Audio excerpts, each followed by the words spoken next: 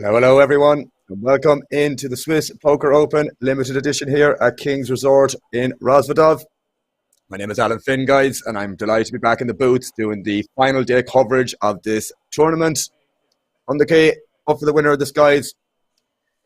We are down to the last 16 players, I believe, something along those lines.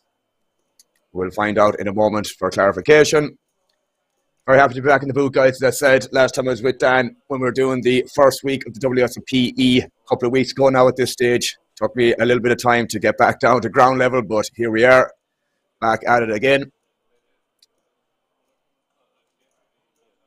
See if I recognize any of these players left in the field from previous streams. You see the TD removing the players' phones, which is understandable. We're on a 30-minute delay as well, guys, for this stream coverage. Keep that in mind.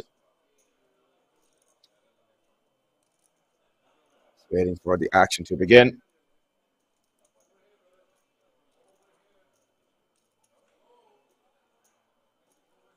Here we have the chip counts. Sunjik leading the way with 104 big blinds. Lapasu in second. Bunjo in third.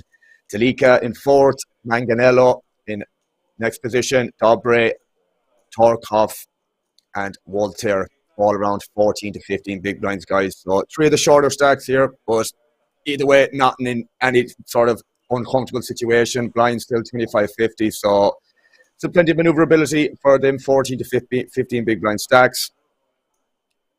We'll be playing down to a winner today, guys, as I mentioned already. 100k up top, and let's not forget about the WSOP main event tickets, which are happening as well. Always that extra incentive for people to an extra 10k on top of that, basically, which is very, very nice. Obviously, there's a lot of money up top regardless.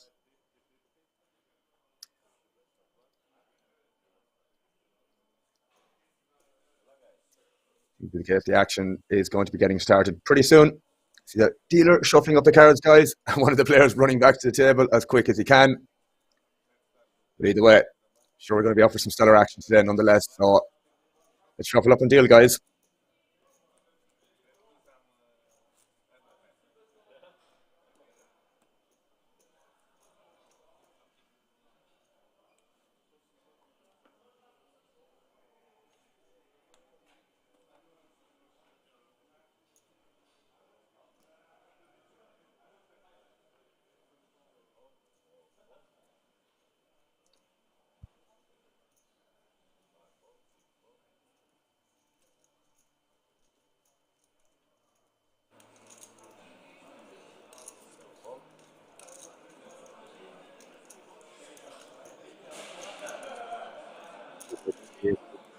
Button here. Great.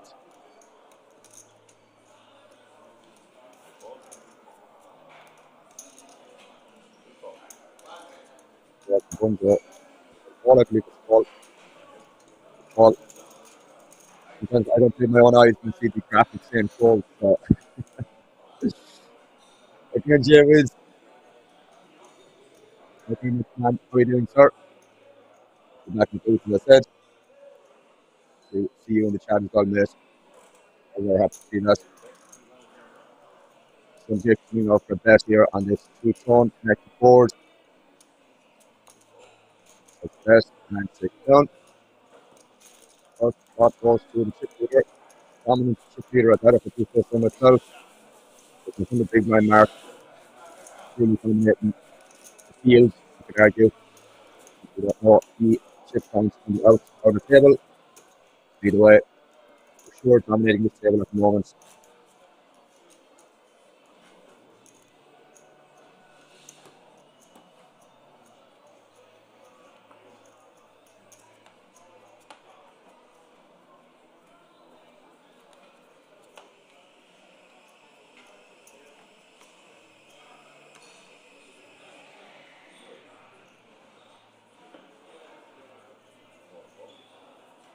Airport rolling, when there's probably a close to start. Continue to hear.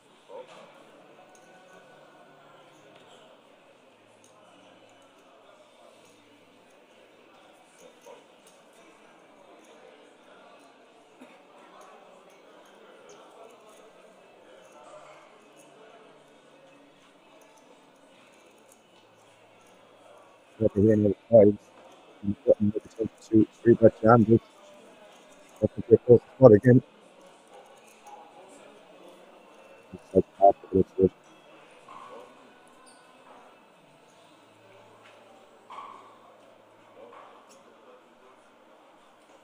yeah, speculative calls and Bunjo here with a 9-6 off. You wouldn't even normally expect to see call calling from the small blind here. I understand it's just a min raise, but I think it's really on the ambitious side. But we go to the step forward, so it's go for the top. Yes, I rainbow. This catch bottom pair. Sort with a good shot, and obviously Bogdan top two.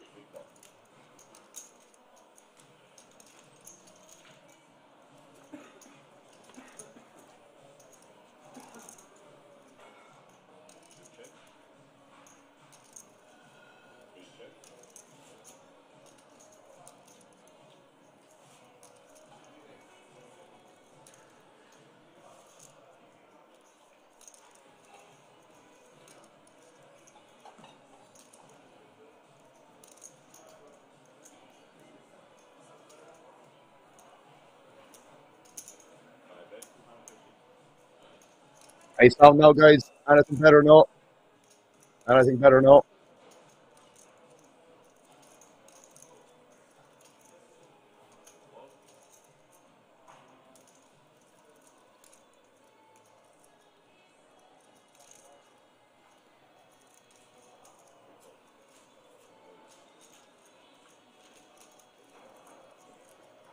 You should be able to hear me now, guys. We did do a sound check on this already. There should be no issue, but just let me know if you can hear me now. It should be better. I hope.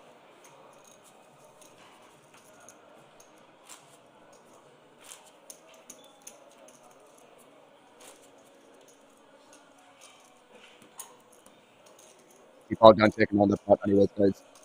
Top two pair, or should I say full house on the turn.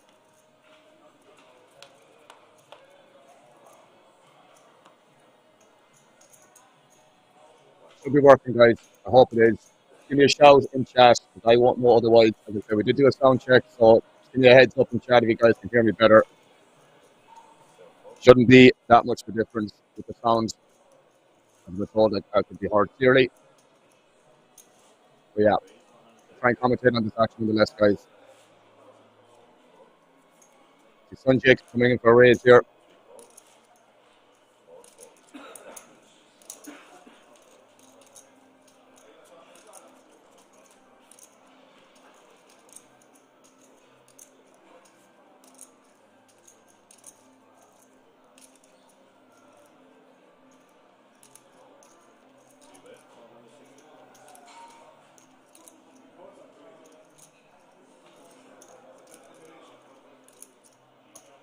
He's breaking up. Not ideal. I might try and reconnect the page, guys. Give me a moment. I'm going to disconnect and I'm going to try it again. So hopefully it won't be an issue.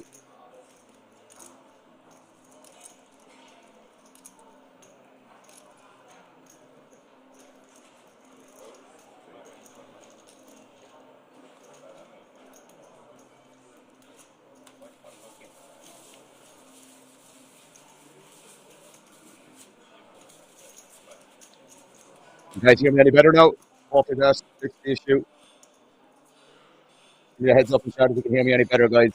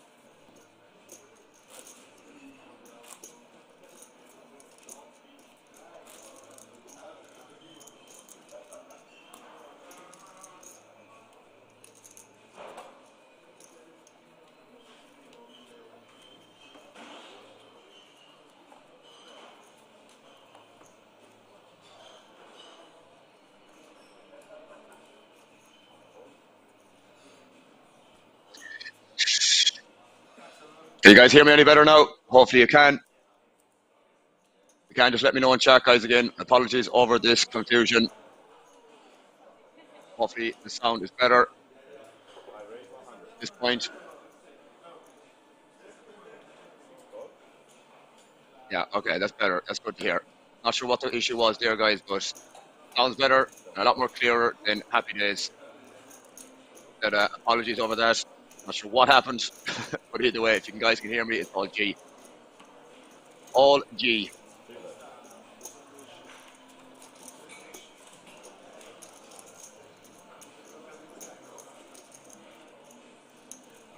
Anyways, it comes back to the action here, guys. See what happens.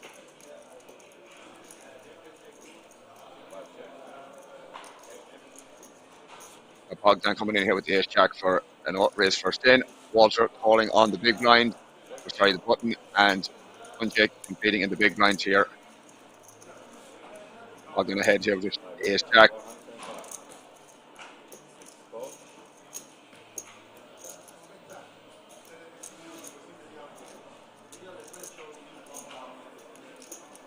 Going for a small bet.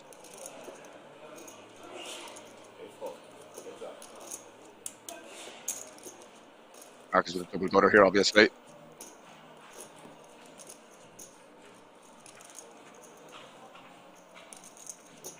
Bogdan does improve to a full house in the river, but it's difficult to get any more value from Walter, I believe, unless he makes it very, very small.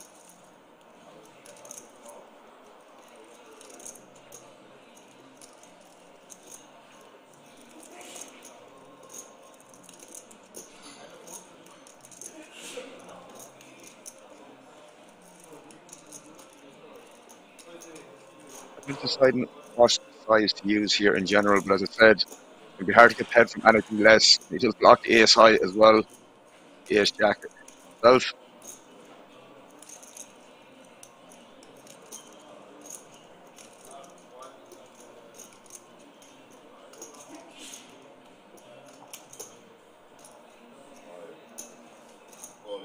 Try to put them all in. And imagine Bogdan. Oh, sorry, it's close actually. I mean, he does fold.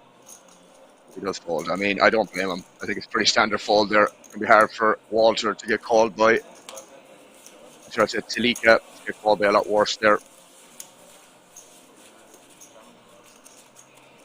Taking on the pot nonetheless. But yeah, as long as the sound is better, guys, I'm happy enough. A little bit of confusion at the start there, but we seem to be up and running here now, so all good in the hood.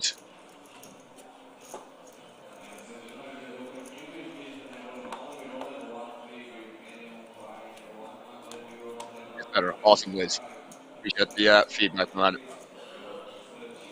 I got two different headset, guys. I used one for streaming, which is a wireless headset. I have OBS settings adjusted to increase the gain, whereas with this other headset, I don't really need to much with it. Either way, as I said, the sound is all good, so I'm happy if you guys are happy as well. Yeah, great to be back in the booth. As I said, guys, in case you probably missed the introduction at the start. Last time I was in the booth was when I was with Dan for the first week at the WSOP a couple of weeks ago. But yeah, as I said, very happy to be back in the booth here for the Swish Poker Open Limited Edition. And that was our winner tonight, guys. 15 players remaining.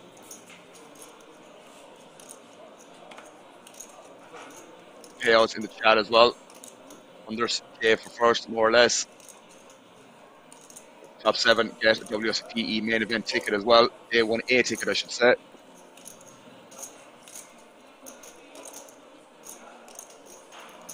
A lot of money up top, guys, with a 600k guarantee, by the way. 600k guarantee. Pretty nice.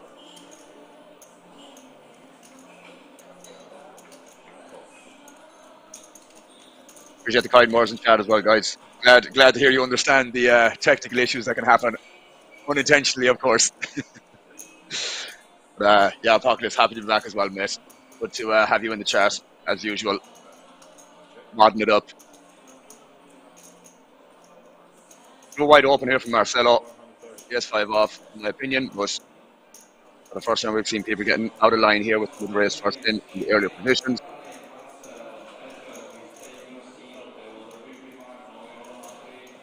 The standard check raise all in here for Dobre. Marcelo is going to be building pretty goddamn swiftly. I do say so myself.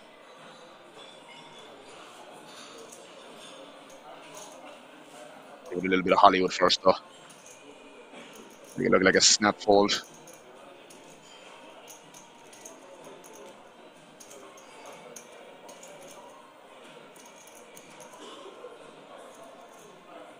There it is.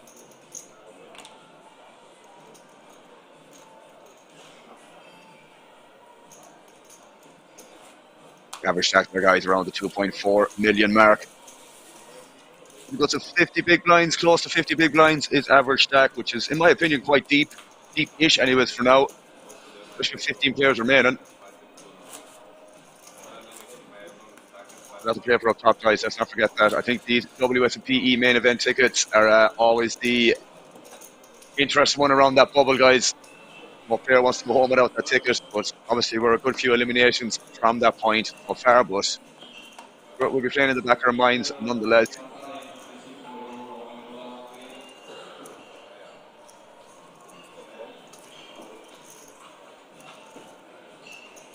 Come in, Disco Duck. How we doing, sir?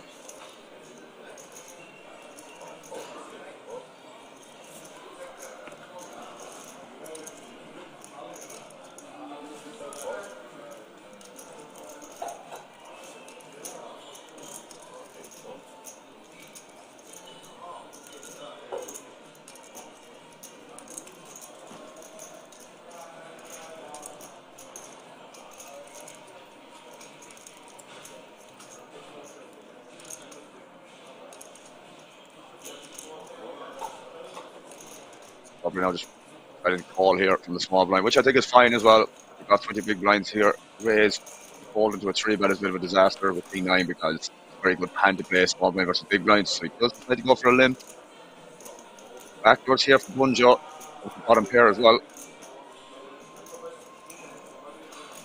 Robert can go either way here, check, and also bet small.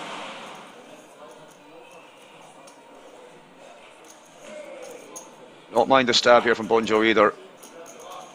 And needs some protection against any 2 overs to the 3.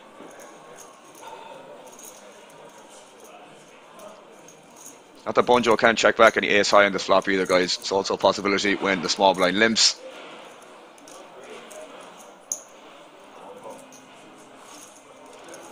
Decided to check call, which is obviously very standard so far. Then we see the backdoor equity for Bunjo. I think when he gets check called in this flop most of the time, guys, when you turn equity like this, so he does decide to bet. I'm surprised to see that, and he does shove. I suppose Dobra is on the shorter side here.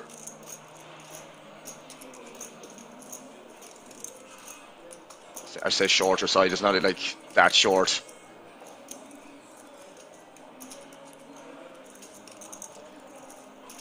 A bit sick to find the call here, if I'm honest. It's sick to find the call here because Bunjo shouldn't have that much ace highs, but he will have some that will check back the flop versus the small blind limp, as I said already, guys. At least that's what I feel, anyways. It's still quite a hard call here, but there's a lot of draws out there, guys. There's a double flush draw board here. A lot of 4 or 5 of diamonds, 4 or 5 of spades, stuff like that, you know. 5, 6 of diamonds. That will stab the flop as well, you know. A lot of stuff going on here, but still a very, very tough call for Dobra. I don't think he's going to call it. But it wouldn't be the first time I've saw some crazy stuff here on these King streams, guys. And I'm sure you will agree with me in that regard.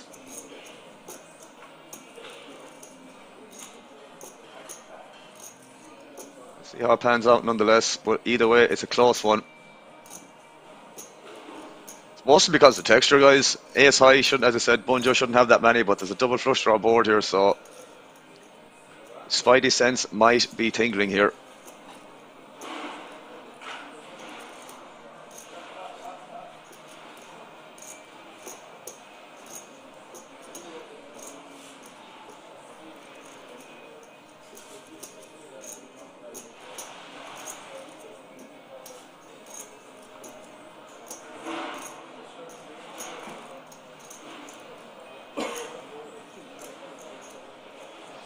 Problem is, if you stick this in here, guys, you're either like, you know, you're never miles ahead here in terms of equity or even percentages, because if he has a draw, it's usually going to be a pretty high equity draw.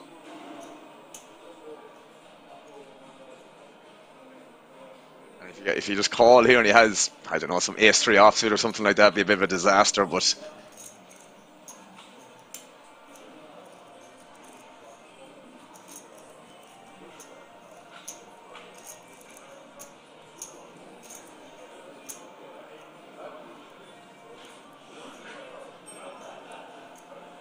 it will be a pretty sick call, though, no?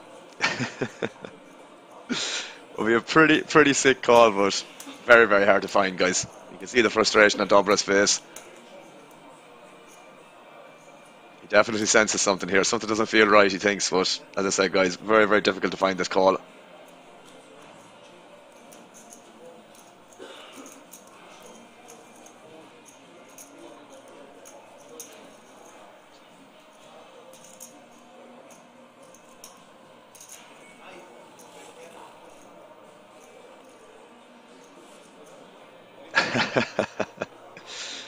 Getting the comments in from chat saying ridiculous call, please call. And he does call, guys. I love it. You just don't see this stuff everywhere. King's Resort and King's Casino, King's Stream, finding them. As I said, guys, there's a lot going on in terms of draws there. You're either going to be marginally ahead, you know. Either way, let's hope Mr. Dobra holds here. Sometimes even you make these calls, guys, you don't get rewarded, because there's still 34% here for Bunjo. Go to the river. He holds. Does hold. Wow, nice. You're only 5 hands in already, guys, and that's probably one for the clips. Do you think that's one for the clips? One for the highlight reel? Very, very nice call there from Mr. Dobra. Credit where credit is due, guys, but as I said, sometimes even making them calls, they don't get rewarded, because he was still 34% on the turn, but as I said, guys, what, 5-6 hands into the stream, we're seeing some really nice poker there.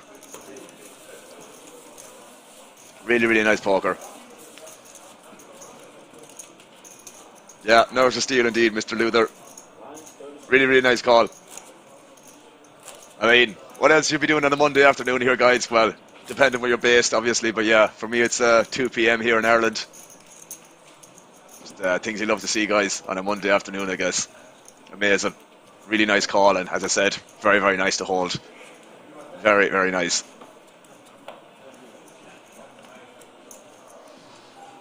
Put a big smile on my face seeing that. Not gonna lie.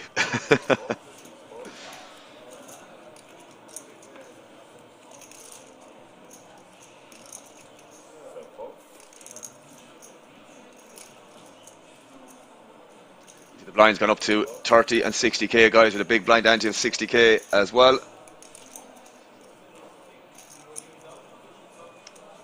Now, not 100% sure if there was an overlay. I know the guaranteed prize was 600k, so 722 runners, so I'll let you do the maths for that, my G.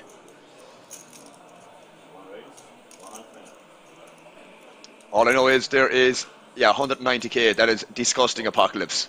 Wow. 190k of an overlay. Wow. Yeah, I mean, maybe we didn't need to do quick maths on that one to figure that out. Yeah, there's room. I said that already, J-Wiz. It's, you know, obviously average stack is like 2.4 million. Obviously the blinds just went up, but that's still 40 big blinds, like you said. There's a lot to play for in this situation. Will Paul saying he played a lot with Claudio. Yeah. As I said, finding that call there, man, was really, really nice. Really, really nice. We see him in a hand here again. Yeah, everyone poking down at the WSOP, man. I believe so, man. Like, there was a three-week series, you know, 3 to 4 weeks, give or take. I mean, even the week that Dan and I were there, I was fairly tuckered after that week itself, man. You know, doing 6 days in a row like that. I know some of the streams weren't the longest overall, but, you know, either way, I had to take a couple of days for myself while I got back between the travelling and whatever else, you know. But an amazing time nonetheless. I've said it countless times on my stream how much of a good experience it was, so yeah, can understand why maybe people mightn't feel the appeal. But either way, man, that's still a ridiculous overlay. 190k for 600k, so, yeah.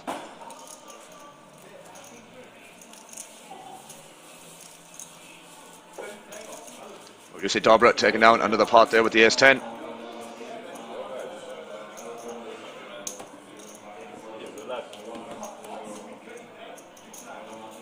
Nice, Joe Wiz. Probably be, well, I mean, more than likely Dan be commentating on it, but here we have the chip counts again, guys. Sanjay still running away with it. Lapasu in second, Tilika in third, Dobra in fourth, Mangalelo then in fifth, and there we have our, I mean, not so much shorter stacks anymore, but Bunjo with 19 big blinds, Karpov with the 12 big blinds, and Walter then with the sub 10 big blinds, 8 to be exact. But yeah, I imagine that's going to be streamed as well, Jay Will, so I'm sure Dan will be in the booth for that one, more than likely, I'd say. Unless it's the weekend of his birthday, the 22nd or something like that. It won't be, I don't think either of us will be around for that one, but either way.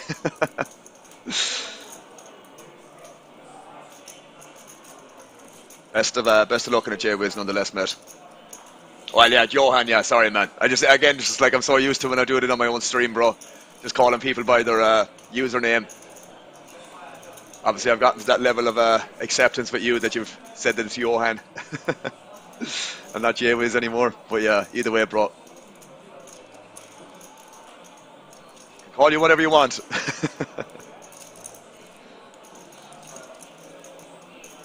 Sunjik here now, or Sunjik I should say, coming in with the raise with the trees. Dobra again involved. Hole calling in the cutoff. Bunjo here. I mean, just thinking about it, I nearly would have preferred to check back the Jack 3 there. I think I mentioned it before he made the all-in. But yeah, that hand is in the past now, Alan. Leave it where it is.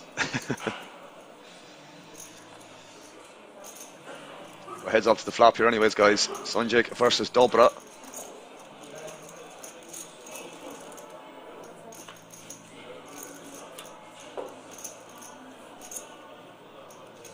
Not the best flop for either player here.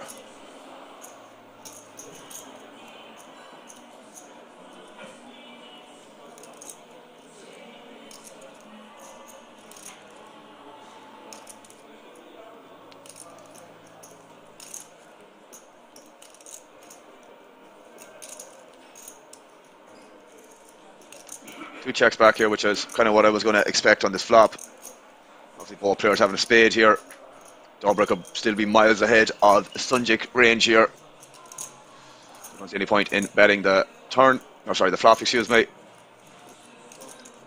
I kind of feel the same about this turn, you know. Does it feel great to maybe check down and lose the trees here, but as I said, ace queen, especially with a spade, you do not want to start putting money in the pot with this marginal hand.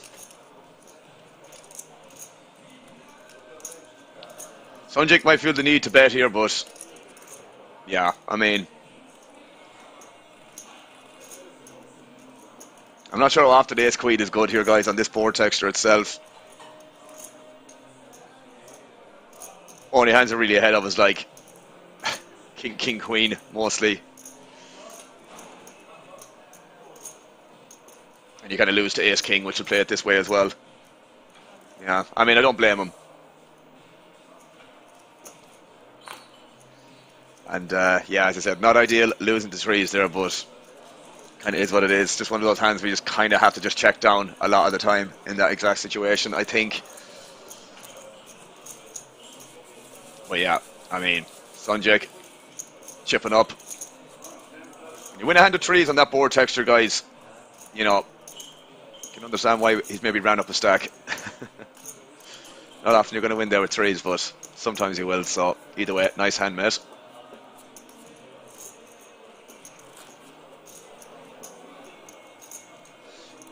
Yeah, Luther, it's kind of one of those things, man. I think either or is fine.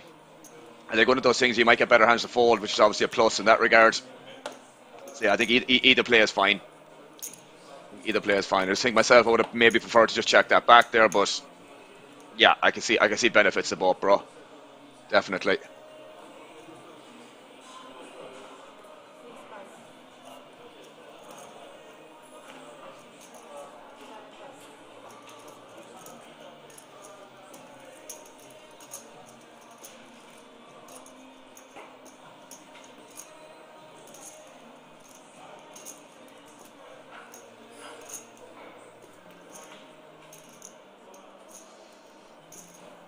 Decide to pass on the 10-8 off this time.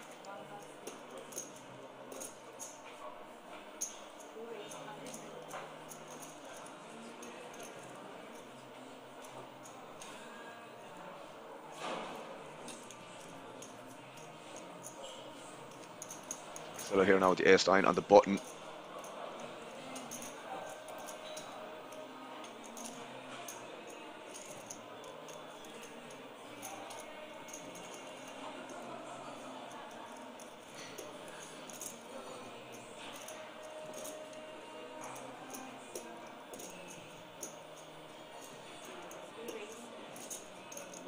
I like this 3-bet. Really like this 3-bet actually. Bit annoying here for Karpov, but I mean, sub 10 big blinds here. Depends what his perception is on Marcelo in terms of is he aggressive enough in terms of 3-betting light here, and if he is, then this should be an immediate jam without any hesitation, but really going to depend on the player here. Very frustrating, obviously, having ace-jack in this situation. As I said, sub 10 big blinds at this point.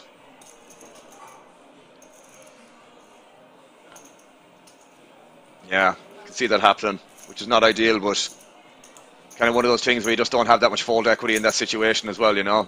You got to be pretty goddamn sure. See Bunjo, not really caring either. Flicking in the call here with the king-jack. So we go to a flop, guys. It does come queen high, 2 clubs, both player having a club.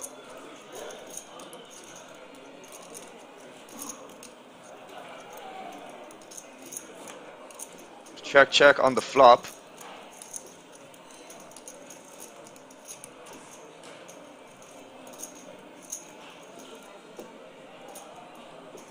Yeah, it's one of those things, Luther, in fairness. You do have to stay disciplined, and yeah, just the fact that he doesn't have that much fold equity there, he might just feel he might be in the best spot when Marcelo 3-bets there, so decides to let it go.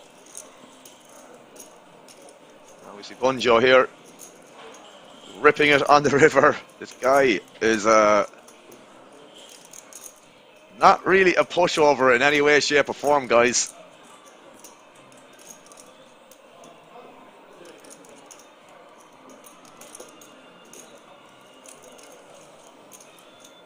I mean, the thing is, I just don't think Marcelo or many players check back that much Queen X here on the flop usually. So, you know, I'm not going to say his range is capped here, but he is a menace. He is definitely a menace, guys. You need one of these at a table. You definitely need one type of these players at every single table, because without them, where is the action?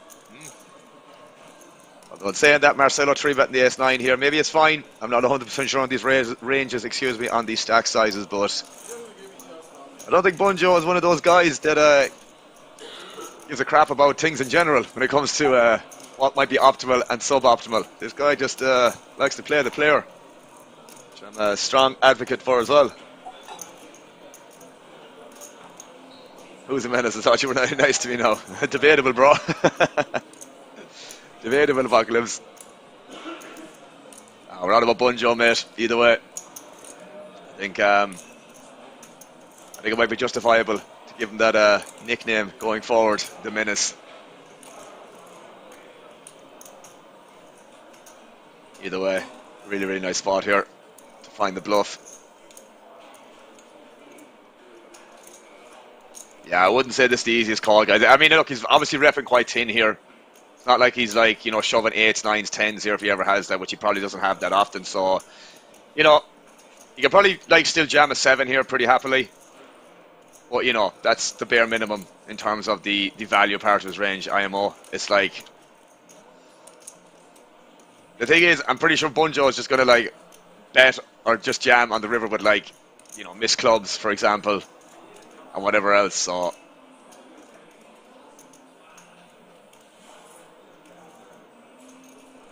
it's a pretty difficult spot here with ace 9.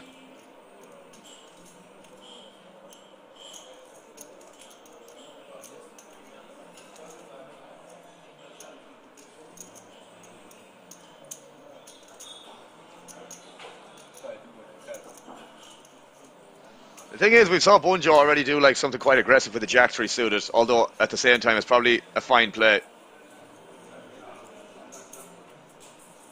I'm sure the guys have been playing with Bunjo a little bit longer than my perspective on this live stream so far, so I'm sure the guys have a better idea of him as an overall player. My impression already, he's a bit of a menace, as we've said already, guys, in the chat. Bit of a menace. He does take it down. Does take it down.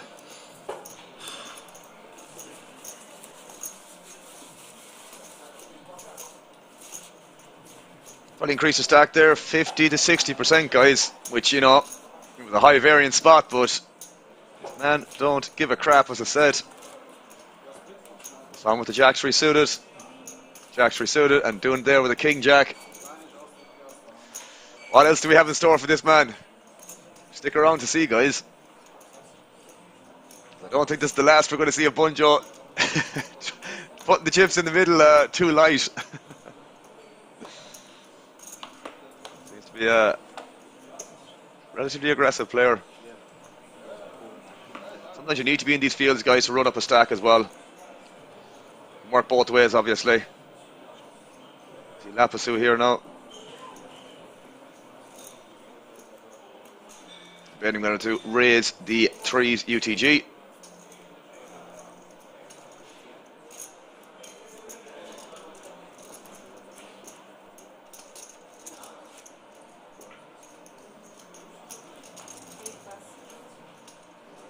Does get out of the way.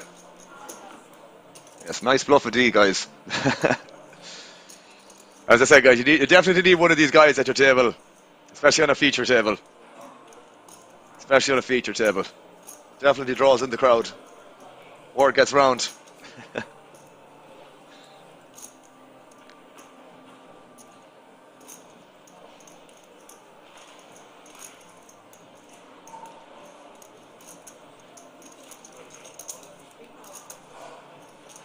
Marcelo coming in for a call this time.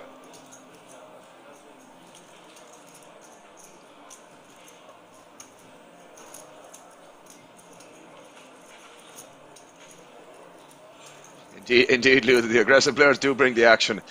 I'm not sure about that fold there from Karpov there, but I mean, just as well he did, because he would have got some badass news from Bogdan. Thought he was a cash game player, he wouldn't touch MTGs when he was at home. I mean, if you knew there was a 190k overlay in this situation, Will Paul, a little bit hard to say no at times, I guess.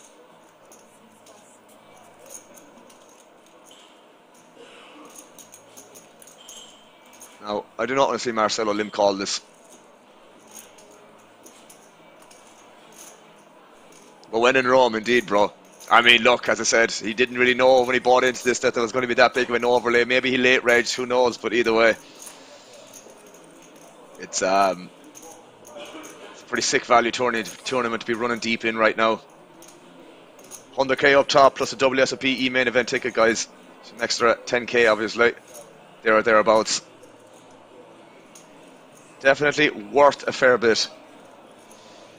I'd rather just see Marcelo limp fold this if he's going to do anything. Like, I mean, look, I'd rather not limp it in the first place, if I'm being totally honest, but, you know, some players are a lot more active than I am.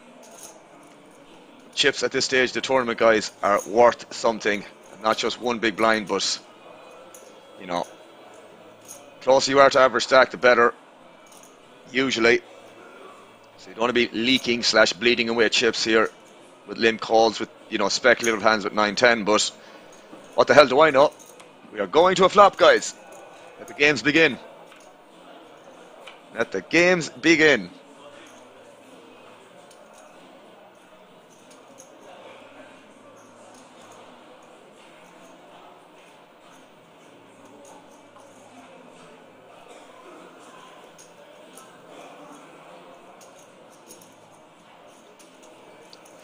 This is the problem, guys. Marcelo is at the flopping middle pair here, which is not great for his chip stack. Now he will feel obliged to potentially flick in another 200k, and at that stage, guys, he's going to be sub 10. He might be asking himself after the hand, why did I just do that? And I think that would be a reasonable question.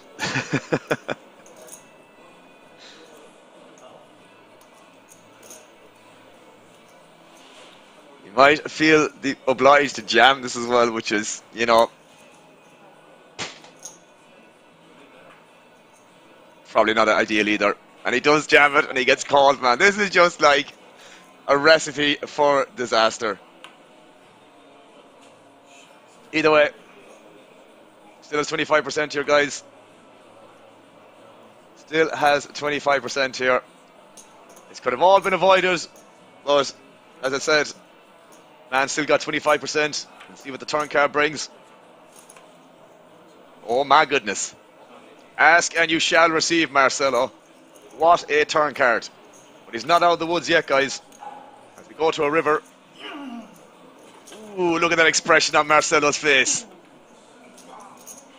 My God. Can't be nice there with the Kings. Can't feel nice at all. We saw that Italians, man, are so passionate, man. No matter what they do, no matter what area they're in, they're so passionate about what their hobby might be. For sure, Jay. For sure, Jay Wiz. Better lucky than good. I fucking live by that. I live by that motto, mate. Taking down the Kings and Kings, guys. Not great advertisement for the casino, but great advertisement for Marcelo Stack nonetheless. What a turn card, though. What a turn card.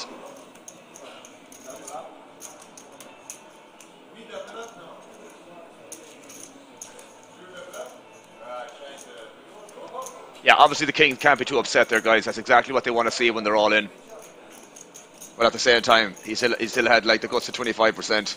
You know, definitely not dead by any means there, but gets the double up anyways, guys. Marcelo's got some playing chips, so we'll see how this pans out.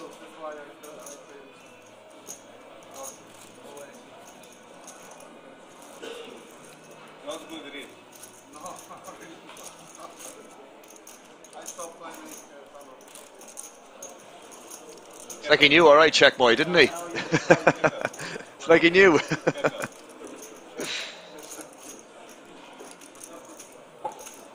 Yeah, that's true, Disco Duck. It's just out of your hands at that stage, mate. You know, but at the same time, pre-flop was definitely questionable. You know, I think he started around 950. So, obviously that's sub 20 big blinds. You don't really want to be limb calling 9-10 off there usually. I mean, yeah, fold pre was probably the smartest choice there. But if he did that, guys, you know, he wouldn't have the stack he has now, so... No, but I agree. I think folding pre there was for sure the most... I'm not going to say plus EV player, but... from my perspective, the plus EV play. Although when you fold a 0 EV, but you get my point. You get my point.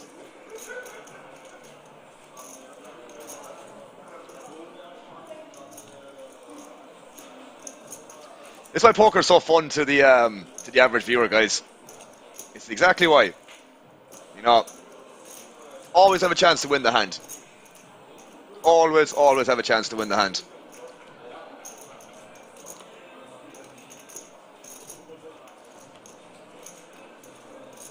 Makes it quite interesting for everyone.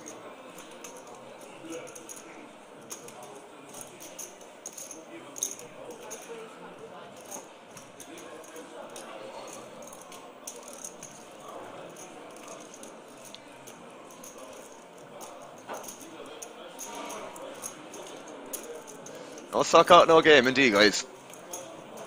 I mean, look, we have an all in here. We'll run this first. Maybe Talika's probably going to call this off with the King Jack. He's probably getting more than a good enough price here to call. He does call. Unfortunately, could be losing another piece of his stack here, unfortunately. 2 in a row for this man. 2 in a row for this man. Possibly.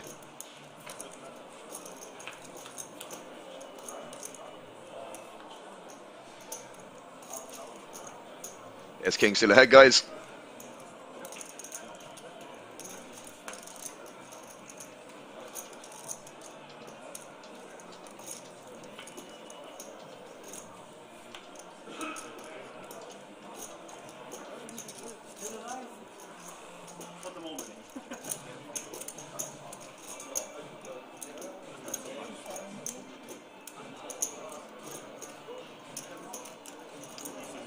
Walter gets the double up. Walter gets the double up.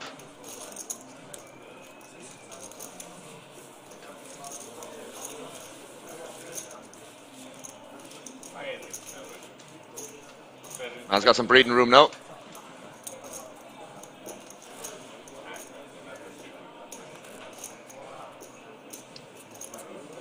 Yeah, no, welcome in, mate. How we doing, sir? I also lost 10-9 versus Kings a few weeks ago. The guy 4-bet me with them and flopped 10-10-9. $1,100 pot. Oh, was. I'm hoping that was a 10-9 suited, Wilpo. 10-9 off. Would be a question your strategy there somewhat, mate, but I'm assuming it was 10-9 suited.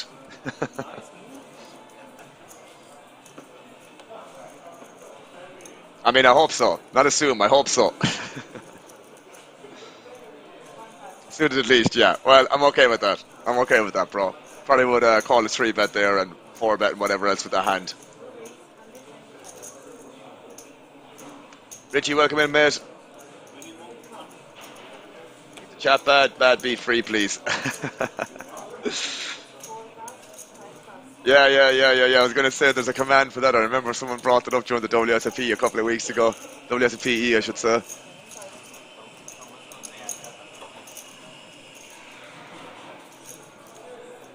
Yeah.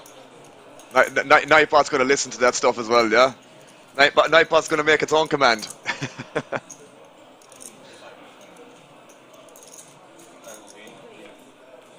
Got it.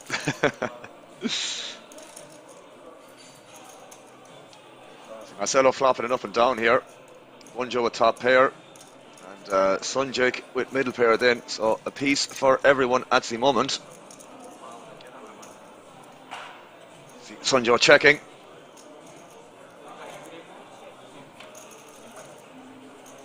Checks around. Imagine Sunjik is going to be checking here again. She does. Bunjo checks again. Does check down to the river. Bunjo is going to take down this pot. I'm nearly 500k.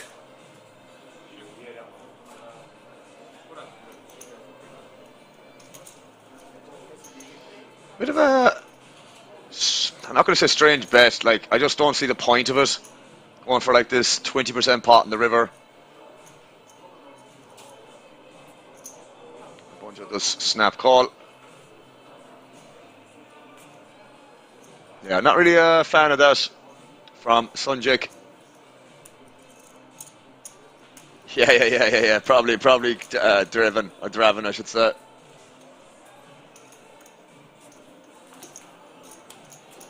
I mean, the Nightbot will listen, but Nightbot won't respond either. Good old Nightbot, there to listen, not so much to reply. Does what it's told, Nightbot. Command this and command that.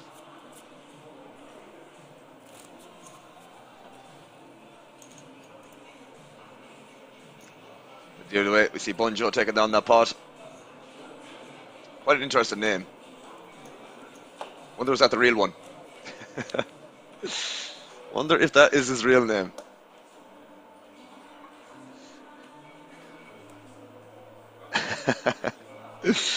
Mods stomping the authority if I ever saw it there, Apocalypse. Yourself and Jay Wiz.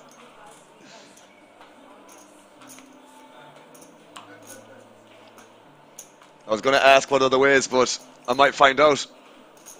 I might bear witness to somebody else.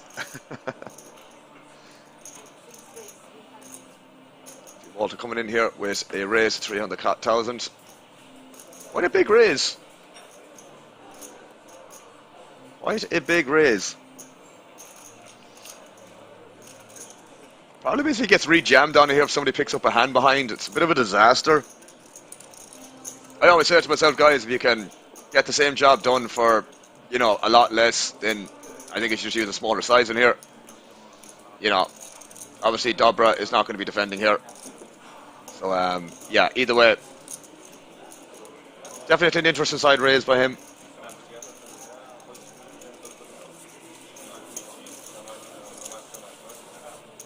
Make it a 5x there.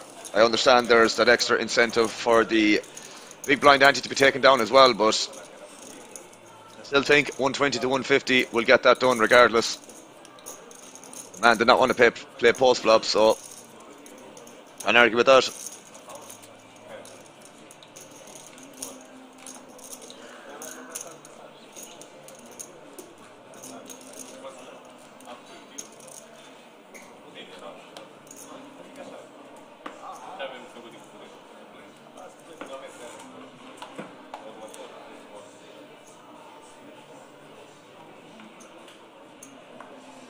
So getting out of the way there. Folding around too. Karpov, obviously Karpov getting out of the way, excuse me. Talika. It's probably going to be a fold in these formations, guys, or in this position, I guess. It is.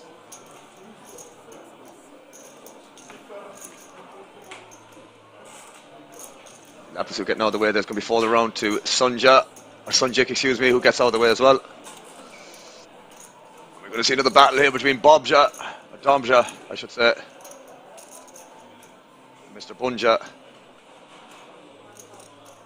He does limp. Bunjo, excuse me. I'm nearly sure they're kind of laughing about that again. The previous hand they played with the Jack 3 versus the King 9. Maybe joking that they don't want to balloon the pot again or end up in a situation like they did prior.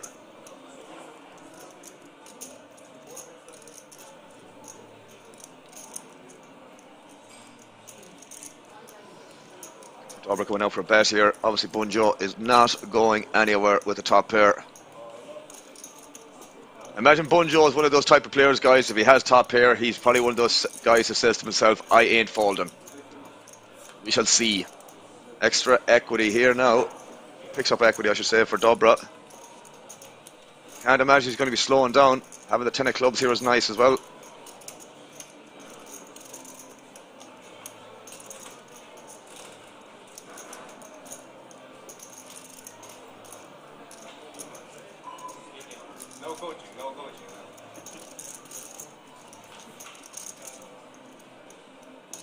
He is going for another bet. Looks like 200k.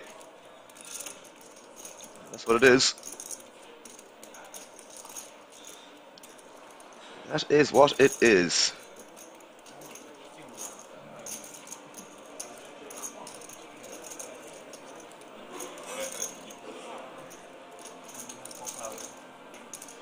Obviously Bunjo still calling, guys. As I said, he's definitely one of those guys that's probably not going to be the one to fold top pair.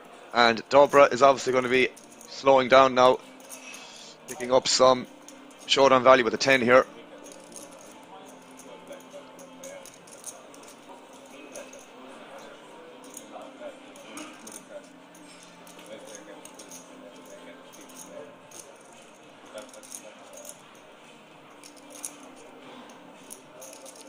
Don't think he can value bet this. The thing is, he's still going to be ahead of some like 5x and even some like, I mean, not so much 8x, but yeah, just going to go check here. I think that's fine. A little bit too thin, I believe, for Bunjo to reopen the action there with Queen 7 after facing a double barrel.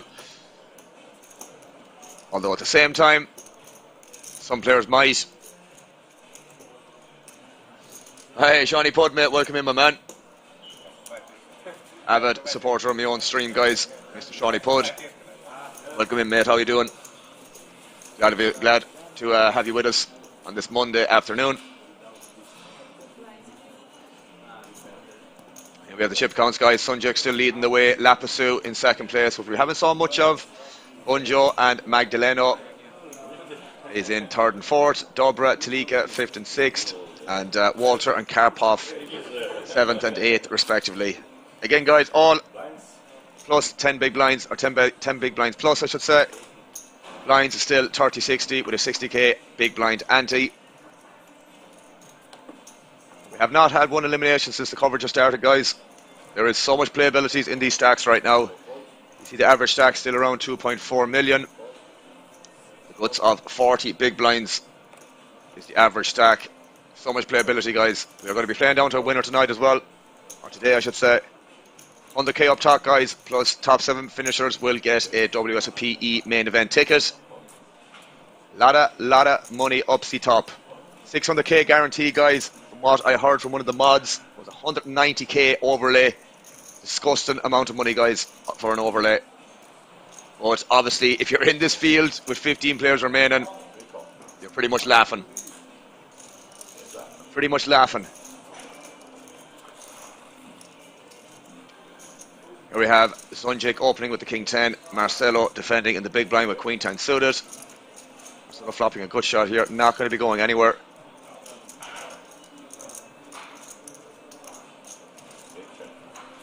Goes check, check. 5 on the 10.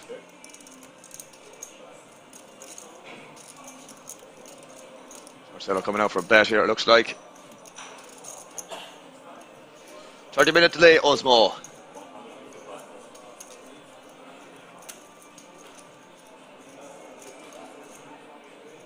Yeah, I would rather Marcelo lead this turn himself. I think it's just better because you can just get folds from like King Queen that might overfold here, although I wouldn't be surprised if it would. You know, maybe some ace highs will still call here, but check calling here doesn't feel great with Queen 10. But it wouldn't be the first time we saw Marcelo do something, I wouldn't say out of line, but definitely up for debate in some situations. But yeah, doesn't feel great check call on this, but maybe Marcelo has something else in mind here. Who the hell knows? He does check fold. Well, I'd rather him check fold than check call, I can tell you that much, guys. We see Sunjik adding to his already big stack. The man can do no wrong right now. The man can do no wrong.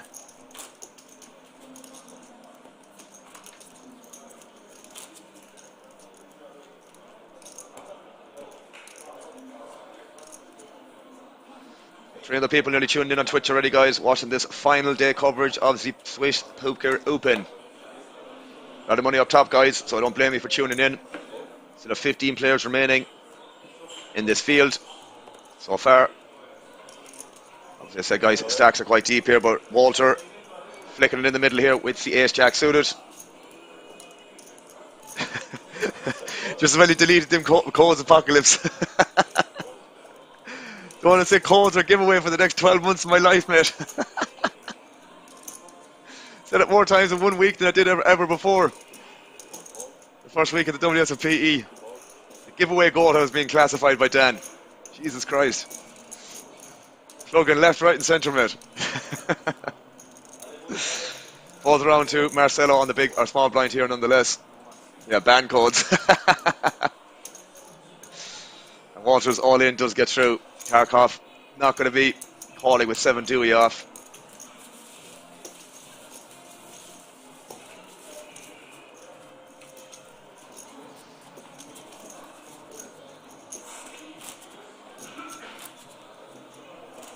Yeah, I mean, codes are codes, bro. We give him 10, we give away 10. We made sure that the guys got them, and that was it. We did our part, as they say. Tell you one thing though, man. It was a great experience being at King's that week. Never seen a floor poker room buzzing as close as you're going to get to 24/7, guys. It was insane to see it. Insane to see it. I wouldn't be one for going to many, I don't know, we'll say live events in general. But, so it wasn't my first one to go to, but definitely one of the bigger ones that I've gone to. You know, stuff like the Irish Open and all that jazz. I haven't even gone to that before. Obviously, that would draw a good crowd of people. But Jesus, guys, seeing that in Kings for that week, that 1 week, probably only got way busier after that, to be fair. There's a lot more high roller stuff going on for week 2 and 3. But, yeah, sick experience, guys. Just to see it, enjoy it for what it was. Unforgettable moment. We have Sunjik opening the A7 suited here. Bunjo calling Incy cutoff.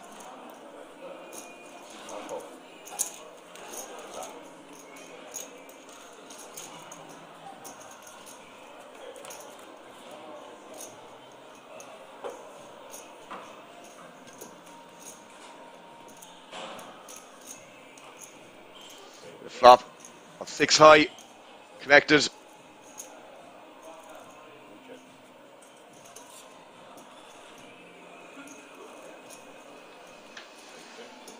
Bunjo picking up a flush draw here. Might be tempted to stab here. Not really going to win that often with queen high here, guys. But obviously, Sunjake having a pair might be tempted to check call. For one at least, anyways.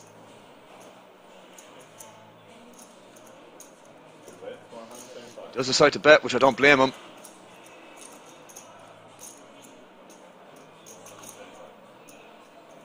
I do think Sunjake might call one here. But he might not just bother because he's going to have a little bit of dissonance on certain rivers where he might know where he is. But I think personally myself, I would check call. It's not exactly the biggest bet in the world anyways. Something around 1/3 pot. Look at this. Bunjo improving on the river. The problem is here, Bunjo's image might be getting paid off here. Now, he obviously doesn't know that he bluffed. I think it was Marcelo a couple of hands ago. But as we kind of saw already, guys, Bunjo has been pretty goddamn active as a whole, especially on this feature table so far in terms of coverage.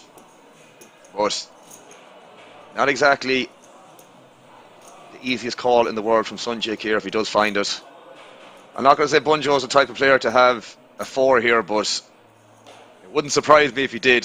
Something like ace-4 suited or something like that is possible with this guy. He does find a bet on the river here. I do think Sunjake is going to get away from this, especially when the flush completes on the river. You're talking about 380, roughly around half pot here, there or thereabouts.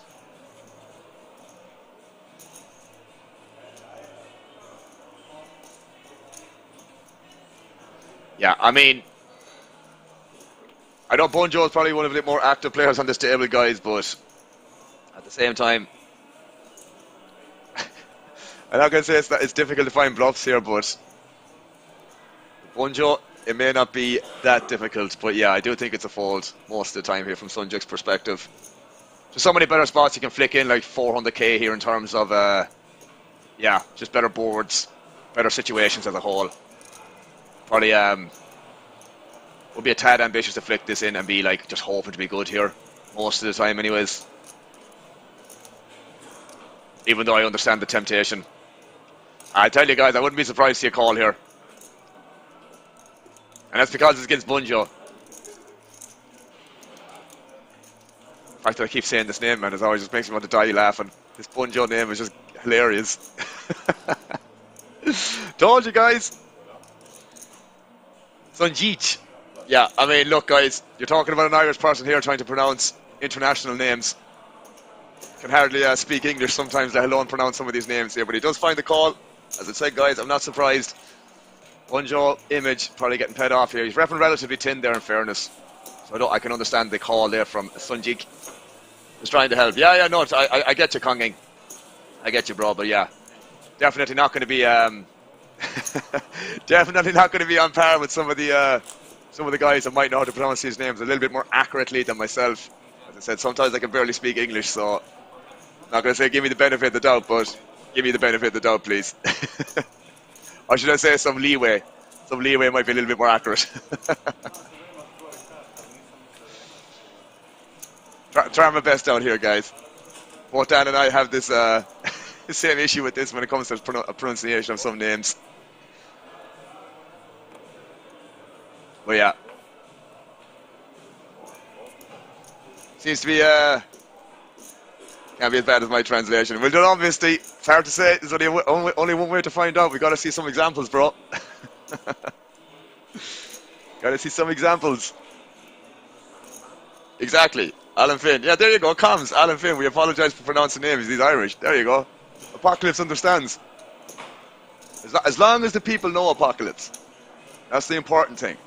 That they don't have to wait for me to make an ass out of myself saying the names. And then they're like, wait, you actually say it this way. Alan, I can butcher any name. There you go. We're human, no? Yeah, probably just Marcelo name is a lot easier to say than the surname. So it's easier. Sometimes it's easier to say the first name than the surname, guys. But thankfully the graphics have both. So you know, are we human? Well, I actually like that tune, Konging. I actually do. I grew up with that song, man, in my teens. I think it was around my teens, yeah. 30 now. Jesus. 30 years old. 30 years old. But yeah. The Killers. I believe that was. The Killers. Yeah, that's in Apocalypse. Ted for short. Ted for short. We got Marcelo here now with a pretty nice trips here on this flop, by the way, guys. Not a lot else going on for the other two players in the hand. Do find a raise here from Mr. Talika. See, I would love if Marcelo took his time a little bit more quicker, you know. This is the problem I see with in some spots where guys have these hands, but when they don't have a hand, or a little bit more of a closer decision, they take a lot longer. You know, I mean, Talika might find a value bet here now after improving on the goddamn river, guys, and I would not blame him one bit. Just say that fella with the bald head, or that fella in the... Yeah, exactly, man. That's what I'd say anyways. I just can't really say that on stream because I have to be a little bit more professional, God. Yeah, I mean, Marcelo can probably only call here, I guess. As I said, I don't blame Talika for going for a bet here on the river, but I'd probably just fold again on the turn. Yeah.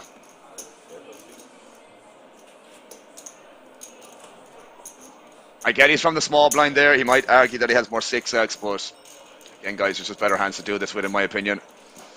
But yeah, that fella with the bald head, or that fella with the NY cap, yeah. Or I'd say this lad. This lad is another one, God. That's what Irish people say. This lad or that lad. That lad over there, or this lad here.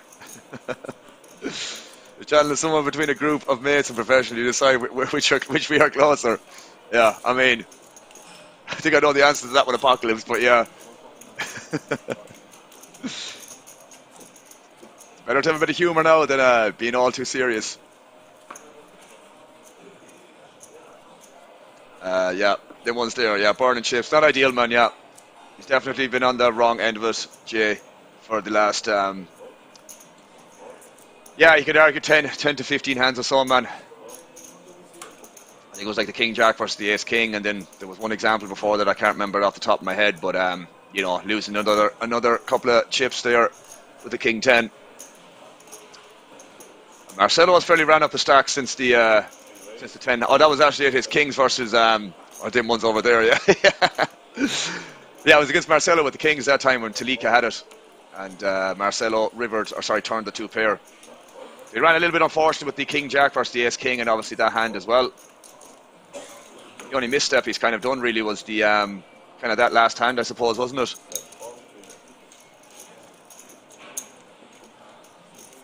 See Marcelo really powering away at this moment. Yeah, the 10-9, yeah, Jay, that's what it was, yeah. That's what it was.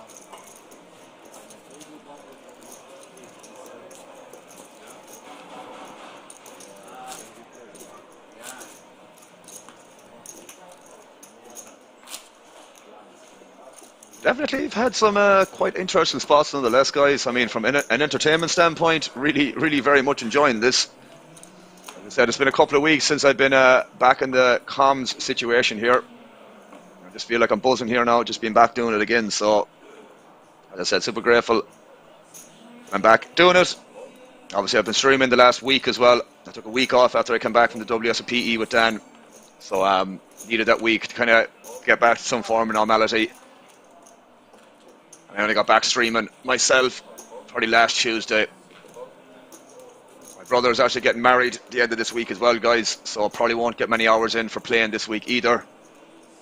Especially from Thursday through till Sunday, I guess. There's going to be a lot of alcohol consumption from Friday onwards. So yeah, looking forward to that. Looking forward to that. This is the end of this week. But anyways, We're not here to talk about my brother's wedding. We are here to talk about the cards. Appreciate the shout out as well, mate. Apocalypse, you're always doing it for me, man. I appreciate it, my man. Big, big time. The big time.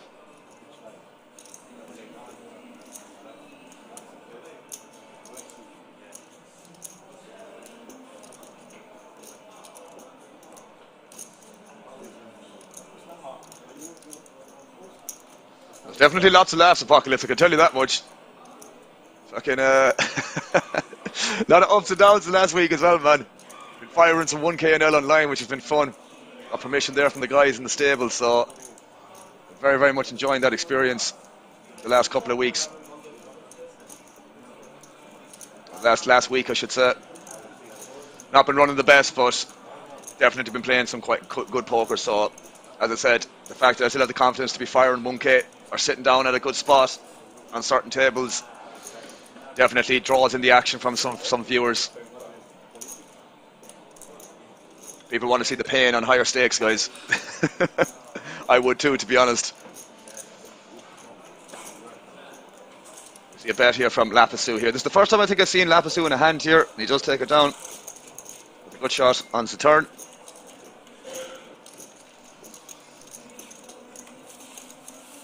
But yeah, it's the first time I think we saw Lapisu involved in. I get the impression, I always say this when I do these streams, guys, and I always say it to Dan, even the week we're in Rosses of ourselves, that, you know, you can sometimes just tell when a player is pretty competent. You know, spots like that where, like Lapisu, I just can tell that this guy knows what he's doing. Now, I know for a fact I could do it, check his hand and mob, probably just see, you know, a couple of 100k plus or something in results. I wouldn't be one bit surprised. But yeah, very patient. Well, I don't know, how can I put it? He seems to know what's going on a lot.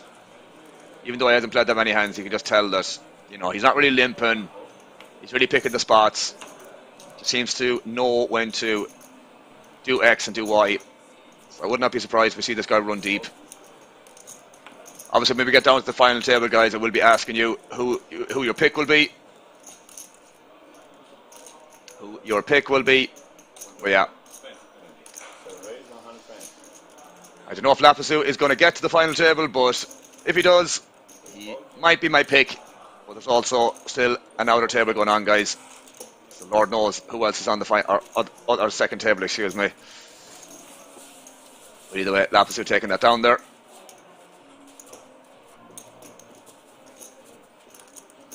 Nice, Apocalypse. Nice. Yeah, but this is the thing, like, you know, these live events, bro, never really appealed to me that much, bro. You know, if you can travel, like, I see the thing is in the UK, man, it's a lot more convenient to travel to a lot of these bigger cities in terms of, like, you know, public transport and whatnot. Yeah, 171k. I'm not surprised to see that. Yeah, not surprised at all. Not surprised at all. And the thing is with these, you know, hand and mob results and stuff like that, guys. These guys could be prolific hash game players as well. You would not know. Because obviously that can't be tracked. That's an individual thing that you need to be doing yourself. But either way, like, it's, I just know for a fact that this guy is going to be a good player to watch. But either way, we have Karpov shoving the A6 here under the gun +1. See, does anyone wake up with a hand? Wait and see. Yeah, both are 2 hours by train. Hopefully next year I might get a few games abroad. Yeah, that's the thing, man. Like, you know, in Ireland, man, it's a little bit of a pain in the ass.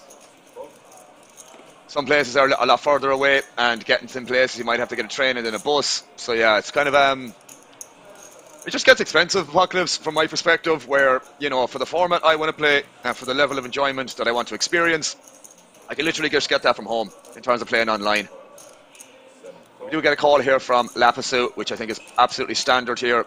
We could be losing our first player, guys, on the feature table anyways.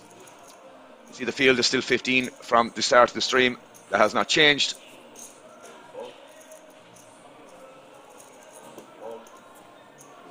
It does go fold, so we will be seeing some cards in the middle, guys. We got the A6 here from Karpov against Lapisu's Ace-Queen suited. I'm sure Karpov would like to see some diamonds or some sixes. Either way, guys, off to a flop. Sorry, off to a board we go.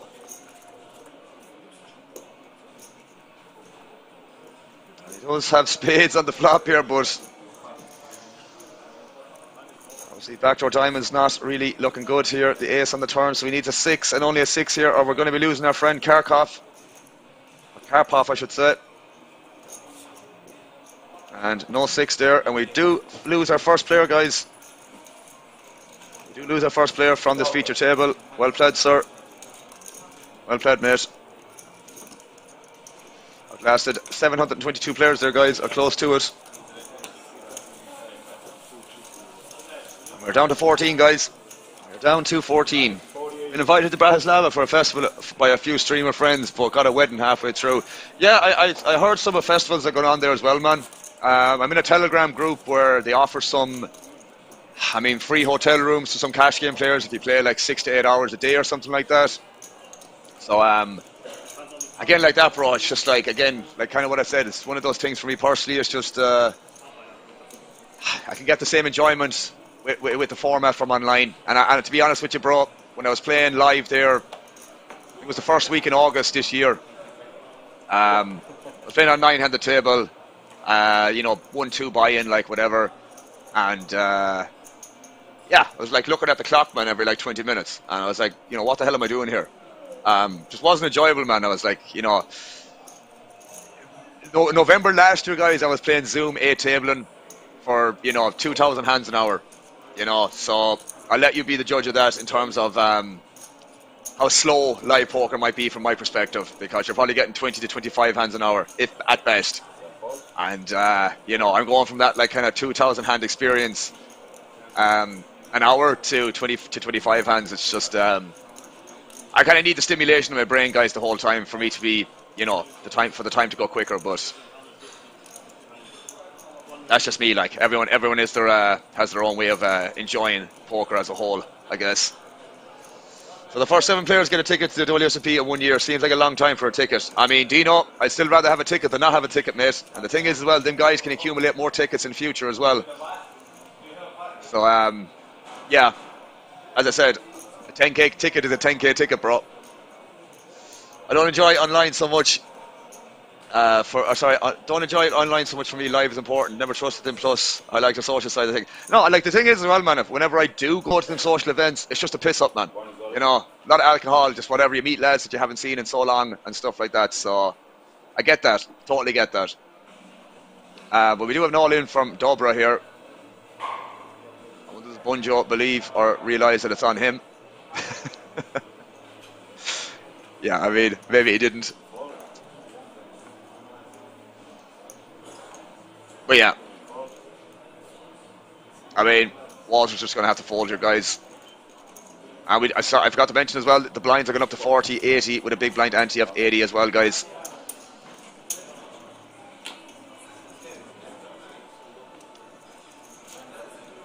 But yeah, so the thing is, guys, I'm not going to say I grew up on online, but the most live poker I probably ever played was when I was like playing home games with the lads on a Friday evening, like from the ages of like, I don't know, probably 13 or 14 up to like whatever, stuff like that, till like probably 18 or 19. I probably started playing online a little bit younger than 18. I might have been 16 or 17 when I might have tried it first, but always had that more appeal because there was just like that kind of formats there that I felt more engaged in. And the thing is as well, guys, I always had an appeal for cash games predominantly, which you guys know is kind of my bread and butter mostly, and couldn't really get that fix when I was playing live games with the lads on a Friday evening, which is more of a sit and go, like 8-9 handed and stuff like that. So I kind of found out about the cash game, guys, and the different strategies involved in that. It appealed to me way more. So that's why I suppose online was more of my thing as a whole.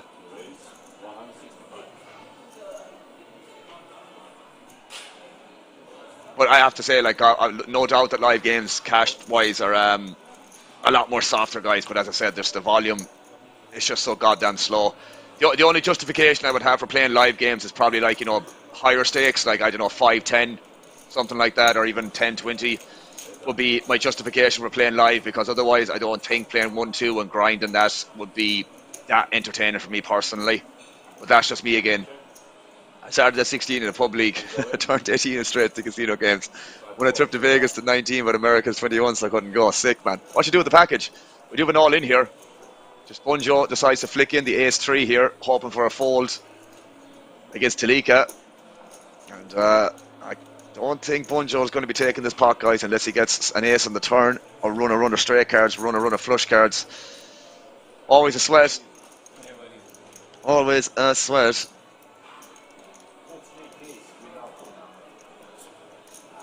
Alright. Get Talika getting a double up here, guys. Gets it. See double up.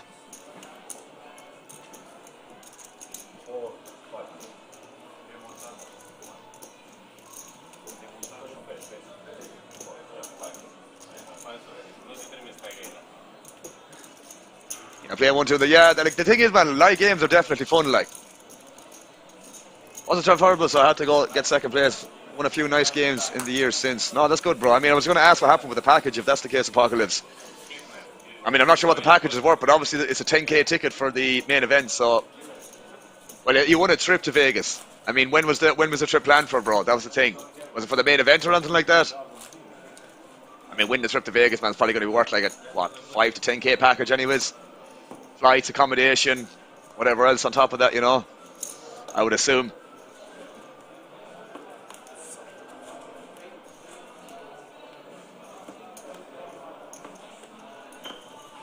Nice, Misty.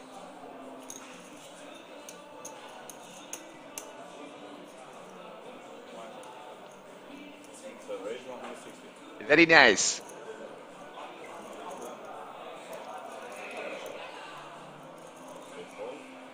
I don't think I won a hand in Poker Stars last week.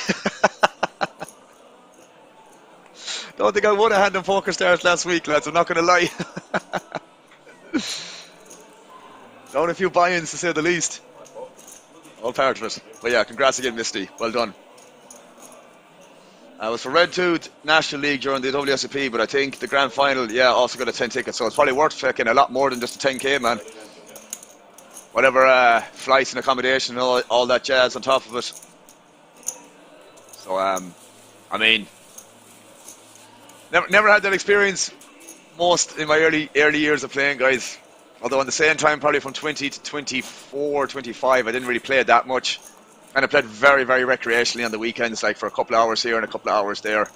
But I'd say around the 24 to 26, I think I played a lot more at the weekends, committed a lot more hours to it. And I think it was around, 2019 I went full-time for the second time. First time it didn't work out, but yeah, May 2019 is when I went full-time.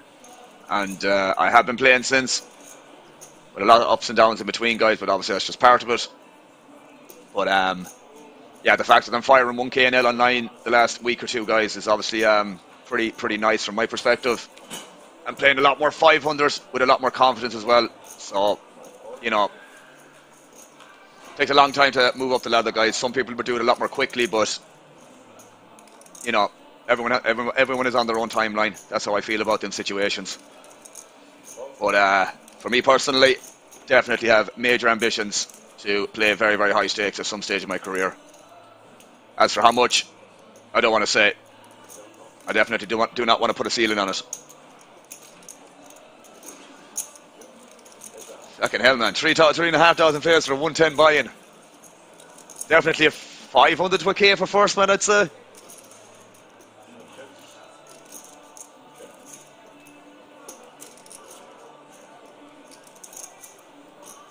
You have to run so goddamn well to win one of those tournaments, man. 3,500 people in it.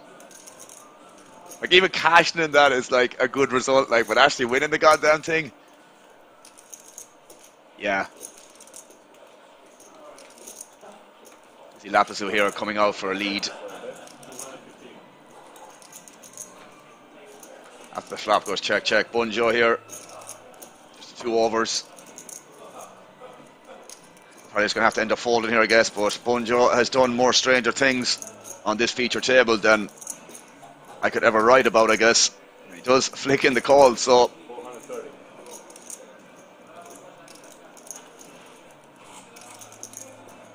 he finds a raise here. Yeah, you get that with him about bounty tournaments, Apocalypse. It's more in the bounties than nearly in first place. I was tired the next day, man. Yeah, I mean, start playing cash, bro. A lot more flexibility in your hours. We got Lapisu here in a spot, which again he's probably just going to have to fold. Problem is, a bit of a weird raise here from Bunjo. Guys, he's been seriously, like, I'm not going to say getting out of line here, but like he's been seriously goddamn active as a whole on this feature table. I'm not going to say splashy, but very goddamn close to it overall.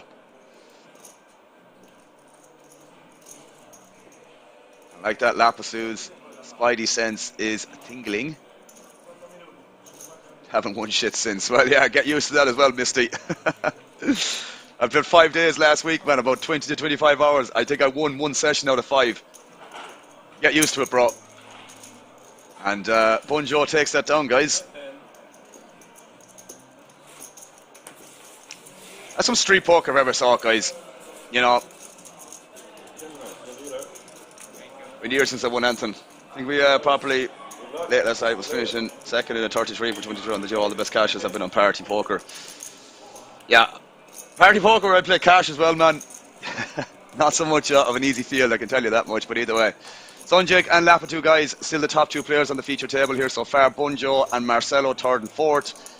Dobra and Talika 5th and 6th, and Walter in 7th with sub 10 big blinds. And obviously we lost our Ukrainian player Karpov about 10-15 minutes ago. Blinds there 40-80 with a big blind ante of 80k as well.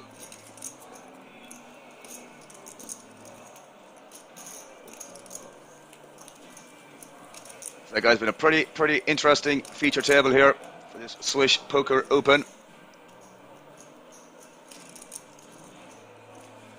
600k guarantee, guys. Pardon to one of the mods in chat, there was 190k overlay, guys. What a disgusting amount for an overlay.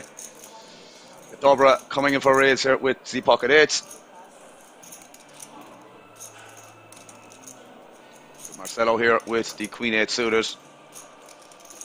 So Marcelo do some questionable plays pre-flop.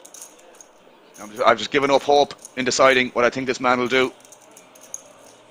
Because anything I've said about this man, he's usually done the opposite. Usually. He does get out of the way this time. Talika though. How to get the max here.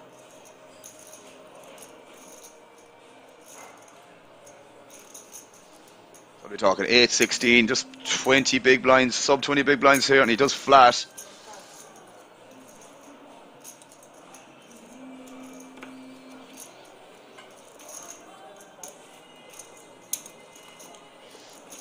Does go heads up to the flop here. Or I should say Sunjik should be folding here. Just want to make sure for clarification.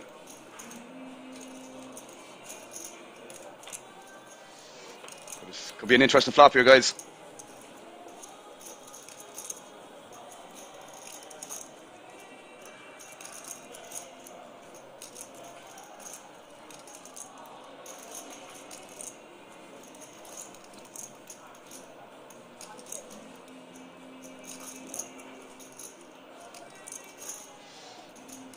Dobra does start with a check here, which I think is completely standard. I do think Talika should fire in a bet here, though, and he does check back. Oh, no, wait, that's a graphic error. He does grab some chips. Greeds, from what I heard from a Ignition point of view, I heard the cash games are meant to be very, very soft there, bro. And a lot of the guys that are in the stable that I am in are mostly South American based and predominantly playing on that site, man. But yeah, I heard the action is actually pretty decent there on the mistakes, and yeah, Dobra, unfortunately, without a spade there, is just going to be check folding. Yeah, they are soft. That's what I heard, bro. Like, even the likes of 200 and 500s is meant to be, I mean, look, Stars, 888, Ignition, not Ignition, excuse me, but Party Poker, the more mainstream sites, I guess, are probably classified as one of the harder ones on average. GG is obviously a little bit softer, but the rake is so goddamn high. Especially for cash games, obviously. But either way, Ignition is meant to be very, very soft, bro. I would love to be able to set up an account there, but easier said than done. But yeah, I've heard a lot of positive things from it, mate. It's anonymous too, which is makes it a little bit more interesting overall.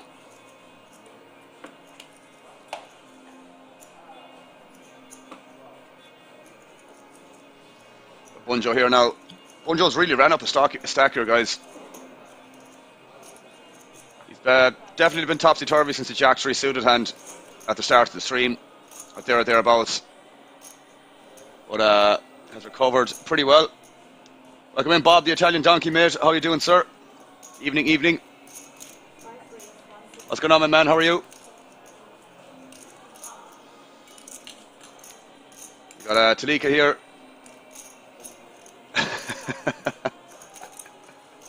That command is hilarious, man. I'm not going to lie.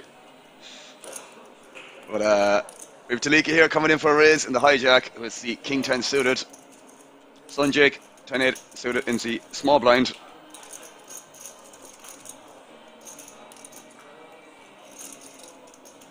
Might be time to the call here. Yeah, I'm doing good, mate. Doing good, Bob. He's looking like he's going to flick in a call here. What happens? And Dobra is definitely not going to be folding the King 8 suited here, guys. I doubt. We probably would be going 3-way to the flop.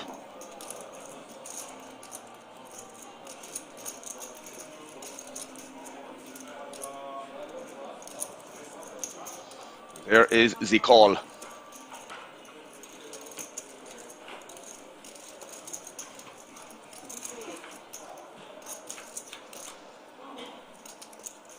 Yeah, I was going to say something about a king high flop here as well, Apocalypse, but took the words out of my mouth, bro. There's a Dobra here, flopping top pair. Talika flopping top pair as well. Head with the king 10. Sunjake, not really much going on for him, but might be better off. Apocalypse, you're asking for these coolers to happen, which is just... If the players knew you were saying this, bro. If the players knew you were talking like this in the chat, hoping for a cooler. Alright, I'll give you a compromise. Eight of diamonds, okay? 8 of diamonds turn, I'll give you a compromise. At least it gives him the redraw for a 10 and a diamond. I'll give you the 8 of diamonds turn. That's the only compromise I have for this. I think that's fair. Very, very fair. And 9 of spades, everything, yeah. Either way, Dobra is not going to be going anywhere. The problem is, you know, not having a club in your hand here is a little bit annoying. Check the chat, Alan. Am I missing something here? Not this one. Oh, well.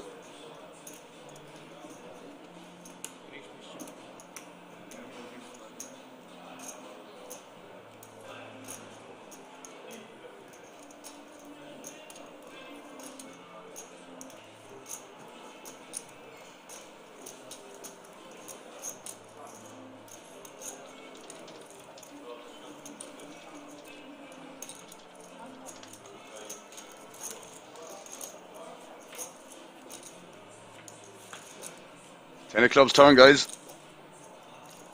6 of clubs turn. A lot of lads are asking for stuff here.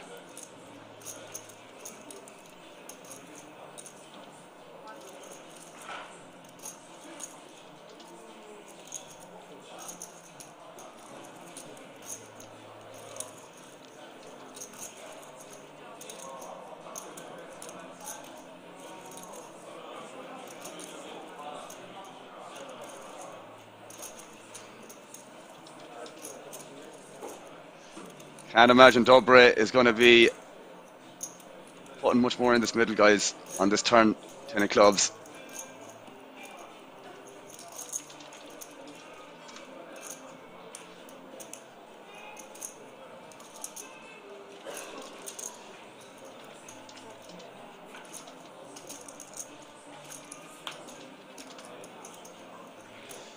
Seven of spades on the river, guys.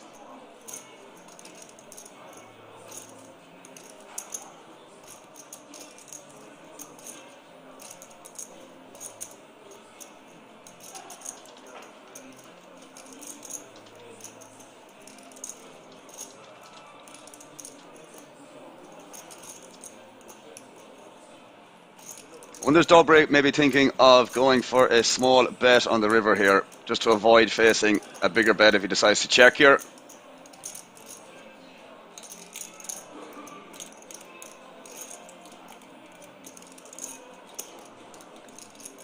Sometimes this works better in practice, guys, because people, again, this is from a cash game perspective, they don't find enough raises on this river. So, given that flush completes here, and Dobre can still have some 7x here, I guess. It's not really a pure raise here for Talika. And he does just call. Yeah, and that's fine. I'm okay with that. I'm okay with that.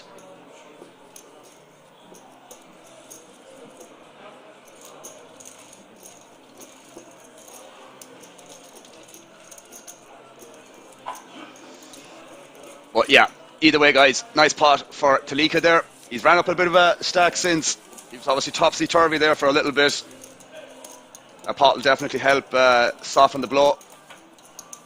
Definitely soften the blow a little bit. Although, as you saw, guys, a couple of examples there were basic, cooler spots. The big one versus Marcelo with the 10-9 versus Talika's 10s. Oh, sorry, kings, excuse me.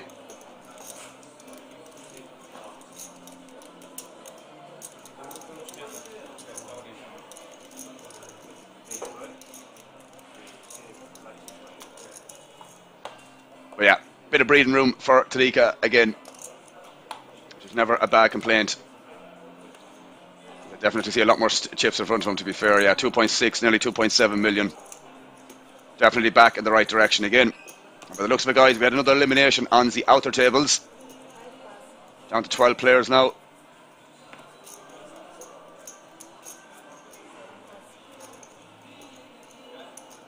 See, the average stack now, guys, is sub 40 big blinds, just over the 3 million mark. Still lots of playability for a lot of these guys here. Sunjik coming in for a raise here on the button.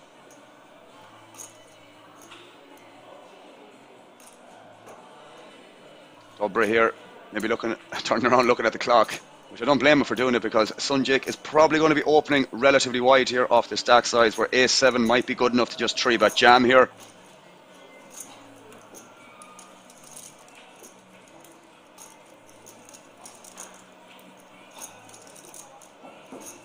I'm assuming why he looked around, looking at the outer table as well.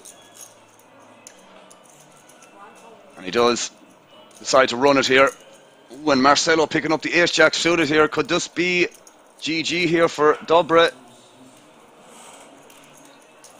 I mean, he needs to be careful with the body language here, because Sunjik is still behind here.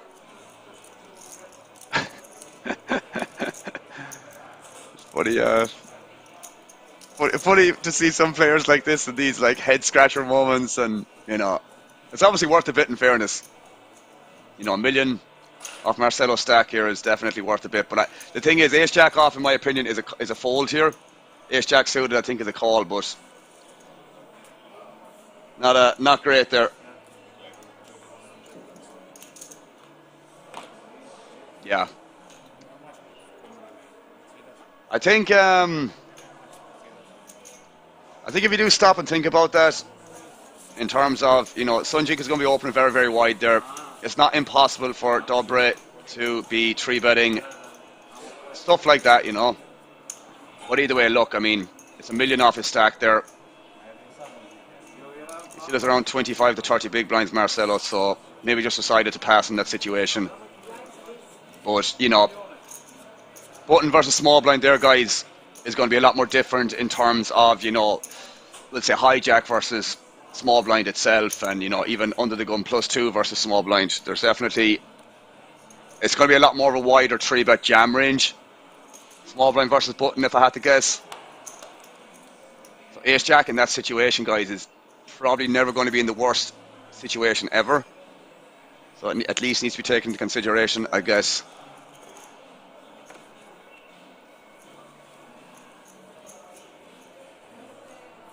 Mr. KM in the house, sir. How are you doing, mate? Good to see you. Good to hear from you, I should say. What's going on?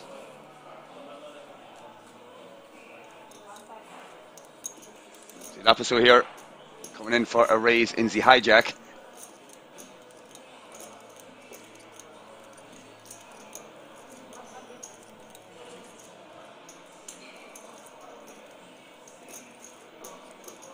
Marcelo here, debating whether to call or fold.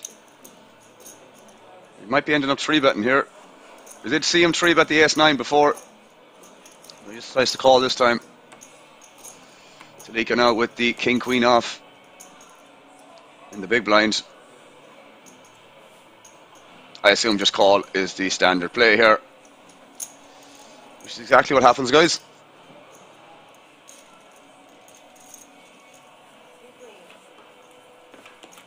The 3-way to a flop here. 6-5-2, two-tone.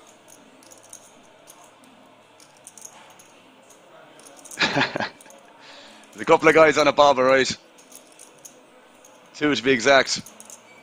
Coincidentally, they've been involved in more hands the last, I don't know, last 15 to 20 minutes, maybe last 30 minutes, I guess. But yeah, a couple of them are hanging out on the feature table, alright. You're Romania, yeah.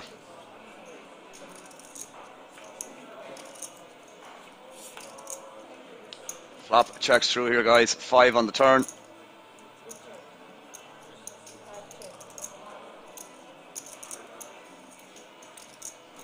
Wonder if Lapisu maybe contemplating going for a bet here now after this checks through twice. Like, he still can check back some overpairs in this flop and whatnot, and even some flush draws, just to realise equity. So I like the fact he's going for a stab here. He doesn't have to bet big. Definitely wouldn't be going any bigger than this. Yeah, Pef, we don't have info on the outer tables, unfortunately. All we know, there is 11 players left, so as far as I know, there's 6 players left on this table, so there must be 5 players left, or sorry, 5-handed on the outer tables. As for who the 5 players are, we do not know accurately. So apologies on that, my man, but there's definitely Romanians on this table regardless. That much we can verify. You just saw 2 of them.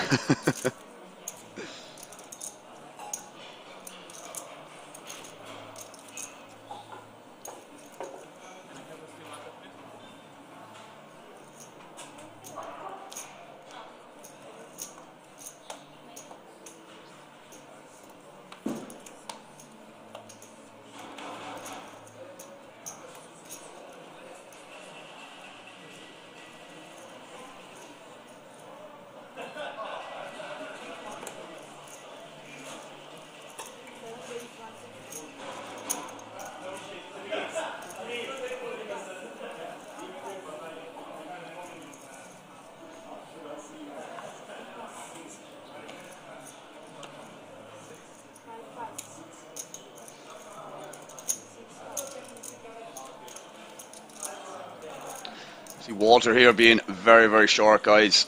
320k. Brian's obviously 40-80 at the moment.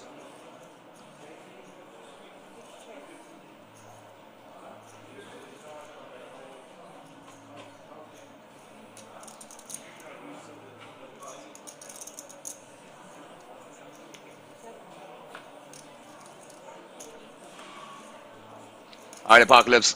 Enjoy the shopping, my man. Don't think we're going anywhere anytime soon, so a couple hours ahead of us. Obviously coming closer to the final table, guys. Don't forget about that. 7th place plus will win a WSOP main event ticket, guys, as well. See Walter here improving to a full house. And bets very, very quickly.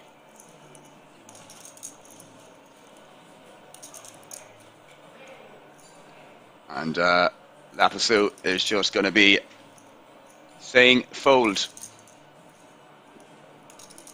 is what's going to happen.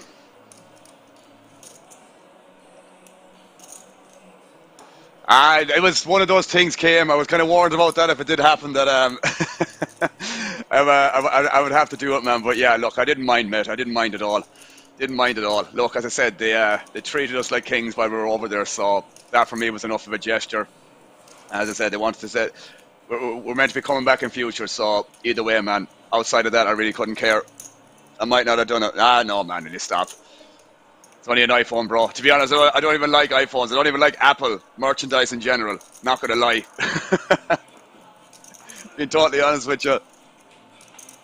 I mean, when I do come back to Kings, I think I won some Shisha Lounge for the day, so I'll probably be max exploiting that when I do come back eventually. But either way, man, didn't mind at all. Didn't mind at all. It's all G in the hood, man.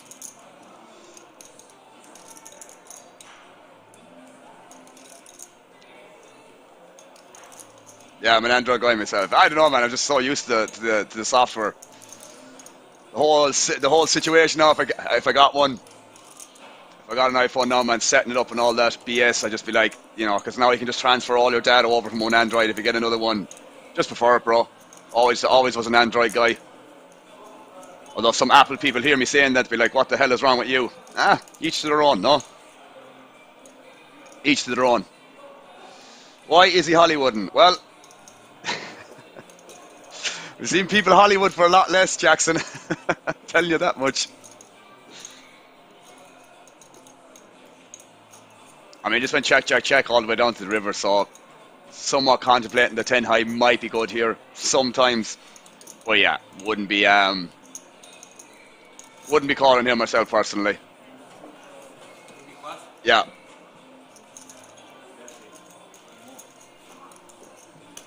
Yeah. Just whatever.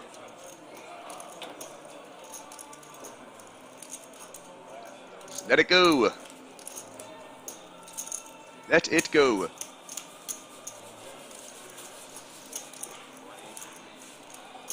See Walter there getting a little bit of a chip up as well, which is can go a long way for somebody that's quite short in terms of the stack size he has. He's always been down at the shorter stack size at the moment, guys, since probably the start of this coverage. So we'll see, does he manage to get his much needed double up? Because the thing is on short-handed tables like this as well, guys, the blinds, the blinds will come around more often. So the thing is, he's got to fight for more pots. I'm not going to say like for every pot, but you know, obviously if you're massive stack here like Sunjich, you need to be bullying the table as much as you can, but at the same time, not going to be opening 8-5 off here, for example.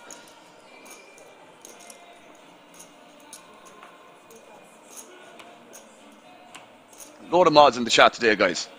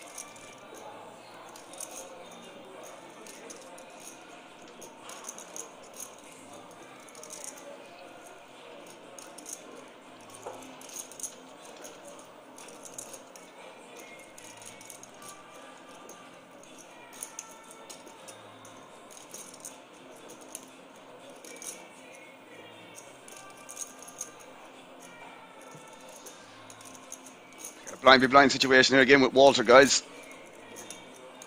Against Lapasco. Or Lupasco, I should say. Going to try and get better at pronouncing this. Lupasco. Try. Fail miserably. What else is new? We do get the call, regardless, and we will be going to a flop. Is it hand for hand on the other table? No, I think we're playing down to 9 mates, so it's still playing as normal. It's not going to be 10-handed, I believe. I think it is 9-handed. You're close. Hey! Close but no cigar, Pef. Try and get better. And my king's right now. No way, KM. Nice, bro. Enjoy. It's a tough world out there, guys. Some of these names are tough. Guaranteed there's a couple of Irish names that you'd struggle saying too, FYI. Just saying. Just saying. This Pef is not helping me, bro. This is what I'm trying to say already. This is exactly what I'm trying to say already. I can read the name, I just can't pronounce it right. Either way, guys, we've got a monotone flop here. Walter is going to be check calling here.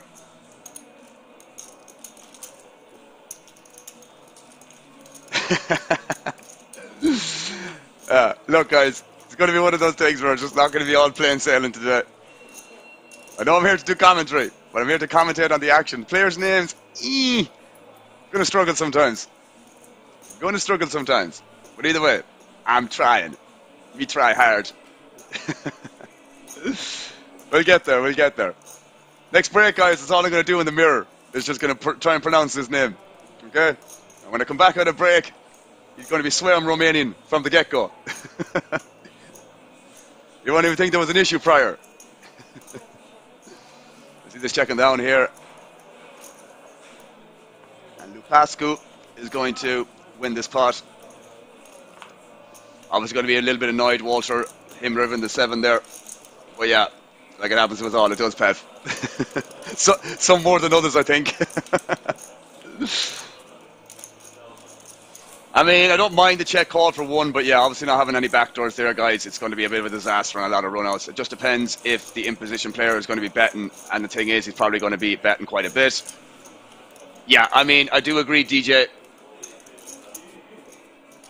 The check call on the flop is probably close, but I don't mind. I don't think you can ever fold a pair there versus 1 bet anyways.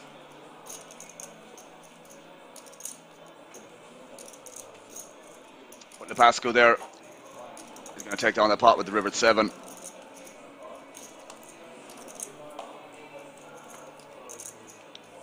Yeah. Raise pre-flop. Raise for min, I believe, wasn't it? Something like that. Raise for min, I believe. The Dobre here now.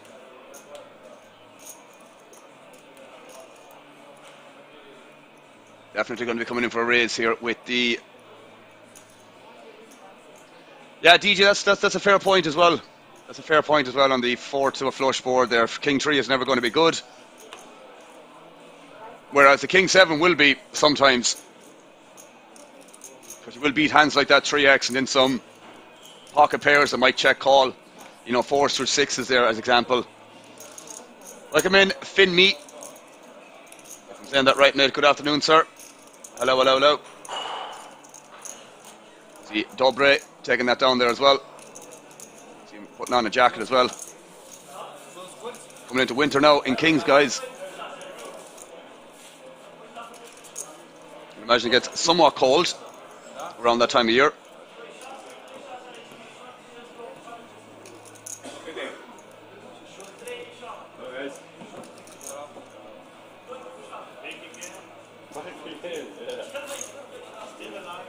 Here we have the chip counts, guys. Lupascu, getting better, yeah? Sunjik, 1st and 2nd. Talika, 3rd.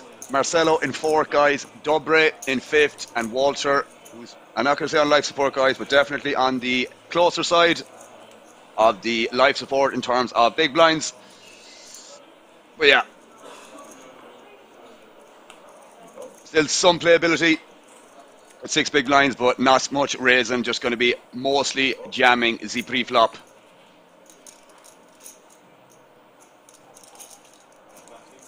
Lupascu here now. Hold on a second. Lupascu coming in for a raise here on the button. See him getting a lot more active the last 1 or 2 hours, guys. I should say last hour, I guess, will be a lot more accurate. I know the first 45 minutes of the stream he wasn't really doing that much. But definitely gone into 2nd, if not 3rd or 4th gear at this stage in terms of aggression. So Ian sitting there with 4.5 million chips plus. Dobre now. I saw some people 3-bet these before, guys, from the big blind. Obviously, the button can be opening here relatively wide. But, you know, versus the stack size here, maybe better to just be a little bit more cautious and call. A middle pair here now for Lupascu. Dobre whiffing the flop here with King 7. Just going to be check folding most, if not all the time. 37 hands in here already, guys. 37 hands in here already for this coverage of the Swiss Poker Open 2023. In case you didn't know, guys, there was a 600k guarantee in this prize pool. Let's check on the flop here, interesting. But yeah, there was, according to one of the mods from what I've said from earlier on, guys, there was 190k of an overlay. Disgusting. Absolutely disgusting. So it's 100k up top, guys. Nice round number of 100k. Something like that, I believe. And also WSOP main event ticket for next year, guys. Obviously, they only finished up last week or so, or 7 to 10 days ago. I'm sure the series went down very, very well. The King's Twitch stream covered all of that for the 3 weeks. Amazing, amazing coverage of the event itself. I was definitely tuning in for the main event. Final table. Crazy, crazy action that went on there. Very, very enjoyable. See this check down to the river here now. I don't think Claudio is going to be betting here, although he might be tempted. King High might have some showdown value here, but most of the time they're probably just going to lose. The Pasco, on the other hand, though, might be tempted to bet here. But he just decided to check back. I think that's fine also. But yeah. Adds more chips to his stack.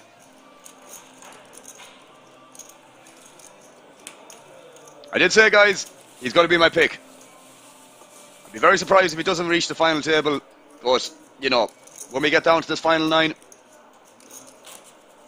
he's going to be my pick. Unless something ridiculous happens where he loses close to 5 million in chips, which I doubt is going to happen. But yeah, either way.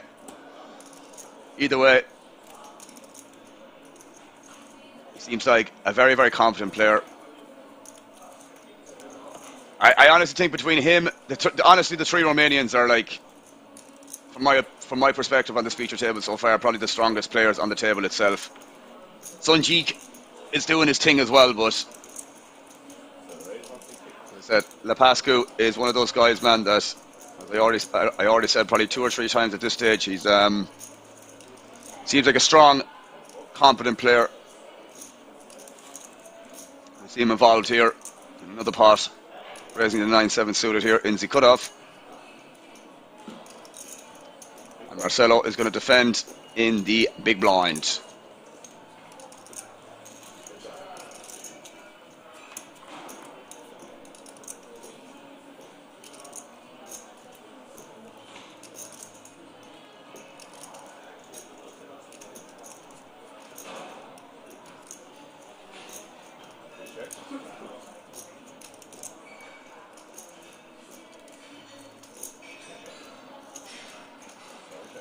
Couple of backdoors going on for both players here.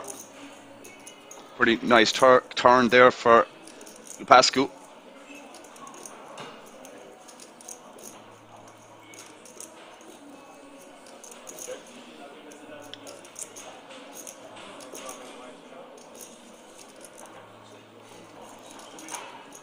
See him asking there for the how many whites Marcelo has here, or Marcello. Again, I'm not Italian, but if I had to guess, Marcello is probably a little bit more accurate, but I'm going to stick to my Irish roots and heritage and say Marcello. Sorry, guys. Sorry, not sorry. All the Italians can butcher me in chat. I'll take it. I'll take it all. Yeah, I mean, Marcello is just going to be check folding here mostly, I guess. I have to guess. I would say the same. There you go. I'm not alone, Pef. I'm not alone, my good man. I'm not alone. No idea if it's correct. You know what? Let's not worry about it, man. Let's not worry about it, okay? Only people that are probably going to worry about that right now is the Italians themselves. I, for one, am not Italian, so I'm cool. I'm happy with that. Marcelo it is. Pasco taking that down nonetheless, guys. Obviously a very, very strong draw. The 970 clubs there. Really, really nice turn. I just call him Dave. I think Apocalypse was making some comment there earlier on, KM, something about, yeah, his name is X, but they actually call him Ted. Nothing got to do with Ted. Call him John. I mean, guys, at this stage, you might as well just do player 1, player 2, player 3, because you're going to make all our lives a lot easier, especially mine. Either way, guys, you learn something new every day, I guess. Even if that is just the correct pronunciation of a certain name. Seat 4, yeah, I'm telling you. Seat 4 raises. Seat 7 3 bets. Seat 4 folds. Which sounds better? Me mispronouncing names or me actually saying something correct? Up for debate. We do have a hand here for Marcello nonetheless. With the jacks in the small blind. I mean, obviously just going to go 3-bet fold here. I honestly think this is probably the... I'm not going to say like the second or third 3-bet, but like it's definitely been less than 5 on this feature table right now. I know it's only like close to 40 hands in terms of the amount of hands on this on the coverage so far, so that wouldn't be too uncommon. I think the only one I remember was when Marcelo did 3-bet the ace-9 versus Bunja. Yeah, was it him? Bunjo's 3-bet. Yeah, he called the king jack off and bluffed him off the ace-high on the double paired board. Queen 7-7. 7, I believe, or Queen 7-7-4, something like that.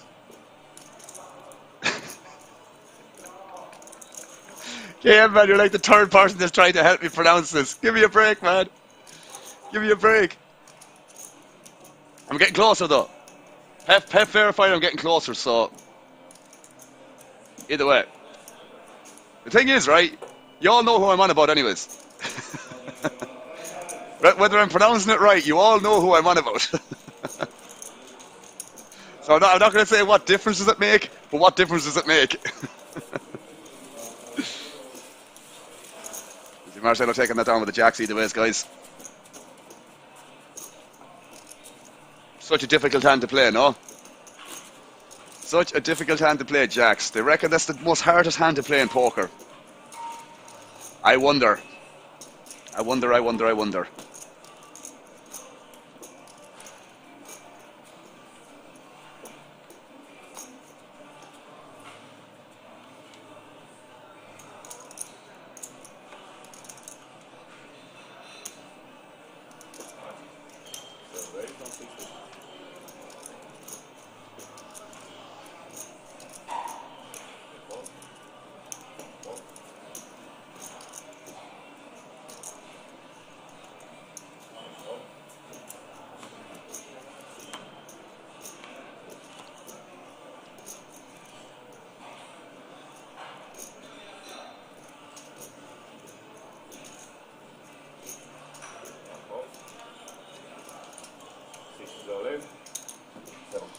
Walter finally biting the bullet and getting the snap called off by Lupascu. I mean, not a lot more for him to call. So yeah, looks like we are, I mean, not off to the races technically, but we're going to be seeing 5 cards in the middle, guys. So good luck, Mr. Walter. You are at risk. Well, I mean, if you lose this, you're obviously out. But yeah, here we go. It's Queen High, guys. Comes Queen High here. Walter needs an ace. We will be losing him in 11th place. Not a lot I can do. Not a lot he can do, in fairness. And that's it for Walter. GG, my man. Well played. Well played, my man.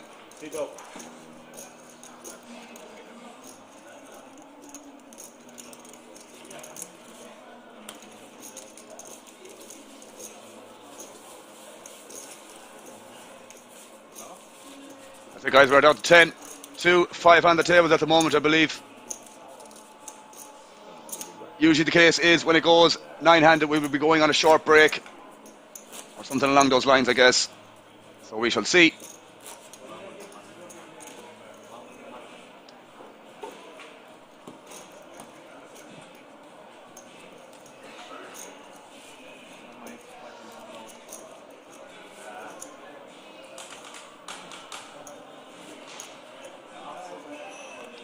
We shall see.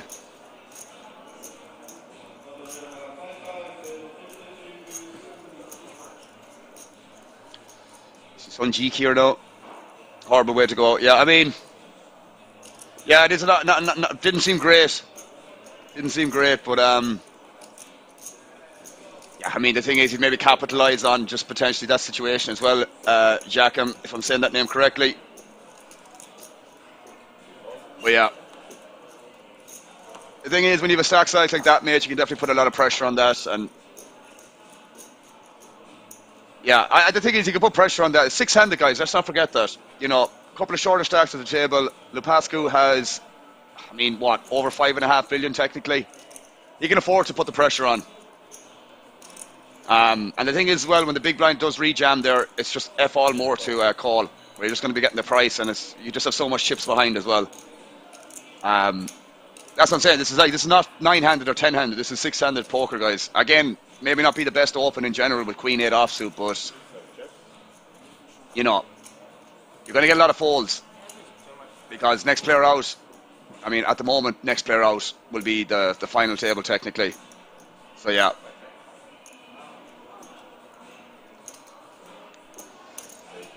See Sunjik here now with middle pair. Lupascu might be tempted to peel one here against somebody who's probably going to be betting their entire range, so I don't mind the call here.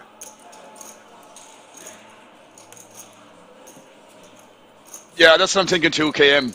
I mean, the way you typed that and described it is pretty goddamn accurate in my opinion. So it does make sense to open a little bit wider. As I said, it's a six-handed table, guys. Was six-handed. Six-handed at the time. I really don't mind it. We saw people opening a lot wider under the gun, guys.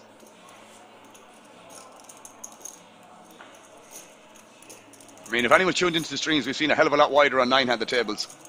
With guys with big stacks as well, you know. Try and go check here. I think Lupascu is just going to be check folding this hand. Yeah. If it was to be a bet, but I just don't think Sunjik was going to go for a bet there.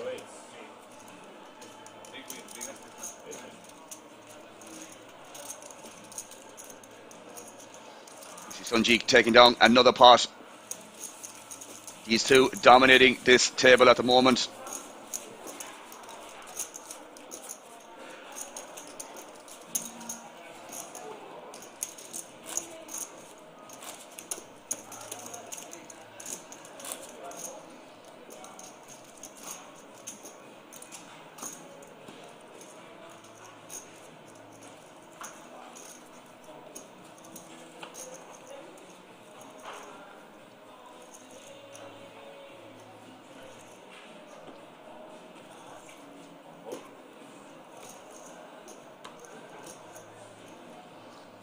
See Marcello. I'm going to start saying that now because I mentioned one or the other. Either way, Queen 10 of hearts here in the hijack. Going to be coming in for a raise, no doubt.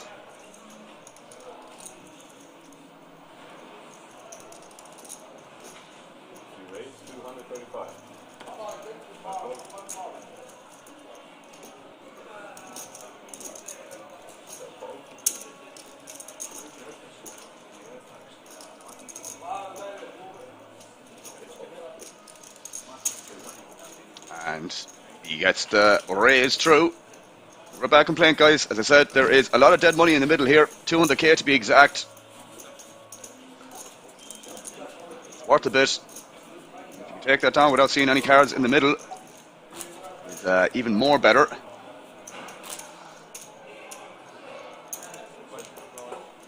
So remember that hand with Marcello there, guys, with the 10-9. How lucky he got on the turn against Talika's Kings.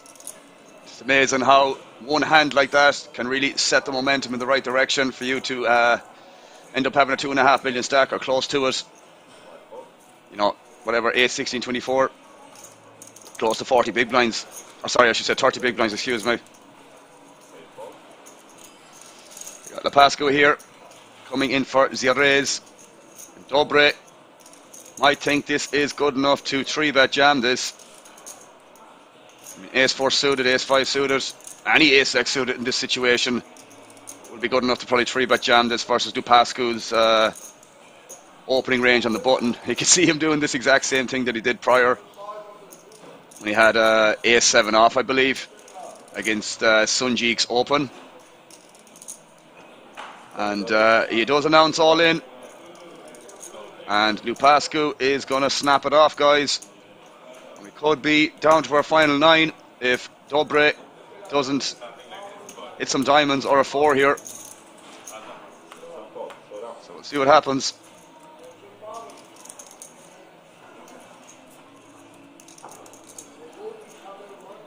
Wilpo, split please. We'll see, my man. He's a 2-1 favourite anyways at the moment. Lupascu, a little bit over, a little bit more. And it's a queen high flop. I mean, he's basically drawn dead, Dobre. Unlucky, mate. Less than a 1% chance here, guys, according to the graphics.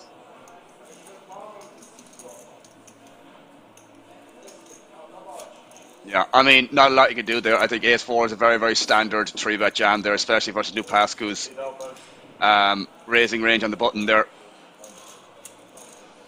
And that is it, guys. I believe we are going to be doing a table redraw here, or a seat redraw for the final 9.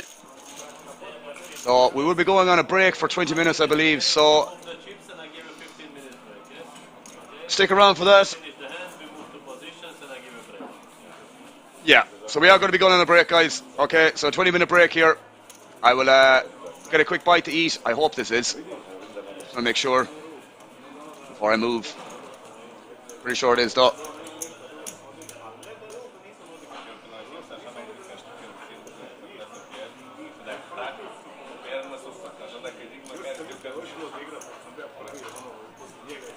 Yeah, 20-minute break, guys. Just want a clarification for that. But either way, I will catch you guys in 20 minutes. I'm going to get some food, and we'll be back for the final 9 of this Swiss Poker Open, guys. 100k up top. See you guys then.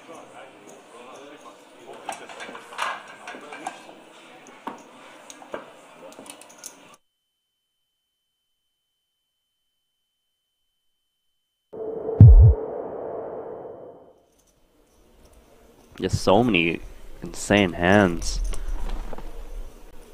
in this first frame of play. Yeah, we've not been spoiled for action, Randy. Why not? Rajanovski's got ace-jack. He's the man who's been at the heart of most of it. Love this guy. Love to see him get some chips going his way. Drop in 4 blues. Make that 100k. Yeah. Ace-queen. Oh, he's just in trouble. I don't see a world where Rajanovski gets away from this one against ace-queen of hearts.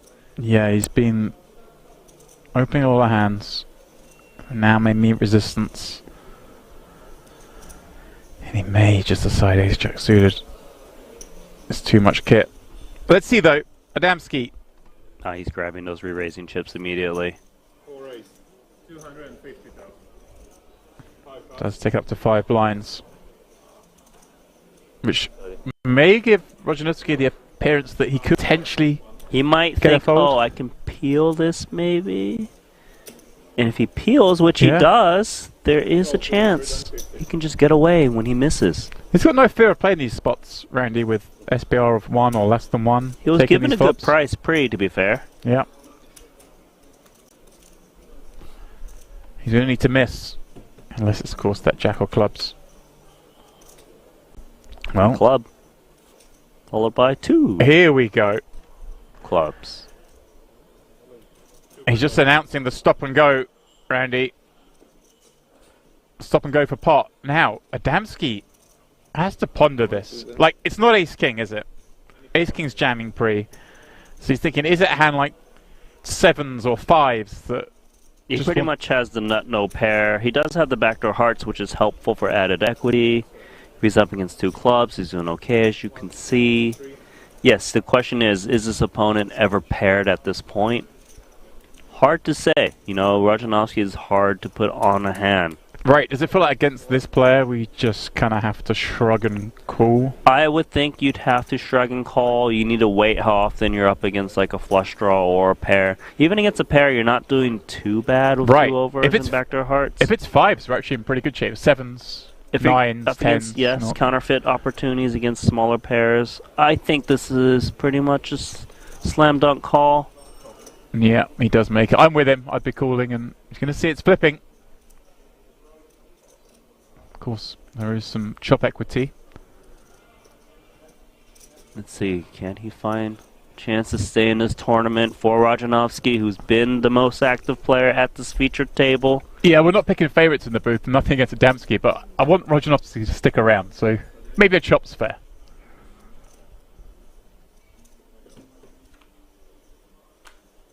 Is that fair? Because that is the nut flush. That'll do it. Double up via clubs. He's staring Adamski down even though he's just doubled up for him. I love it.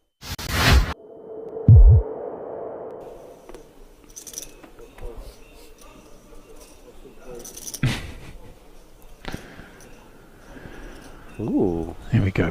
Blind on blind against the action man.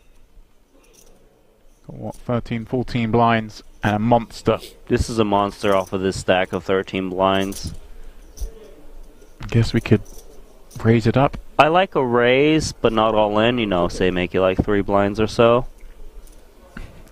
You want to charge the big blind to see free flops. He's actually pretty unlucky from Sochi's point of view that no one's open before him, because this would be a lovely spot to get a jam in. Over and open, but as it is, he plays the hand he's dealt. Oh, and he's gone for the... There is a chance that Rajanovsky says, well, I've got an ace, it's blind versus blind, let me just rip it in. He has gone all in. Trouble. Rajanovsky's jam running into the 2-10s of Tochi. Of course, he is live with the over, as is often the case when you rip in an ace-x hand. One of those cards is going to be live, Randy. Button the blazer. Yeah. Glasses on or not for the all-ins, do we think? Well, we do think that the 10s are good on this board. 5, 6, 7.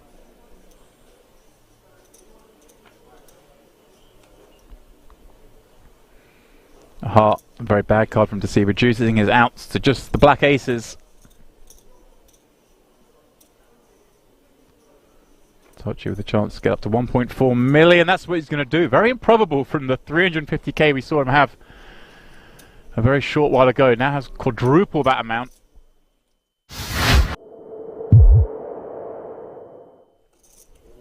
You could maybe put some mayo on the wheel, Henry. Just, you know, to take the heat off of pizza. Let's just, you know, ease our way into the booth.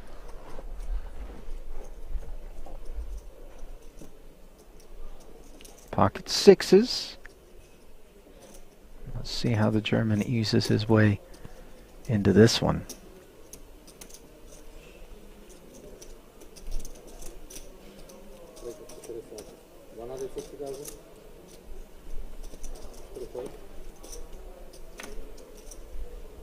$160. Min raise here with the blinds at 40, 80, and 80. Yeah, we do have about 10 minutes left on this level. So we worked our way down the final 2 tables. Vela, Italian, currently 14th in chips. Just going to proceed with caution by the looks of things.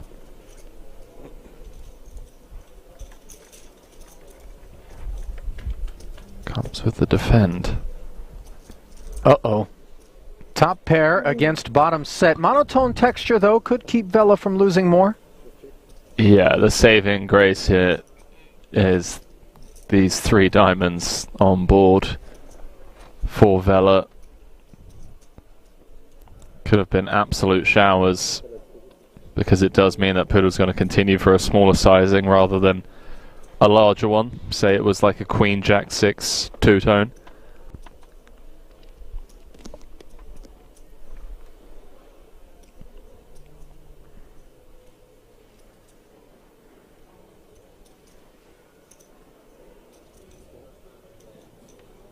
Another 200 into the middle after the check call of 100K.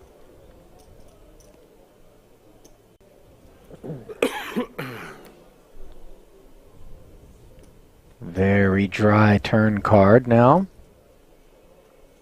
The type that rates to keep ace-queen very involved.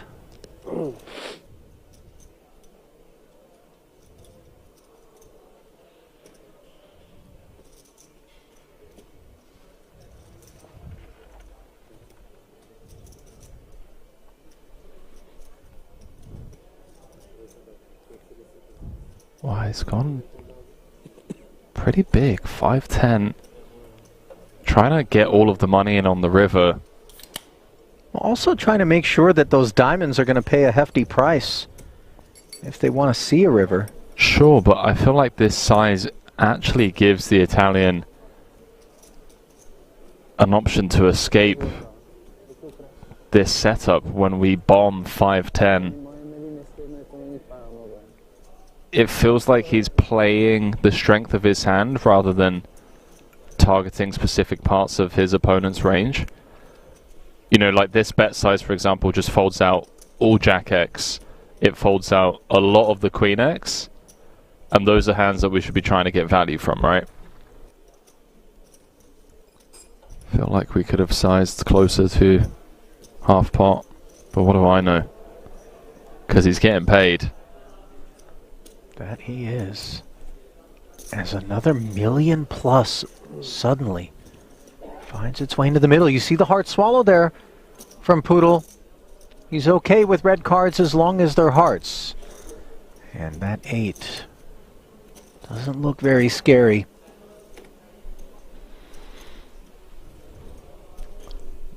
But maybe it's like, okay, now I want to target one pair hands.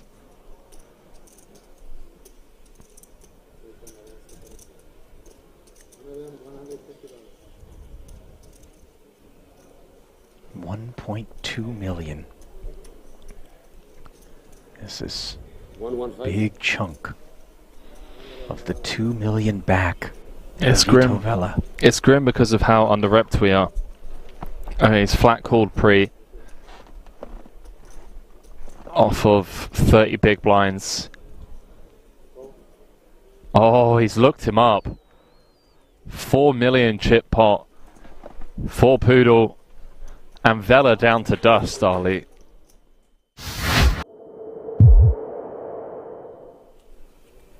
You're in trouble now, pal.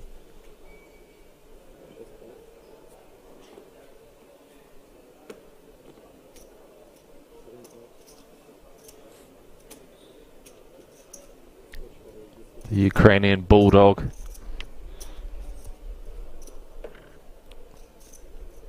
Who really has been kind of quiet, dormant, let's call it, for the most part. Did play that ace-deuce against Sai. Flop 2 pair, got counterfeited on the turn, got away from it on the end versus a very meaty bet. Here he is with this king-queen. And he's got Deset's queen-9 in a bad way. First involvement we're seeing from Andre. And this is going to be a troublesome flop when we've got 1.4 million back.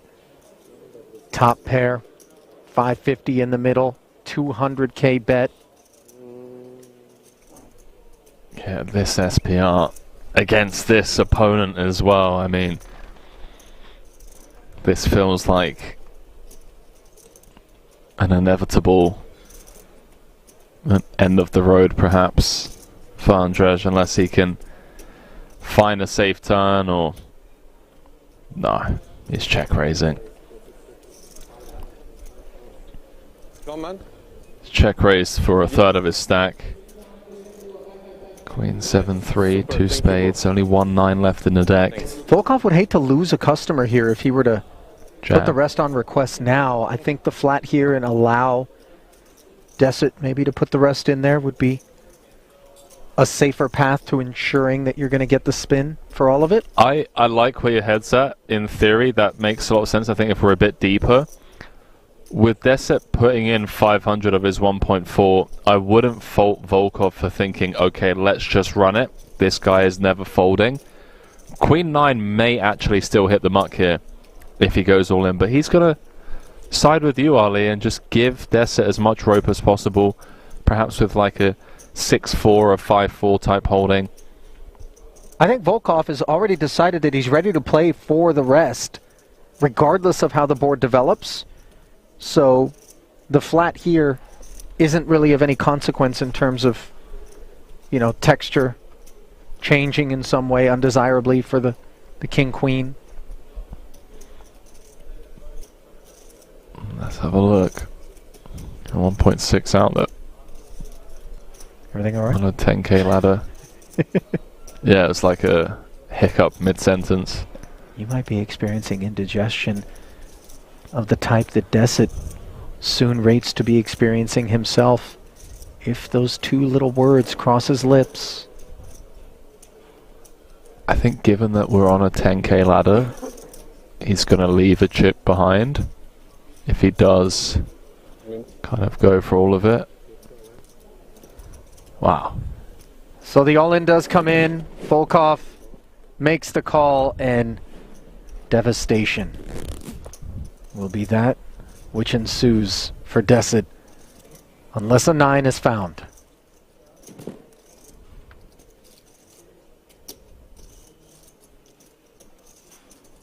Case 9 needed.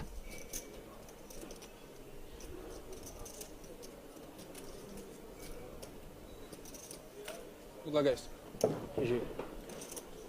Upside down variety on the end. Brisk GG. And then a walk over to the rail to his camp.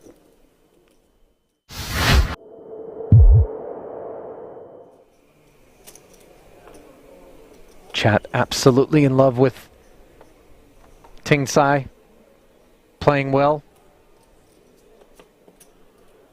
Content creator out in Taiwan for 6 Poker.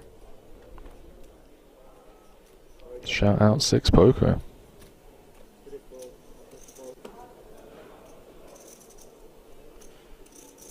Poodle, by the way, has been V-pipping a little harder than the remainder of the field.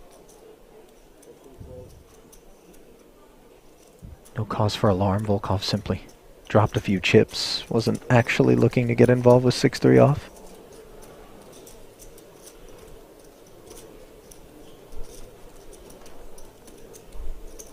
Sammartino. Diamonds are smothered. Has really his morale. Yeah, it's been a rough level. Very rough level. Started with around 55 bigs, dropped down to 29. Potentially going to pick some up here. But yeah, losing 20 blinds in any level is rough, especially with a clock like this and a structure like this.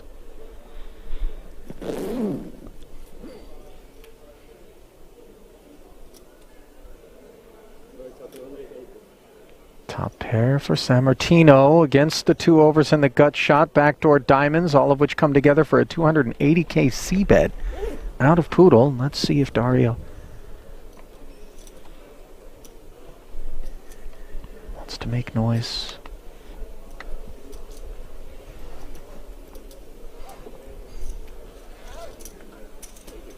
For now, just a flat.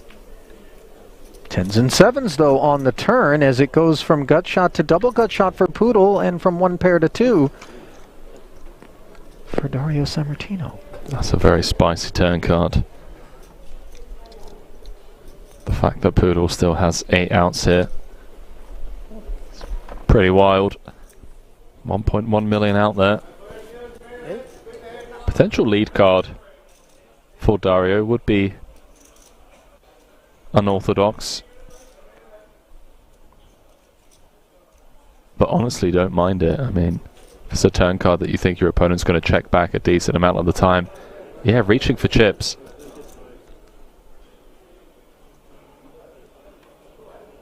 A lead of 225, and now with the double gutter and the 2 overs at this price, Poodle could certainly be retained.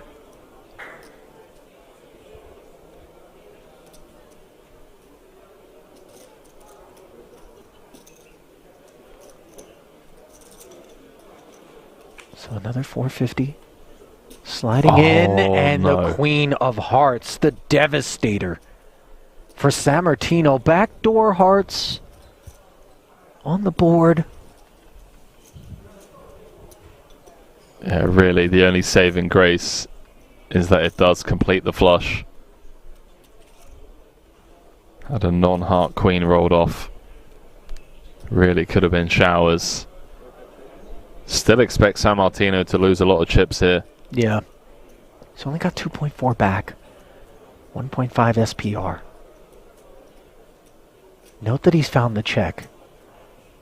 Which is incredible, by the way. Yeah, and will he be able to find a fold in the face of sizing from Poodle, which we expect to be meaningful? I'm not sure. I think Poodle's going to have some very natural bluffs here. Some ace-jack type holdings. I don't think Queen-jack, Jack-10 or Jacks ever turn themselves into a bluff. That doesn't really make much sense. It has so much showdown. But there certainly are bluffs in there.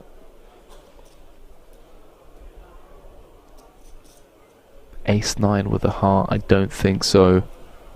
I don't even know if Poodle's opening Ace-9-0 from under the gun. He could potentially value own himself with a hand like Kings with a heart, Aces with a heart. It's 1.3 into 1.6, more than half of Dario's stack. And we were just talking about the chance for him to head into break and just shake things off, come back with 30 bigs. It's looking likely to be sub 15.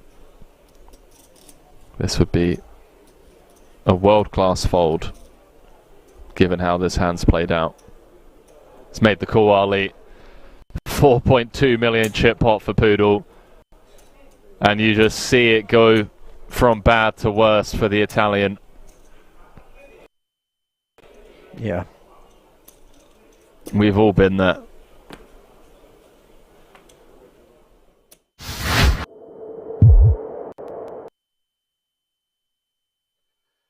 Welcome back, guys, to the final table of the Swiss Poker Open limited edition here, guys, at the King's Resort Casino in Rozvadov. That was the final 9 players, guys. We were getting the chip counts of the players at the moment. Obviously, there was a redraw for this final table. And we will see the names come up here in a moment. And there you are. We've got Mephisto, a name I recognise, who is just under 100 big blinds. Lupasco, obviously, in second place. Mr. Madrex, excuse me. I'm just going to say Mikhail is going to be easier. Recognise that name nonetheless. Sunjik in 4th. Marius in 5th. Mexi 007 in 6th. And you got Marcelo, Bogdan, and Bunjo in 7th, 8th, and 9th, respectively. Guys, this is quite, I'm not going to say an really deep stack table, but any final tables I've done before, they've probably never had these kind of, I don't know, you could argue 40 to 54 big blinds, i.e. 3rd to 6th or 7th, in terms of chipped closeness, which is quite interesting to see from this perspective. Blinds at the moment, guys, are still 40-80 with an 80 big blind and, big blind ante, excuse me. We got DeJ, I should say, in the chat. I recognise that name from before, mate, as well. So I remember you rooting for Mr. Mikhail before as well, bro. Probably a check man yourself. Either way, this coverage will start in a moment, guys. Players are still taking their seats. Obviously, there's a 20-minute redraw there for whatever. So we will be back very, very shortly.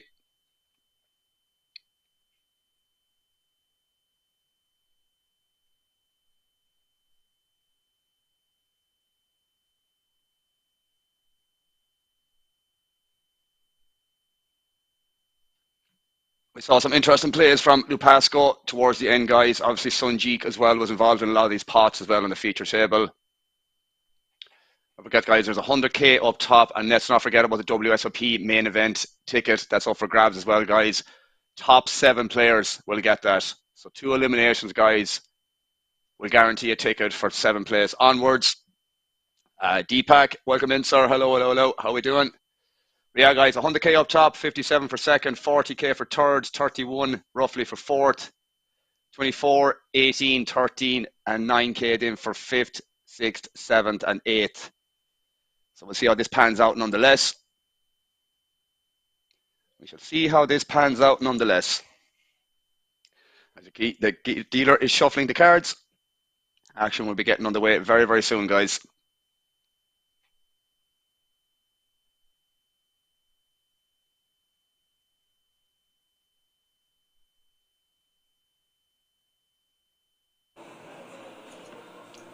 All right, Talika here, 10s under the gun. Yeah, it's quite a deep stacked, I would say. I'm not going to say majorly deep stacked, but as I said, from sixth place onwards, guys, it's 40 big blinds plus, which forgot to maybe mention as well for anyone that's tuning in, guys, there is a 600k guarantee for this tournament. It was 190k overlay. So a lot up for grabs here, and obviously a shorter field than expected in terms of matching that guarantee. So a lot to fight for here on this final 9. A lot of coin up top as well.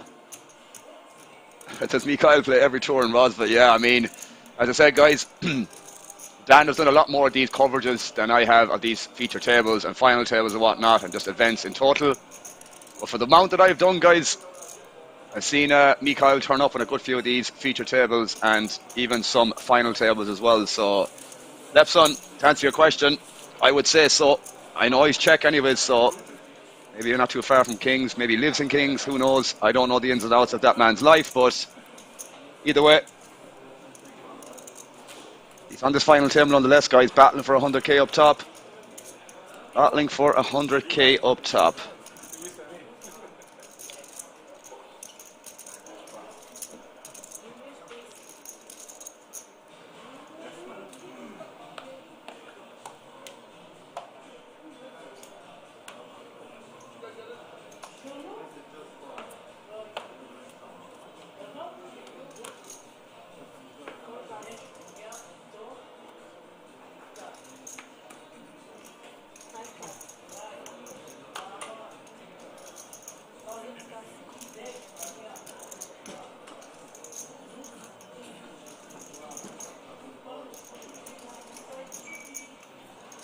Sunjik here now with pocket trees under the gun +3.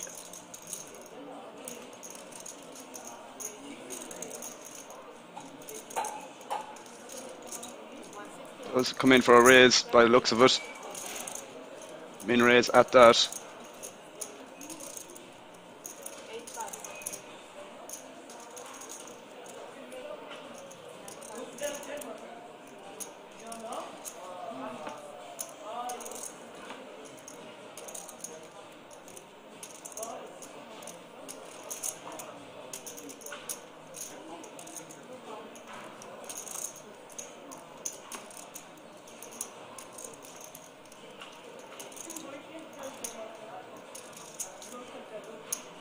Call from Mexi 007. Sounds like an online handle if I ever heard one.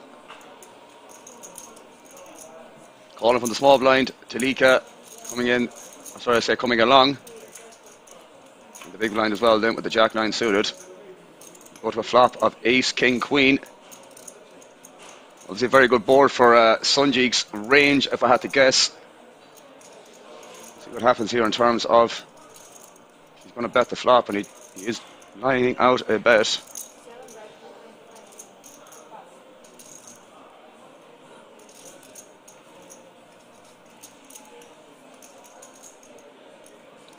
He takes it down.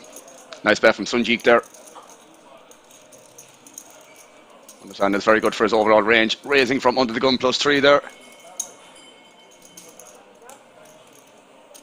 Adds to his stack.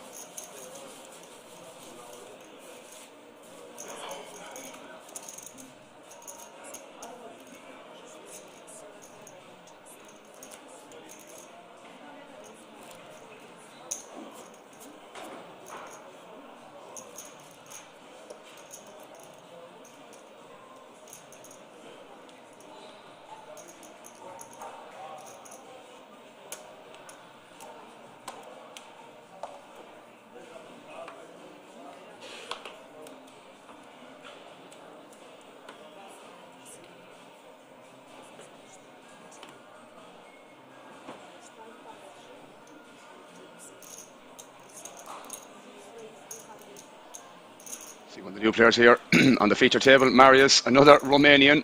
Somebody was asking, is there any more Romanians left on the other table? I think we have 3. We lost one of the guys for the final elimination for the final table redraw just before that. We definitely have a few Romanians on this table nonetheless. We have 3.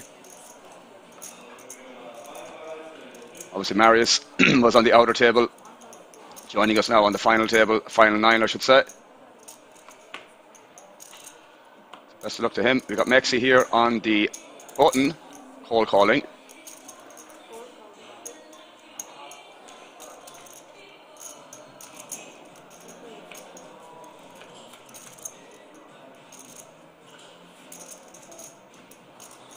Off comes 4, 6, 7, rainbow. Mexi with an up and down, checks back the flop, which I think is absolutely fine. Queen on the turn from Marius. Sends them ahead 70%.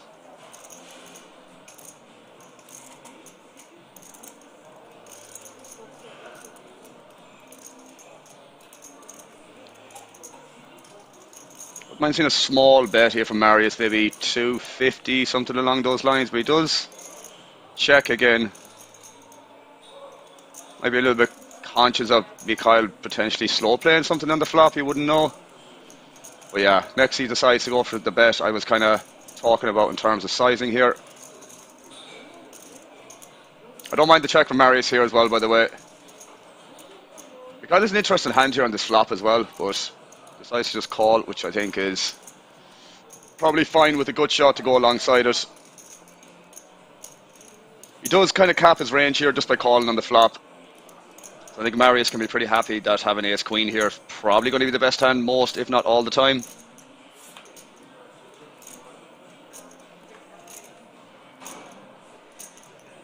the board pair on the river.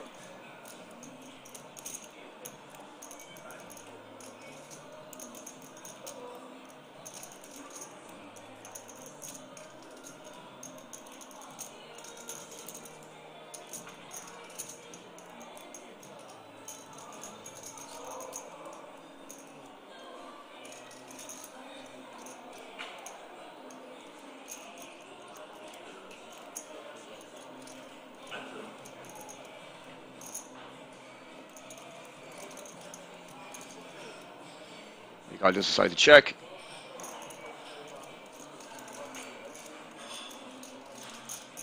I think after getting called here twice here, I don't know, Mexi maybe should give up here. There'll be a lot of queen X in both players' range, or at least one of the players' range, so I actually wouldn't mind just giving this up here. The thing is, like, Nicole's check call range might have a lot of like 7-8, 7-5, stuff like that, so yeah. I mean, does Marius still call here as well? Yeah, I don't blame him at all. Yeah, I'm not a fan of Mexi's bet on the river there. I think, as I said, when you get called twice there on the turn, you just have to assume somebody has a queen here, or as I said, some 7x with the pair plus draw. I think just giving up that that king 5 there on the river is just going to be the best play usually. What a nice pot from Marius there.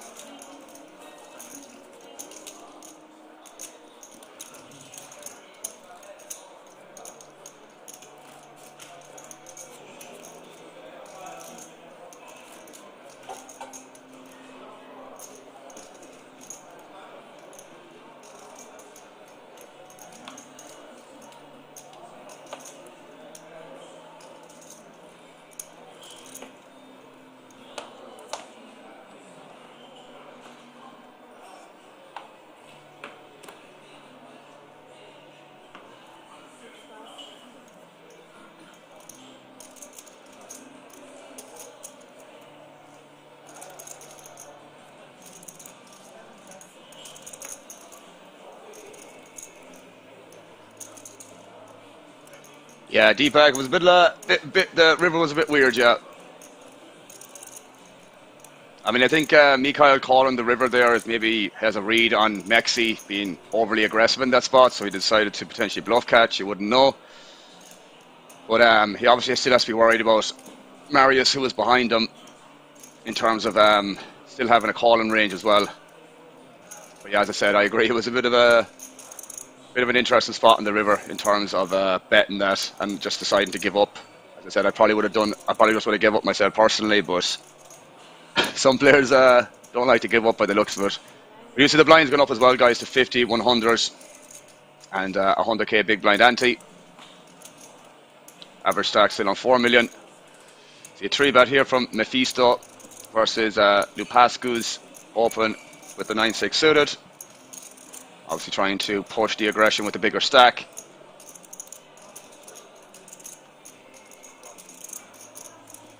Marcello here with the Queen Jack off. Going to be getting out of the way here. Nothing else to do, in my opinion.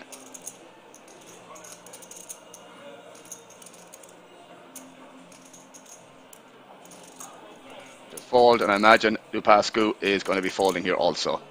GG, that hand.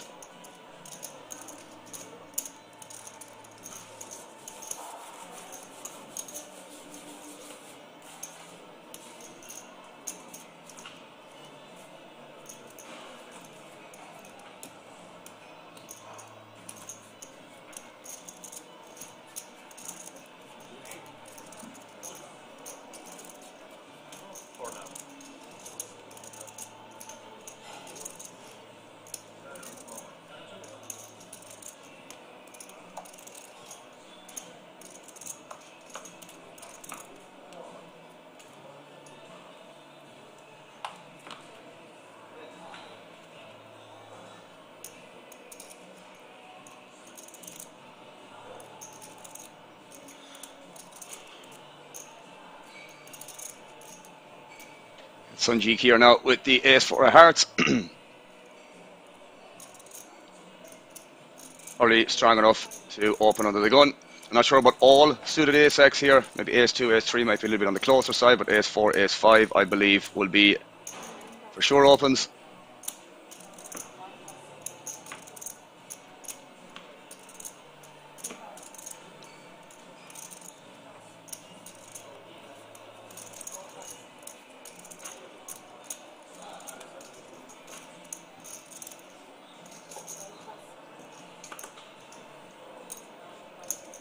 Does fold around. Sunjik takes down that pot.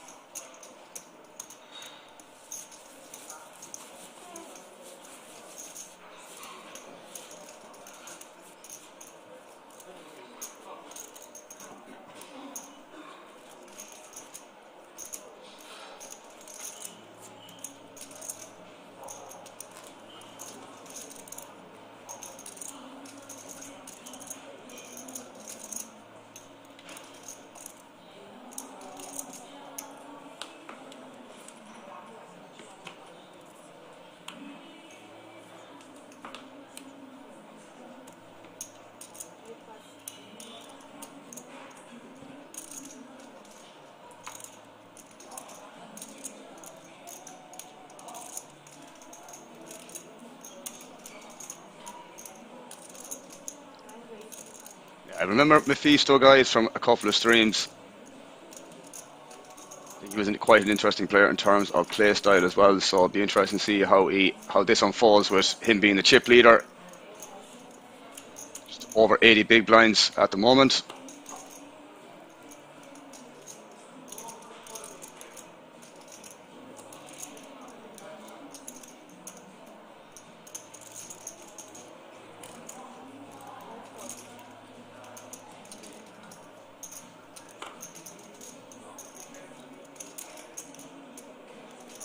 Marcelo here calling on the button. Marius probably going to come along here, I guess, with a call. Can maybe understand the temptation to squeeze here, but hand play as well as a call here, I guess. Most of the time, I guess, yeah.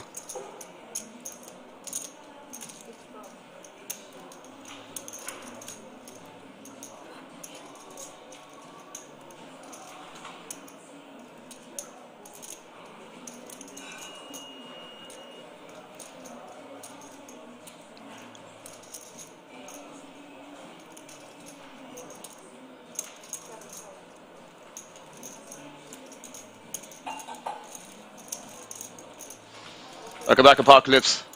My chat was disconnecting there, guys, so if I missed out in any of the chat there, I apologise, but I do think it's caught up there. Chat sometimes disconnects and reconnects, so sometimes I might miss a comment, guys, but yeah, I should be refreshed it there, so it should be okay, I guess. But yeah, I do see Apocalypse shopping done, and I'm back. Nice one, mate. Hope you sorted out everything that you needed to sort out. Join us on the final line, mate. A lot of money up top.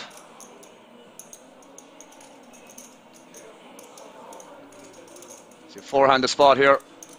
All playable hands. Marcello with the bottom set here. Marius with top pair. You have Mephisto betting out here. Obviously a couple of backdoors going on here. But don't think he's going to get to see that backdoor equity potentially. No worries, Jay Wiz. Welcome. I was delighted to have you talk to you again, mate. Appreciate the modding that you've done. Enjoy your bridge, sir. Or should I say dinner break? Never actually played bridge. I heard about people playing it before, man, but never was in a situation to ever try and play it. But yeah, we just see a shove here from Marcello. Pretty strong jam here, but I do think Marius is going to get away from this pretty easily, if I had to guess. The rainbow texture, guys, you know, Mephisto betting into 3 other players at the moment is obviously strong enough in itself, but Marcello finding a jam here when there isn't that much draws going on here. Like, I mean, I wouldn't put it past Marcello to have like 8-9 here sometimes, but like that's literally it. 6-8 suited, again, could be a possibility, but I just don't think he ever just jams them. So, you know, it's going to be a pretty easy fold here. Yeah, I wouldn't jam, no, personally, and that's mostly because the texture, D-pack. You know, if there's more like two-tone texture there, a little bit more connectivity, although, you know, two-tone texture on that board definitely changes the possibilities of a lot more draws. But you have to realise as well, in a 4-handed situation there, multi-way, you know, c-betting ranges have to be a lot more stronger because you're up against 3 other players. So when a person does c-bet like that, the way Mephisto did, and gets, you know, basically jammed on, it's going to be a pretty strong range there. A strong hand itself. Yeah, I'm not the biggest fan of it, guys, at all. But, you know, I'm not going to say it is what it is, but it kind of is what it is. Rainbow texture, as I said, guys, if it wasn't rainbow, there's a lot more going on in terms of draws itself. But yeah, the fact that it was rainbow, I do think Marcello would have been in position as well, so that's even more incentive to just cold call. Yeah, exactly, Joshua. What do we know? True, love the commentary. Many thanks, good sir. Cheers, Deepak. I appreciate that, man. Appreciate that big time. Well, yeah, not a lot going on there, as I said. But as I said, it's like if it was, it's not like, look, best case scenario there, you know, it's like 8-9 suited and 6-8 suited, which, you know, it's not that I wouldn't think Marcello has something like that there, but that's best case scenario, guys, itself, you know, in terms of draws. Now the thing is, if Mephisto had the overpair, something like that as an example would be a tough spot, like, because, I mean, I'm not going to say it's a tough spot, but Marcello could be shoving like ace-10 maybe, but yeah, I mean, kind of no point really talking about that possibility because, yeah, very strong jam there by Marcello that even overpairs, I'm not going to say it will be a fold, but it's pretty goddamn close, guys. Very strong move for Mephisto to be betting into 3 players, and even stronger for Marcello to be jamming over that with two players left behind, which are still uncapped ranges, by the way, because they just cold call pre, and they're going to check range from the small blind, the big blind, and Mephisto is obviously still going to bet some part of his range there. So as I said, Marcello jamming into, you know, basically 2 uncapped range there. It's a pretty strong move in general. Poker is more alive than ever, yeah. Depends where you go for it, but yeah, Kings seems to be on fire. So we get a call here from Sunjik in the small blind. Vasco Pascu, yeah, is going to squeeze to 600k. Seems to be the case. Marcelo decided to call as well, which we saw with the 10-9 guys if you were tuned in earlier on. He decided to limp call, but he doesn't decide to limp call the King 10 this time, which, you know, I think is absolutely fine. Obviously, he decided to do that with the 10-9 earlier, guys, and he saw what happened. Flop middle pair, got it in against Kings, turned a 9, and got a double up. But decides to not limp call the King 10 this time, excuse me. Yeah, well, we see Lupascu there, you know, seeing 2 limps in front of him. Probably remembers, or maybe heard, I'm not sure, was he on the... He actually was on the table at the time when he did play against, or when the 10-9 hand was played. So he probably remembers the type of range that he is limping there in general, where Ace-9 can put a lot of pressure on that in general itself. So I like the race of 6 big blinds there. See Mexi here opening 7's UTG. Got Marcello picking up the ladies, kings and queens. Can't be a king without a queen, guys, allegedly. Last I heard, anyways. He does find a raise here to 600k. Sunjik here, that's going to be obviously getting all the way also. Without any hesitation, if I had to guess.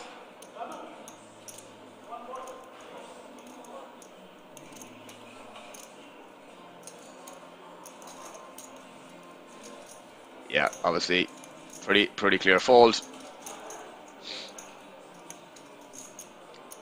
You got Lupascu here now with Ace Jack off, but again, like that, guys, these formations, these players, you know, not going to play well. I think you have to. If you have ever any consideration of 4-betting or anything like that, it needs to be a pretty goddamn strong range, given it's under the gun versus hijack, basically. And I don't think 7s can ever call here. It's either going to be a fold, which I would fold basically all the time. Again, there's just better spots, guys. Yeah, I mean, you got 16 big blinds, bro. I'd rather see a jam here. But at the same time, I'd rather just fold. Just better spots, guys.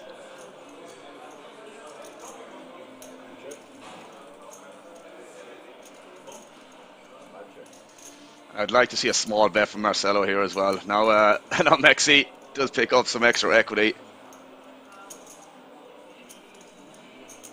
Yeah, I mean, I like that Marcello is actually finding a bet here, because Mexi checking as fast as he did on the turn there probably just shows like disinterest in the pot. He does check call. And this is what I'm saying, guys, like the call pre-flop, now you pick up the equity on the turn, you have to invest more, and, you know, he's going to lose the pot here. I honestly think 7s is never a call there off that stack size, because stuff like this can happen where you have to invest another 300-400k. Or just have to potentially invest more in future, on future streets, I should say. So yeah, I'll probably just rather fold there with 7s, or if you're against an aggressive player who is potentially going to be 3-betting you light, then maybe find some 4-bet jams, but probably not going to be doing that with the tickets, just, you know, 2 players away for top 7 finishes for the WSOP main event tickets, so players might not be getting too out of line in the spots, given it's, you know, essentially a 10k addition for, you know, 7 place on top of that, which is 13.4k from what I can see on the pay jumps. So it's worth a bit. It's worth a bit. Or should I say 14k? 14.4k. Yes, it's 7.8k for the next player eliminated, and then just under 10k for 8th.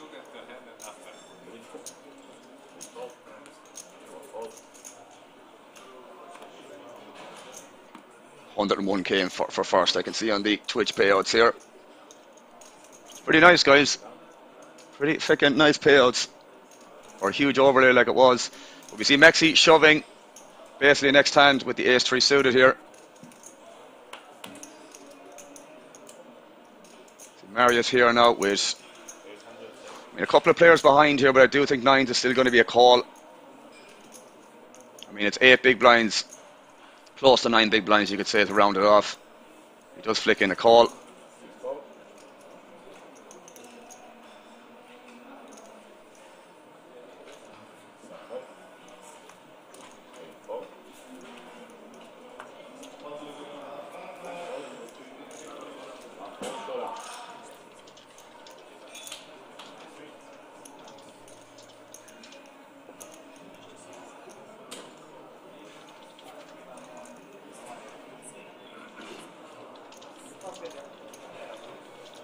We have the all-in guys.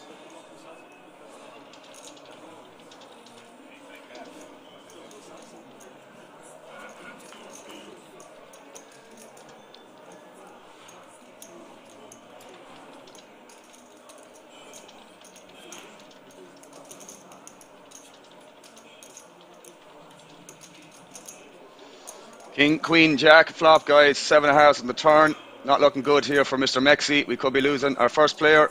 Here comes the river. That's the 4. GG Mexi, you take home.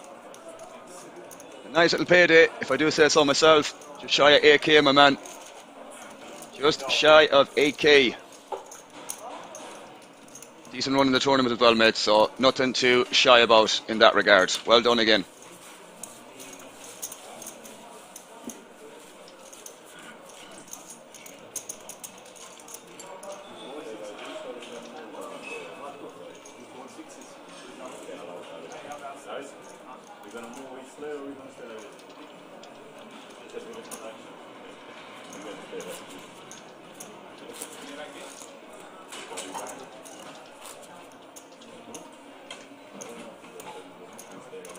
That's it, guys. We are 1 player away from this ticket.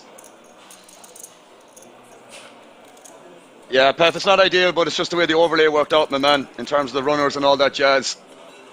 If there was more runners, then it would have been probably, divided out a little bit more. Not going to say accurately, but there's a lot to play for, man. There's a lot to play for. It's mostly because of the overlay, my G. I mean, it's a sick value tournament for these players that are left in the final 8 here, battling for so much up top, I mean, it's great for them. Great for them to be in that position, to be fair, no? But yeah, I get where you're coming from, bro. I get where you're coming from. But yeah, it's kind of just the way it worked out. Obviously, Kings didn't put up this guarantee expected to have that big of an overlay, obviously. So, it's only the week after the WSOP as well, guys. Bear that in mind.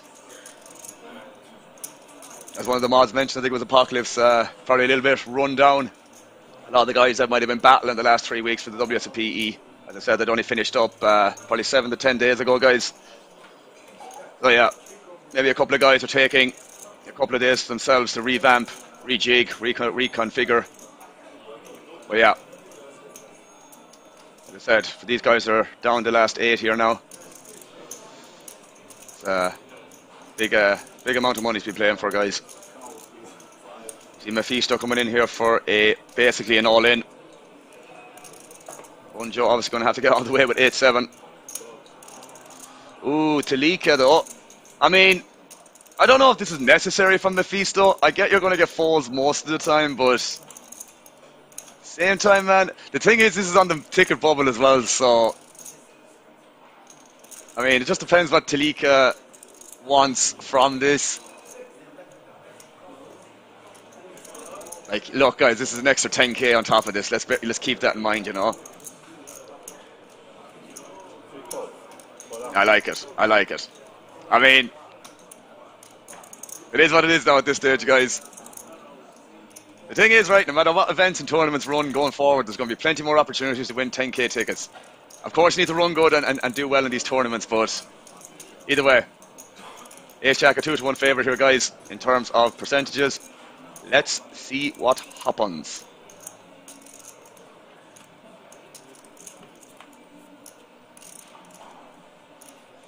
Oh, the pain.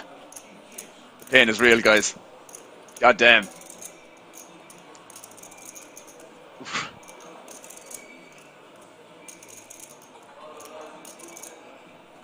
Cruel. Cruel world we live in. What a horrible way to knock out the ticket bubble, man. That's horrible. I mean, Mephisto running well. I mean, in terms of having the massive stack he has, I'm not going to say he won it by running well, but you get a 20 big blind or 40 big blind pot like that, guys, and you hit the 3-outer with the 3. Sometimes you're just running so well that you can't even believe your own eyes. But a very, very unfortunate bust out there. These players are all guaranteed a ticket, guys. Vika guaranteed 9.5, well, just shy of 10k. 9.9k from what I can see on the payouts on the Twitch chat. Mephisto in a pretty dominant position in terms of big blinds right now. He's probably over the 100 big blind mark, guys. Just like that, we are down to 7 players. Didn't take long for that to happen, did it?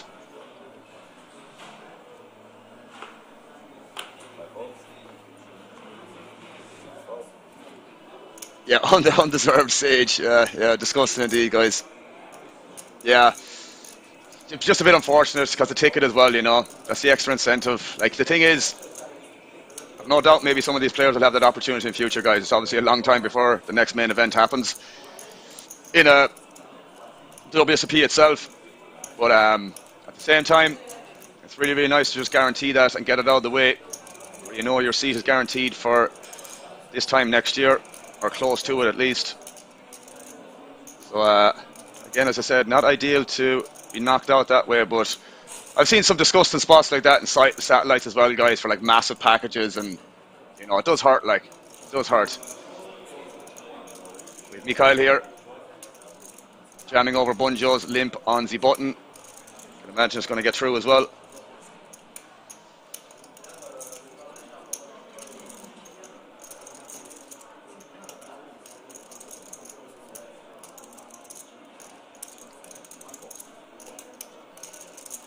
Does work. Does get through there.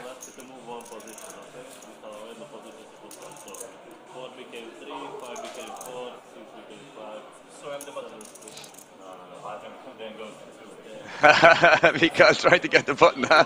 Just going to adjust the player's seat in here, guys. Probably make the dealer's life a little bit easier. Obviously give the cameras a better angle as well for each player if the action is on them. I gotta say as well, guys, it was always interesting to see, you know, again, just in terms of doing the commentary on these live streams while doing it at home. It was an amazing thing to actually see behind and what the room actually looked like. You know, instead of just looking at the feature table and just maybe using your imagination. I mean, even hearing that jackpot going off in the background as well was always interesting to see. You know, where it happens, what it looks like when it happens, all that sort of thing. So yeah, Dan and I both experienced that a couple of weeks ago, which was obviously amazing. It's a big place, guys. It's a big poker room, huge floor. As I said already, it was jam-packed for the week we were there, non-stop. It's great for anybody that's playing cash, I believe. I mean, tournaments are obviously running very, very frequently throughout that time frame as well, but you know, if you're a 2-5 player, or 5-5 player, I should say, the action was, there was always a table running, basically. I forget what night it was. I don't know, was it the night Dan and I were finishing up on the final stream on the Saturday of the first week? There was, I think there was a guts of 39 tables in terms of cash tables running, and that wasn't including the tournament tables or something along those lines, but, you know, crazy volume. Seen all in here from Bunjo. Obviously, Marcello is going to be getting out of the way there in the big blind.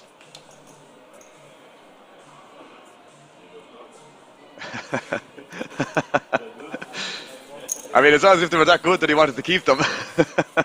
It's too off, like.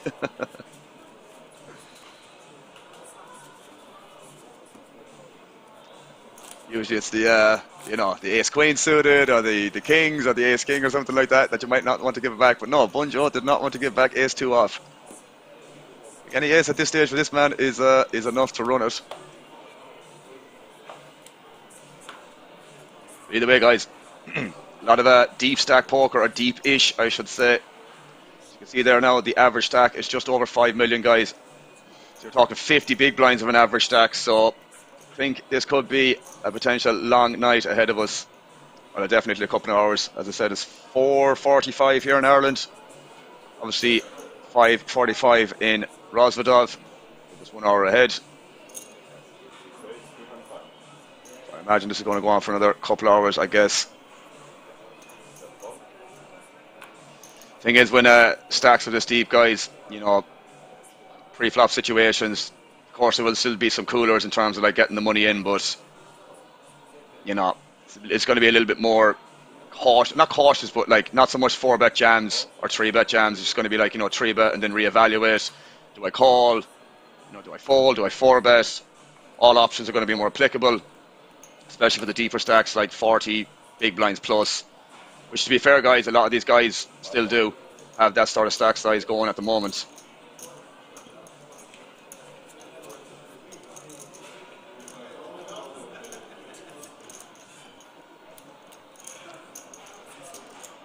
Bunjo here, flopping top 2.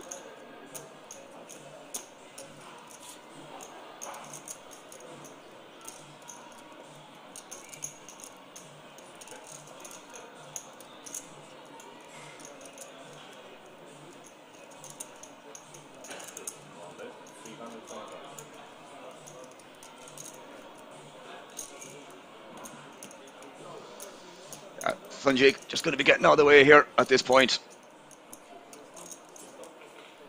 All that we can do there, mate.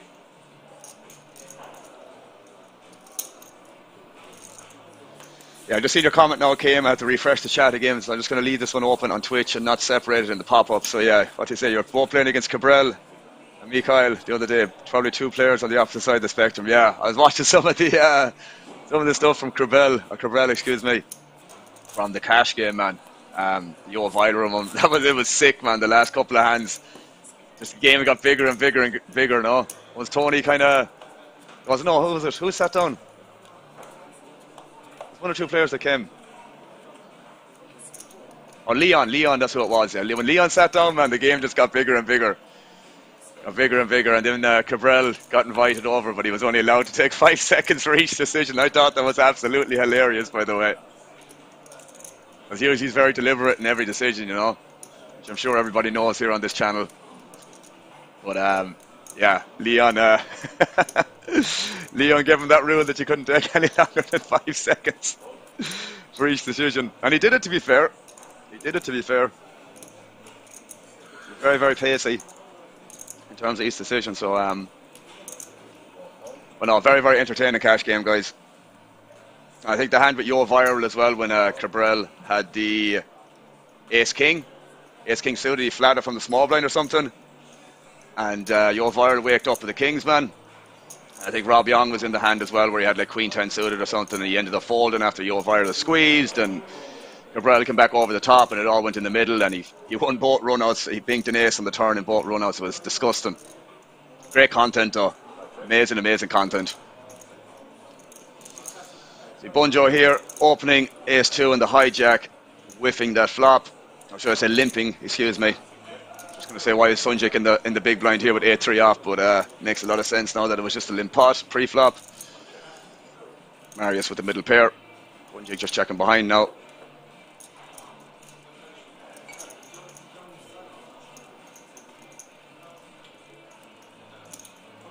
Wasted 4 minutes when he wasn't even in the hand being played. Floor came over and everything. Yeah, I mean, obviously known for that, mate, didn't he?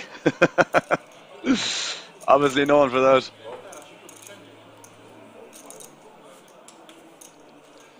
See Marius taking that down with a stab on the turn. Obviously having a pair of 9s, straight draw to go alongside that. 500 people tuned in on Twitch, guys. Amazing viewership. Just under 3.5 hours into this coverage, we're down to the final 7 of this Swiss Poker Open 2023. 100k up top for the winner, guys. We just burst the ticket bubble there, probably 20 minutes ago or so. All players are guaranteed a 10k main event ticket. At this point, obviously the value of that ticket is self-explanatory. Obviously, the WSOP just finished up, you know, as I said, 7 to 10 days ago. But already Kings are firing out the tickets for next year again, which is great to see, obviously. Remember somebody in chat a little bit early to be giving them out. Personally, myself, I'd rather get it now than have to worry about it going forward. But yeah, as I said, all these players are guaranteed 10k tickets for the main event next year.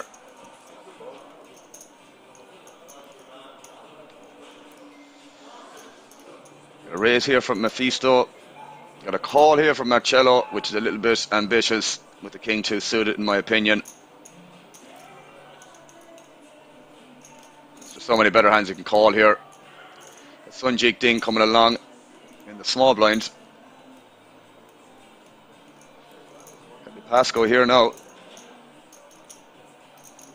Or Lupascu, I should say. Trying to get better at that one. Does decide to get out of the way, which I think is completely standard. Completely standard.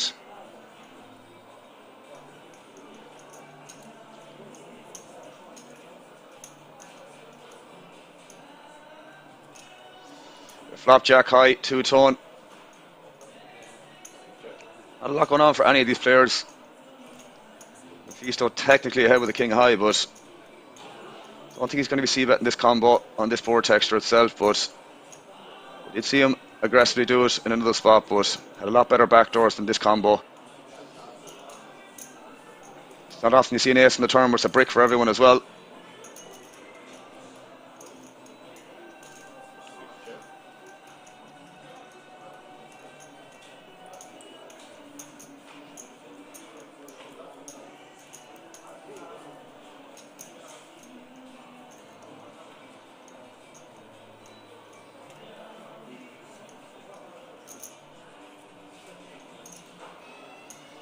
Check again here from Mephisto. See Marcello here now coming out for a bet pretty quickly. It's nice to see him doing this quickly as well, because previous examples we saw him betting pretty quickly when he had a hand. It's nice to see him stabbing here pretty quickly when he actually doesn't. But yeah, I mean, the thing is, even though I said this was a tad bit ambitious of a cold call pre, the thing is, KM bro, it doesn't need to be that big when you're multi-way, man. It doesn't need to be that big to get the folds, you know. Yeah. Doesn't need to be that big, man. That's one thing I actually learned from playing cash too as well, bro. I wouldn't say it's a mistake to bet like bigger there, don't get me wrong, but as I said before, bro, and I usually stand by it because it does make a lot of sense. It's you can get the job done for a smaller sizing and you get the same results. Then, for me personally, it makes a lot of sense to do that.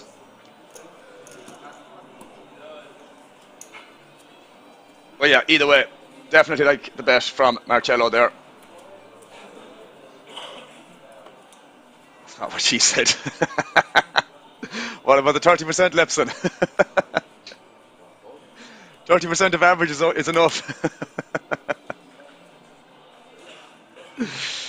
Good timing for that one, mate. Got Mikhail here coming in for a raise with the ace-8 off. Marcello again, calling.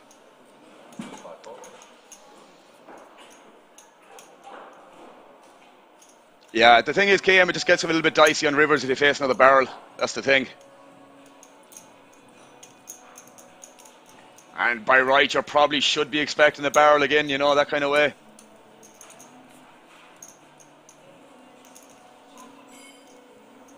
But I love the, I'm not going to say enthusiasm, but like I like the thought process about it, bro.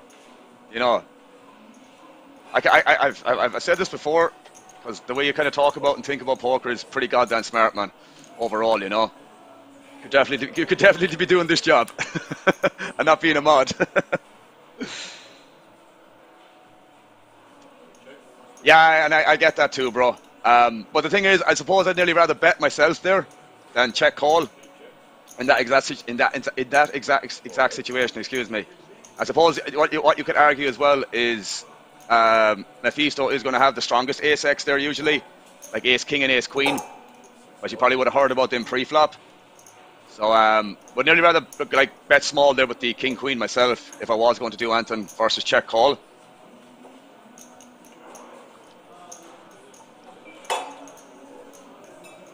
yeah, as I said, bro, I like I like the fact that you're not saying thinking outside the box, but definitely looking down other avenues of possibilities, we'll say, which is always good, in my opinion. I hate these guys that are just like static and they only have one way of thinking and that's the only way, you know, because that's just not the case. There's like so many ways to, you know, play winning poker, profitable poker itself that some people just can't really see the point of. But I always say keep an open mind from everyone's perspective, and you can make your own mind up then. But I suppose always trying to see it from someone else's perspective in general is never a bad thing. I mean, especially if they're winning. They must be doing something right if they're winning, even though they're not playing the same way you do. But at the same time, they're definitely doing something right. But see a bet here from Sunjik on the turn. 330k. Can't imagine Marcello is going to be doing anything here except just check folding. Unfortunately.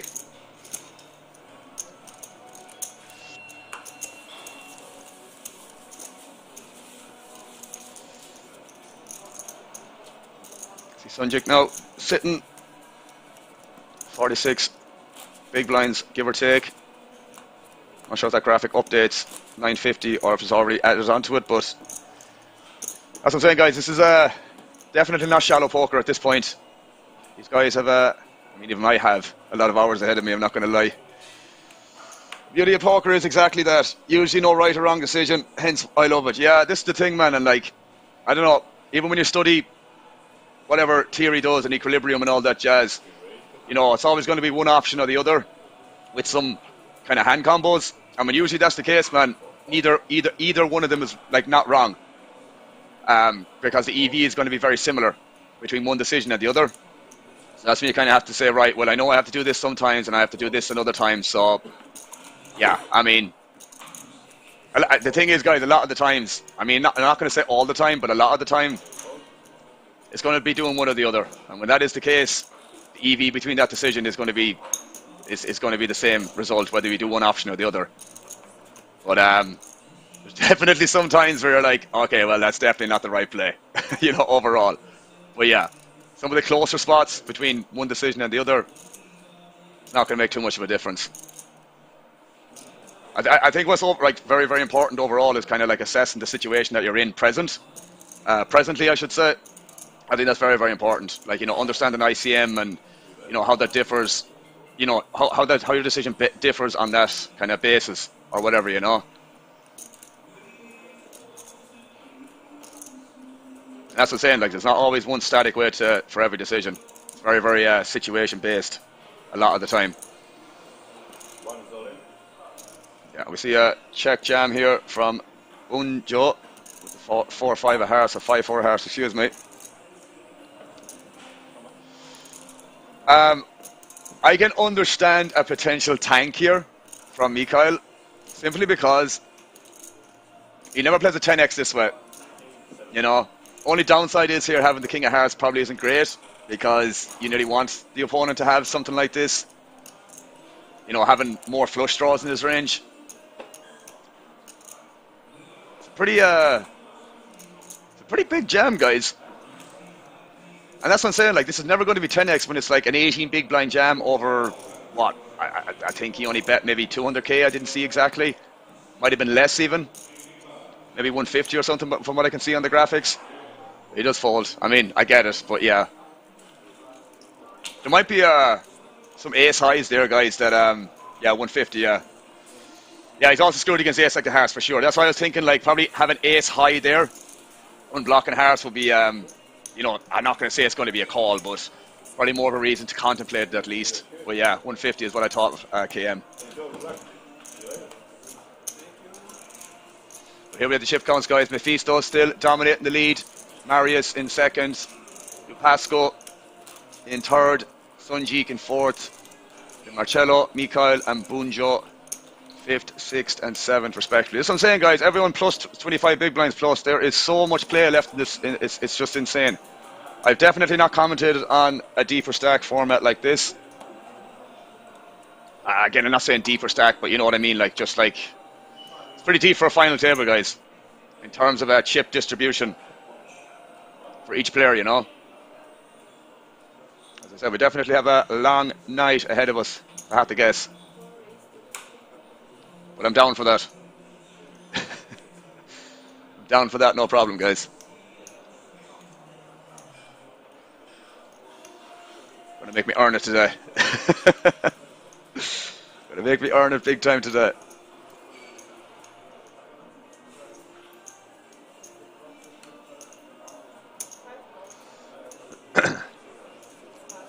Call here from Marius. And this one's saying, guys, these pocket pairs, I mean, again, at these stack depths, a lot of implied odds here. 2 flop a set.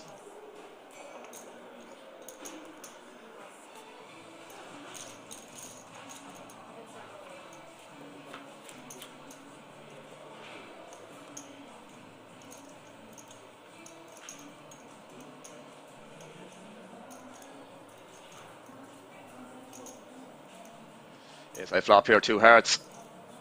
Probably just going to be a bet fold here, indeed.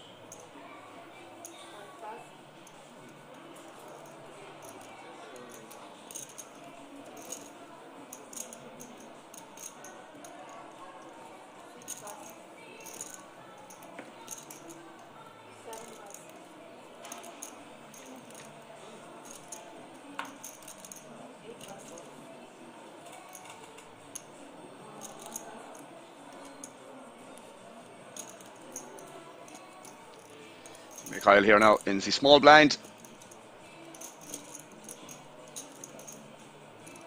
Yeah, I was going to say a limp is a nice little idea here.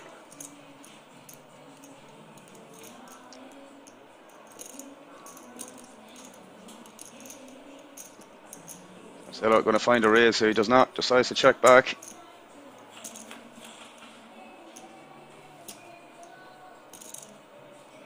Decent flop here for Mikhail, but not a lot going on for Marcello. Again, like that, I imagine Mikhail is just going to be betting his, I'm not going to say entire range here, but probably the vast majority of it. Again, nice hand, but not going to win any more off Marcello.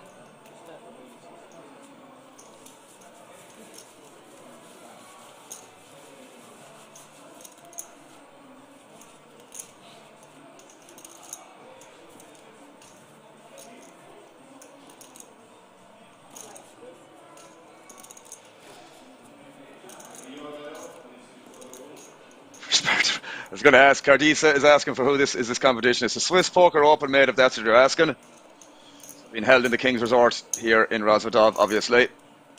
If that doesn't answer your question, please clarify.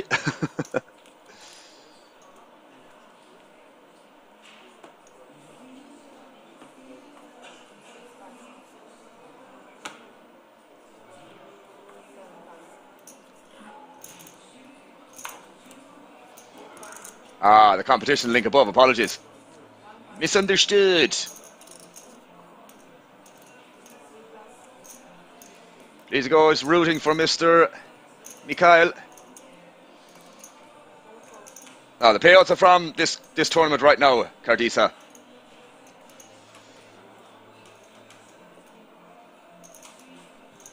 I mean, Lepson, it's not easy, bro.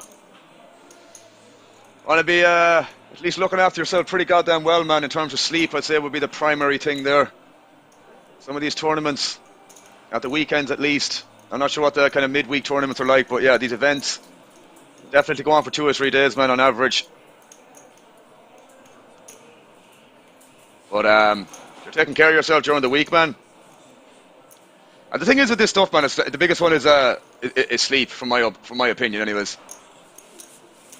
Sleep is so goddamn important, man, when you're, especially on these long sessions and long grinds in general. If sleep ain't right, I don't think anything else works or works at full efficiency after that, personally.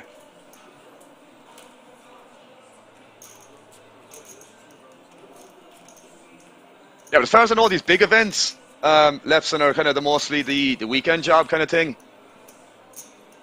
I'm sure they run tournaments throughout the week, don't get me wrong. Yeah, and exercise as well probably helps, yeah, but as I said, man, it all stems from sleep. If sleep ain't right, you're not sleeping well, then definitely has a domino effect on everything else. Of course, you can push through some of the things that you need to push through and whatnot, but definitely a lot easier when you're sleeping well. Got Lupascu here now with the Jacks UTG coming in for a raise.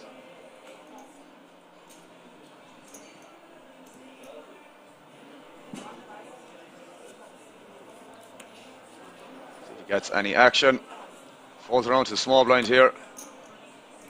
Marius not going to be putting in any more money, excuse me.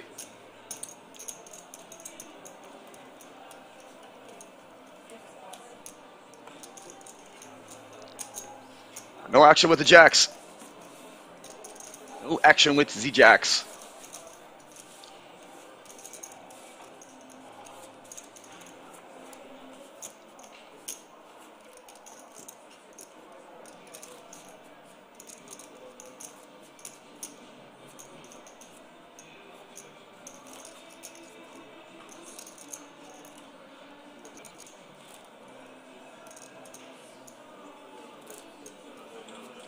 It's just so funny the difference in terms of the the table talk between the tournaments and the cash game, man.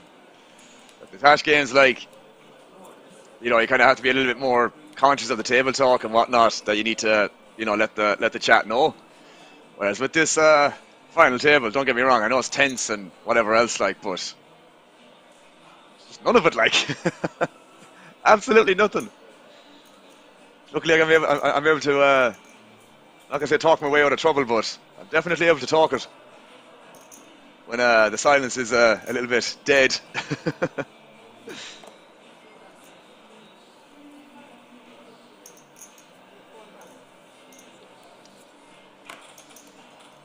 either way, we have a hand here for Arias, but he's just going to call in the big blind, which I think is completely, or sorry, the small blind. Sunjik though, American Airlines, the Bullets. See what happens here in terms of size, and probably 8-9k here is or sorry, 8-900k. No, maybe a little bit more, maybe 11 to 12. 1.1, 1.2 million, I think is probably a good size in here.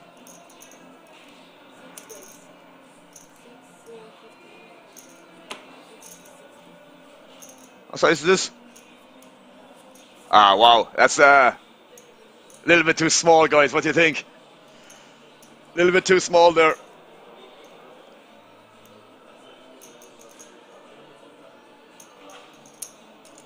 I'd imagine a pretty good Deepak. As I said, when I was there for a week, man, I didn't get a chance to play because we were doing comms, and when we finished up the comms for the week that we were there, I was pretty tired for most of it afterwards. Which is obviously not the best time to be going at it again. But either way, man, the floors were full, bro. Floors were full that time. I know there was during the WSOP, but I'd imagine, like, you could check the king side anyways, man, in terms, like, on a Friday, Saturday, see how many tables are running, like, because they have that up on the site. But man, there's usually it's usually pretty busy. I'd say. Can't say I know about the quality or whatever, but you know, in terms of the action, I imagine it's pretty busy with tables. But yeah, Mephisto, man, it does look strong, guys. It does look strong. As I said, I think, like, you know, I said 800-900k, but I think closer to a milli might be better here. But this, no worries, Deepak. It's super sus, this situation right now.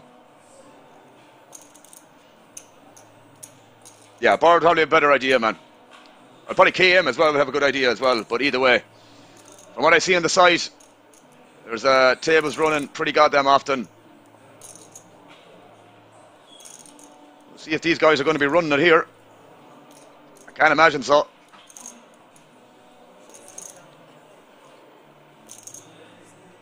almost too relaxed. As he just calls. I mean, Marius is just going to call here now because this just looks like you're in position here as well. It's the thing, like, you know. And again, like this, guys, this is the difference between, like, you know, 10 to 15 big blinds here and you know, 30 to 35. You just don't need to go too crazy in these sort of spots. But yeah, Sunjik's sizing here, not good enough in my opinion.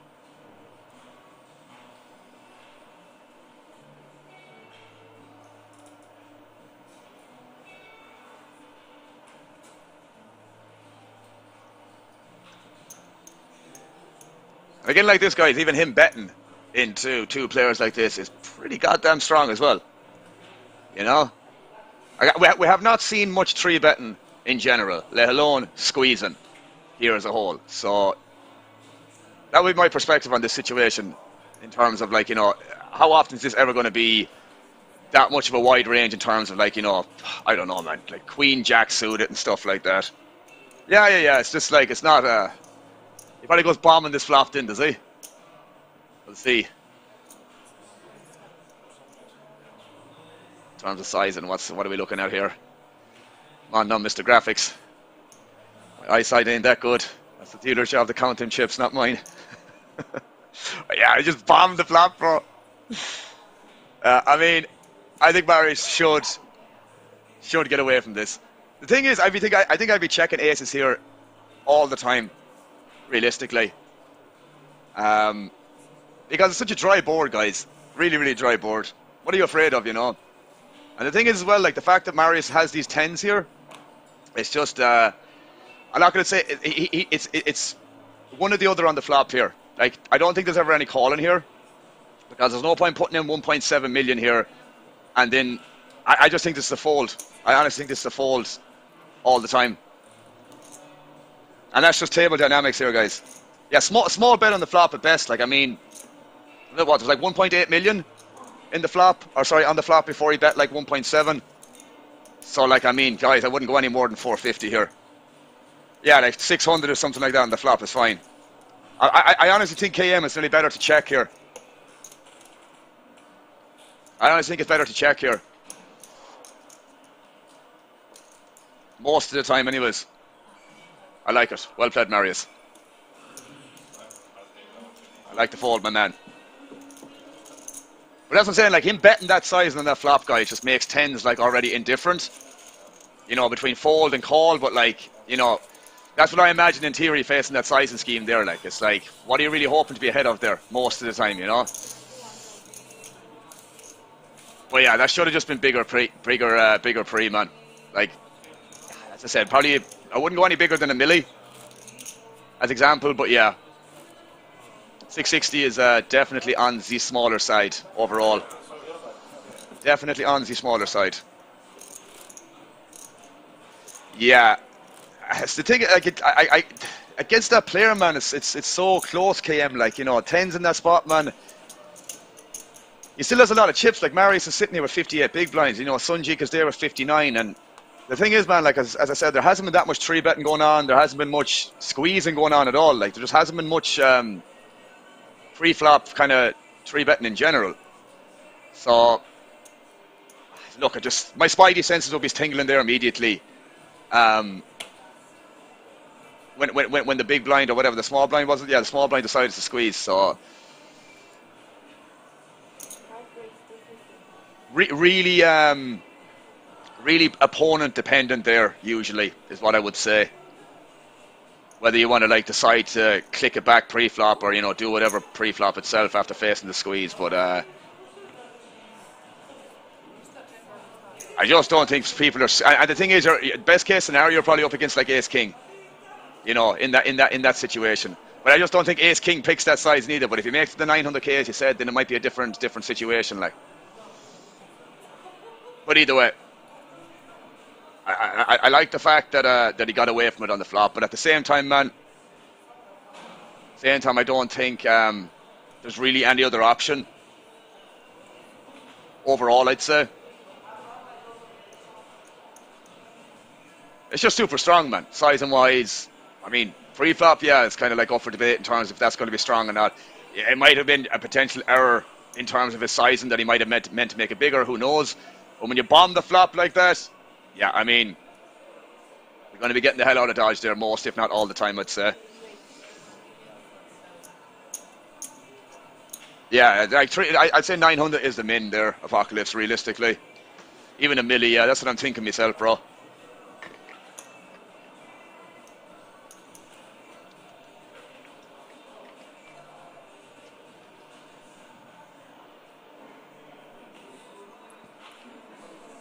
It's definitely going to be a very imbalanced range overall, KM, for sure. Or I should say unbalanced range. Just have that one sizing, and one sizing only. 900 to a milli, I would say. Pretty goddamn accurate overall. Look at that, guys. We got stuff to talk about again. I don't want to take away Dan's phrase, but there's always a surprise around the corner at Kings. And here we are, dealing with one. But yeah, defo some sizing tells there if I ever saw sizing tells in general, for sure.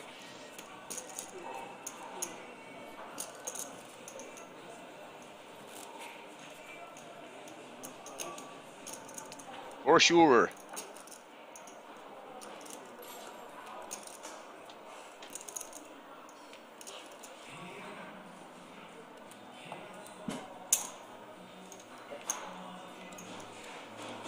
Very messy, chippy, and I got a broken keyboard. Well, that's fucking some life to be living, Apocalypse, huh?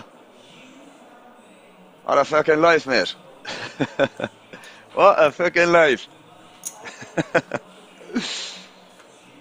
Can't say I'm at the same thing, mate. My keyboard is fully operational. Oh yeah, we have Bird coming in here with some fries. I'll call them fries over here, mate. UK and Ireland. Chips for the fucking win, bro. Chips for the win.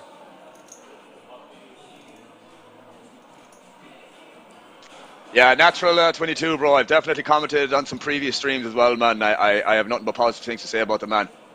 Nothing but positive things to say. As I said, Dan would know a lot more than I would in terms of who's X and who's Y, but as I said, the handful that I have done, Mephisto has definitely he's definitely been a competent player without a doubt, man, for sure. So I agree with he was saying that he's a very good player, defo. The Bunjo here now, the big blind guys. I mean, it's probably just going to go 3-bet. I mean, yeah, here we go. It's going to be in the middle. But yeah.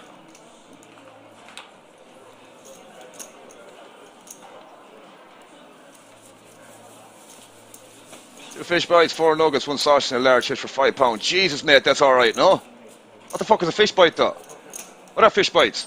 I know what the nuggets are and the sausage. And a large chip. I'm assuming it's some sort of battered fish, bro. I had to guess. Don't take too long now typing back in a... Don't take too long typing back in a broken keyboard, Apocalypse, by the way. Take your time, mate. Enjoy your food, yeah? Don't want to disturb your peace. I put it in the WhatsApp. I threw it though. Oh, really, yeah? I don't even know if I want to look at it now, but now that you said it, I better open it. Oh, you haven't put it in there yet? Halfway through it now, though. For halfway through it now, mate, it must have been alright, yeah? You're just fucking starving. I had a quick bite to eat there, guys, as well, for the redraw, for the final 9. It was actually good timing because I was getting a wee bit peckish there. I know there's usually a break around the 2.5 to 3 hour mark, usually for 15 minutes, but not going to lie, I probably needed the extra 5. I've been meaning to go shopping the last 2 or 3 days as well, guys, and it's just like, stuff keeps coming up that I just can't do it. And then I was like thinking, shit, I know I have to do this comms today, and like, you know, I need to have some food prepped. I know the breaks aren't too long.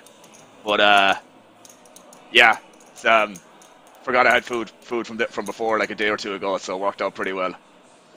But enough about my food stories. Mephisto on the button.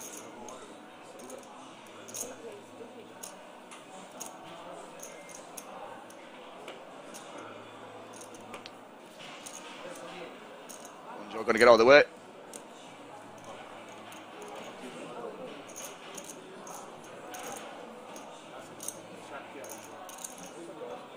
Well, I'm glad we cleared that up, Apocalypse. Not going to lie, exactly what I thought it was going to be. The 3-bet there from Mikhail. He's obviously getting out of the way there. See the blinds gone up as well, guys, to 60, 120 with a big blind down to 120k as well.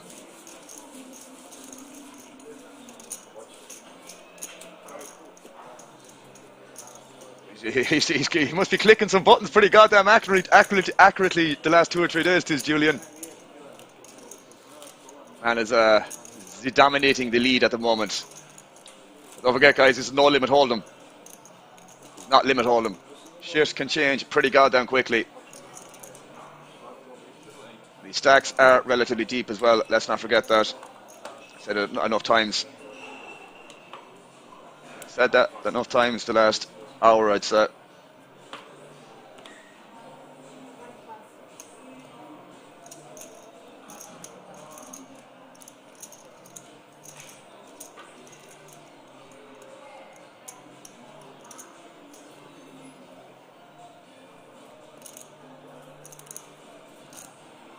It's a bit sick, bird, isn't it? Fucking a serious deal, bro.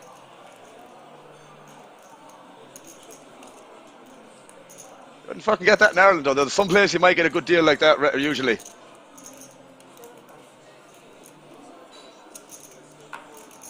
Yeah, decent value. That'd be about €6 here, man. Maybe €5.50, €6 in terms of the conversion. Pounds to euro, that is. Roughly. But yeah, still I love the fact that you're going into this much detail about it, Apocalypse. You must have thoroughly enjoyed it, mate. Got a hand here anyways, guys. You got Marcello picking up the ace-king, or should I say having ace-king in the big blind. Sanjay coming in with the raise with the 6s. Mikhail calling on the small blind. See what size Marcello goes for this time. Or should I say with the ace-king itself. $8.50 or $8.25. Again, like that, guys. Maybe closer to 9 to a milli would be better here. These stack sizes are deep, guys. I don't think. I mean, it doesn't feel great, Sanjay calling here in general. Although, if you think about it, Marcello's got 3.5 million behind here. But I do think probably folding is the best play here. I think Mikhail will probably just have to fold the ace-10 suited as well from the small blind, if I had to guess. Now, if Sanjay comes along here or calls, I still think Mikhail has to fold here. Last thing you want to be doing is like sandwich in this position, being out of just in this position and also being out of position as well in the small blind. If Mikhail was on the button, I don't think he'd be folding this ace-10 suited, but given her in the small blind here, and where both players are also in terms of positions overall, yeah. So Sanjay decides to fold, and yeah, Mikhail snap folds as well, so he knows. He knows. So yeah.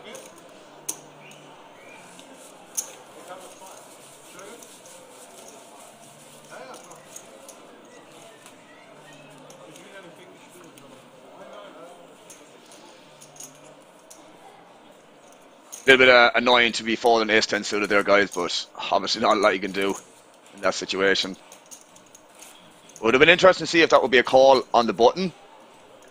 But at the same time, I'm sure Mikhail understands the importance of just holding on to his chips, man, not over-investing in spots that are just like super marginal.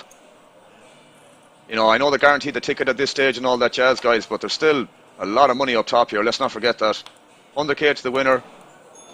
You got 58k for second, 42k you could say for third, 32k for fourth, 25k for fifth, 20k for sixth, and then 14.5k for seventh. So it's far from pocket change, guys. There's a lot to play for up top here. So as I said, really picking the right spots to invest your chips is like, I mean, it's obviously important in general, don't get me wrong, but it's not every day you make a final table with this much money up top.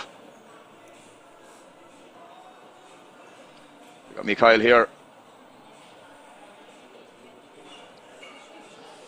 Are they coming in for a raise here? Making it min.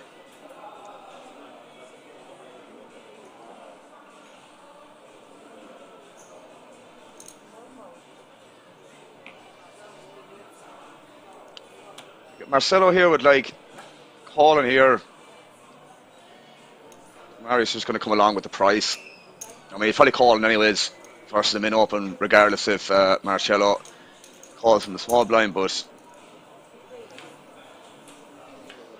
he's not the biggest fan of this ace-8 off here. See, top pair here for Marius. Mikhail here with the jack of spades, 2 overs. Not a lot going on for Marcelo.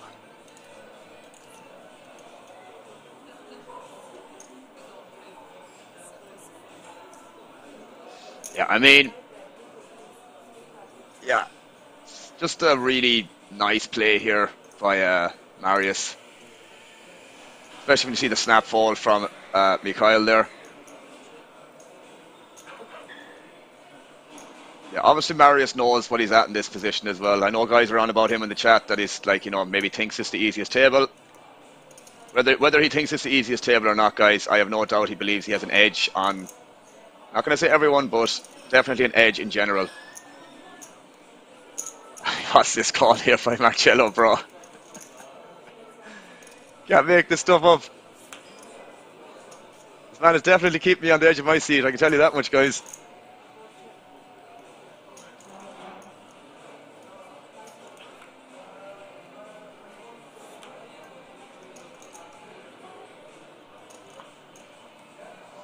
Check on the turn, spade completing on the river here. I mean, I really doubt Marcello is check calling this flop to just check on this river. Problem is, like, everything that he actually should be check calling on the flop has more or less got there. And a bit of an annoying spot here from Marius, but he does call immediately. Knows the customer he's dealing with and probably very surprised to see ace-8 off there. And like, look, I forget what stream it was that I might have been watching there recently, but I remember somebody saying, you know, you check call these hands in spots where you should already be folding, then you kind of arrive to the river where you obviously have to bluff. And yeah, I mean, this is probably a good example. You should just be check folding the flop there and just, like, you know, save yourself, or just not put yourself in that position. But either way, it happened. We reevaluate and we go again. There's the chip counts, guys.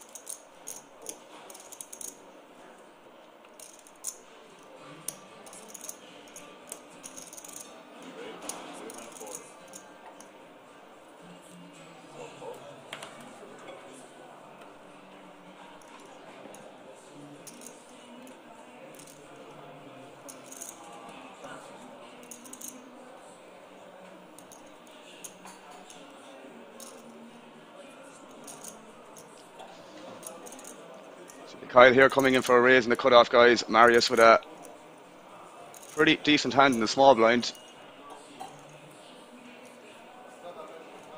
Flash incoming. Bob the Italian donkey is predicting. Answers on a postcard, mate. Let's see if it happens, eh? See if your guess is right. I have to guess myself, bro. You might be onto something. Might be onto something.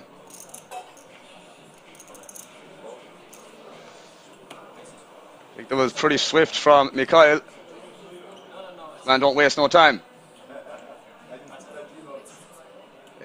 going in the middle.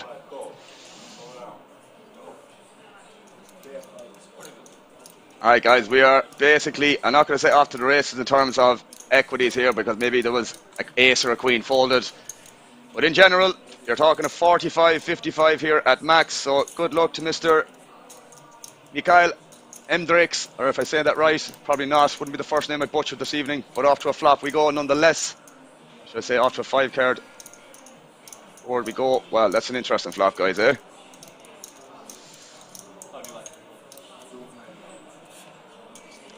As I say, too many outs, yeah?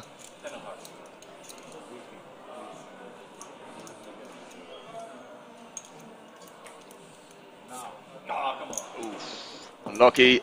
Mikhail, standard stuff from both players. Standard stuff from both players. We lose our 7th place. Guarantee the ticket, obviously, guys. Nothing to be upset about. Receives 14.5k for his troubles, and obviously a 10k ticket, so you're talking the guts of 25k payout for 7th. Add on the 10k ticket. I think there's €350 on top of that as well, but don't quote me on that. But either way, not bad at all.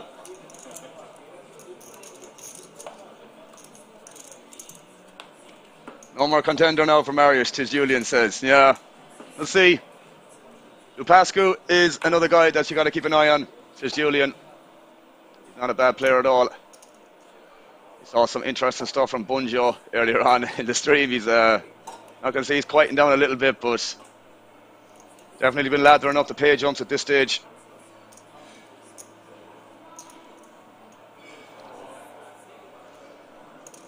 He's coming in for a raise here nonetheless. Mr. Bunjo, excuse me.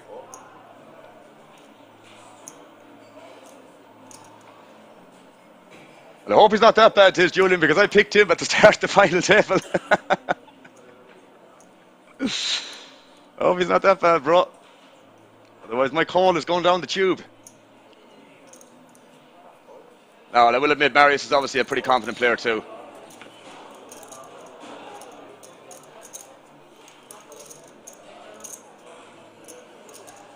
We shall see how this pans out, guys. We're down to the last 6 players here now. Obviously playing down to a winner, 100k upsy top.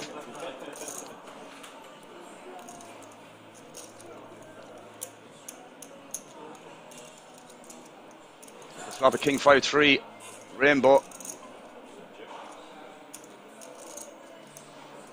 Middle pair here for Bunjo. Middle pair here for Lupasco as well.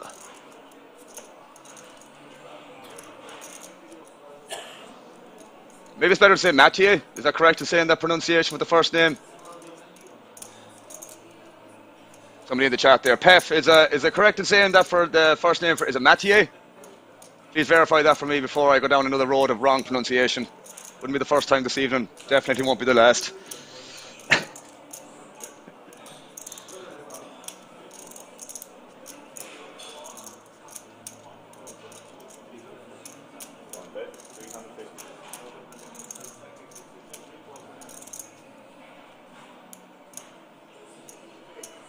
Mathieu.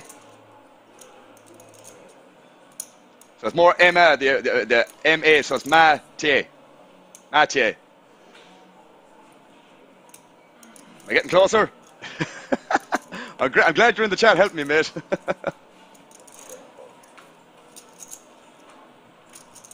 Glad you're in the chat helping me.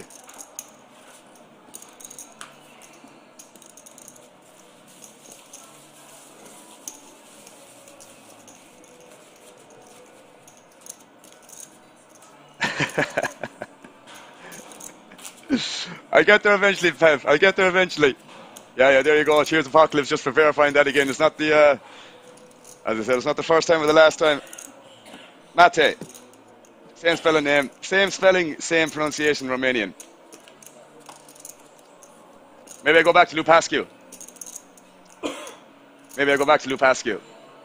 Either way. He's my man. I'm picking him. I would say Mathieu there. Mathieu. I would say the MATH and then the EI is what I would say in that situation.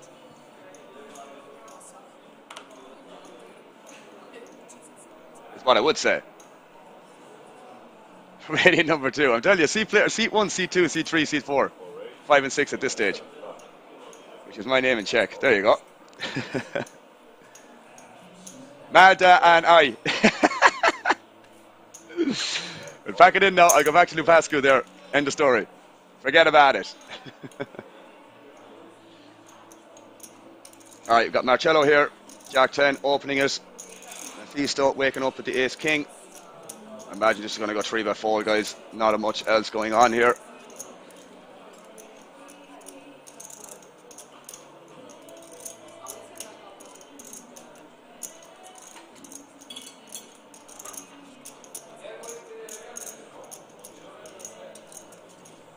Yeah, it took me long enough to get the surname right, Pef, in fairness. Don't want to cause any more problems for myself. Yeah, I mean, it's all well and good spelling it out, Pef, but for me to hear it or to say it, probably need to hear it verbalized some other way outside of text, if you get me. I'll just stick to Lupascu for now. Probably a better idea. Either way, we have Mephisto debating what to do with the ace king here. Well, it's fine. So it's fine, and you know, I tried. Got to give the Irish guy a break every now and again, you know. Every now and again, I say. I brought it on myself, to be fair. Obviously, Mephisto here is going to come in for a raise, guys. Size and wise, probably something around 11, 1.1 or something like that. Even bigger, I should say. Probably 1.4, 1.5. 250, something like that. 260 actually, yeah.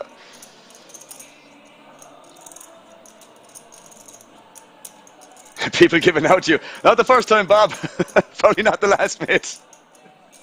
No, we had a discussion earlier on about the pronunciation of Lupascu's surname. We got there eventually, though.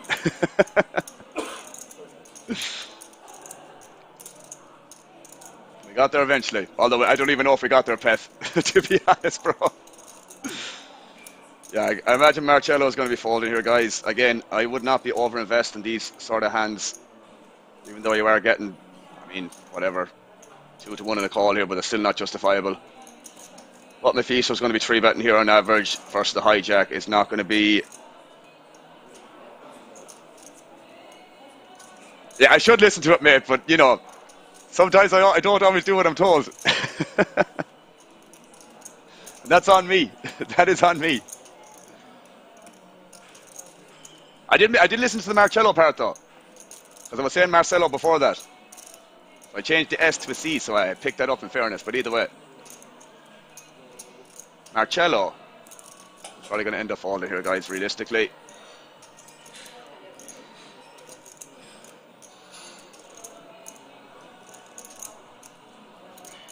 I would assume does decide to pass.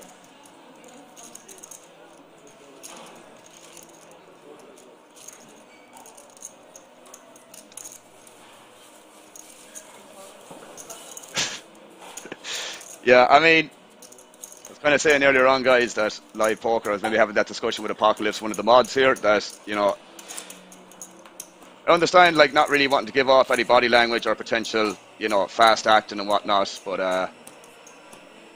it's kind of why I like online poker more, because it's just more, I'm not going to say more action orientated. Of course, it's obviously very entertaining for you guys to be watching players battle for, you know, obviously a lot of money. Let's not, you know, forget that. But I do feel sometimes the action and the time-wise is a little bit excessive with some people. I'm not pointing out, I'm just saying in general, not pointing out anyone in particular, but yeah, in general it can be, you know, a little bit prolonged at times, where it's not really, you know, justifiable, I guess. No, you have a point, is Julian, I get that. There is times I do think where, you know, taking your time is justifiable, but it's like how long that takes, if you get me, you know. It's kind of like, I would always say to someone, never act fast. So at least think about your decision, but, you know, have a kind of cut-off point.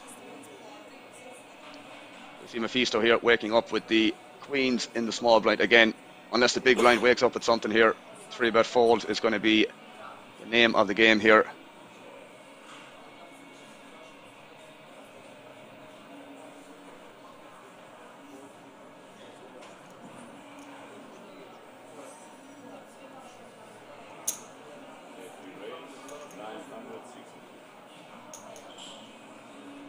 Yeah, I agree to Julian.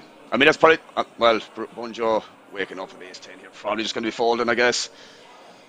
Yeah, I mean, that's why obviously in the high rollers, they brought in that shot clock, man. For that reason, exactly. It's just like, you know, just no need to. I mean, they're playing for a lot more money as well. Higher buy-ins, you know, whatever the case may be. If you're going to give any exception to that, you could argue that them tournaments in general might be the justification, but clearly not. The thing is, when you're dealing with players like that, man, they've always... he does decide to flick this in, Bunjo. Mephisto's going to snap this off, guys. We could be down to 5. See what happens here, guys.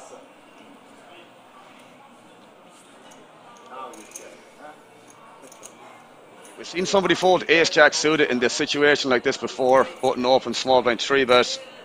And ace-jack decided to fold. Ace-jack suited at that. Bunjo deciding to run this with the ace-10 off here for 20 big blinds, guys. 20 big blinds plus.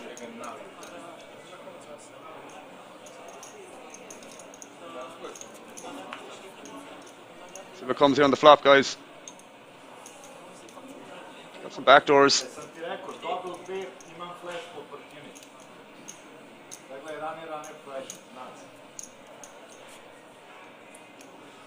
Ace and only an ace, guys.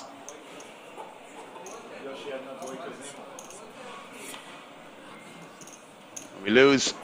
Bunjo, entertaining player, out in 6th here. Takes home a 10k ticket, guys, obviously, and just shy of 20k as well. Might as well just round it off to a 30k payday with the ticket. Down to 5, guys. Final 5. Next player out is guaranteed 25.5k plus that ticket. So you could basically say it goes to 35k, I guess. Thing is, guys, the players that are left, and these final 5 players are kind of pretty confident players, guys. So you're going to get to see some poker here. And the fact that it's going to be 5-handers, there's going to be a lot more action and stuff like that. As I always say, there's the small blind, big blind ante as well. There's a lot up for grabs here. So sometimes you just got to be stealing wider. But Mephisto, definitely up there for running relatively hot, I would say.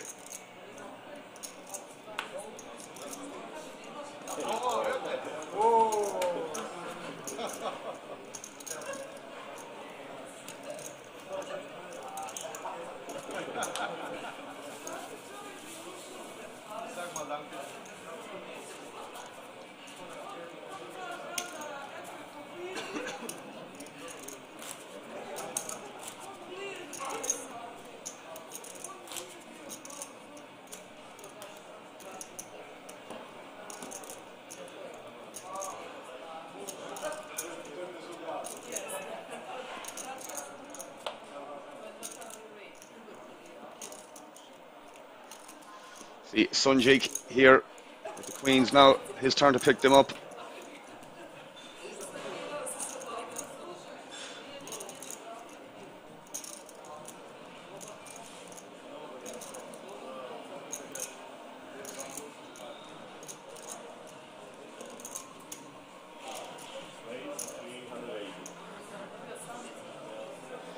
A bigger raise here than most of the other players at the table.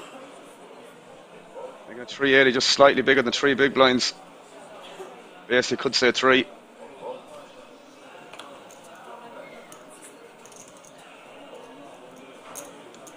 Takes it down. Wants to show the table. The queens.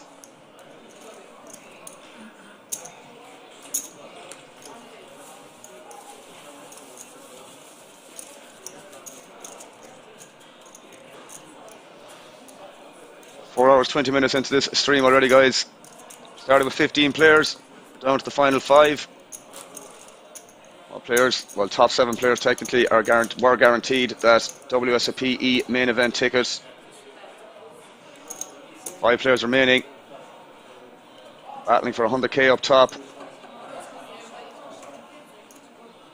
Not a small amount of money by any means.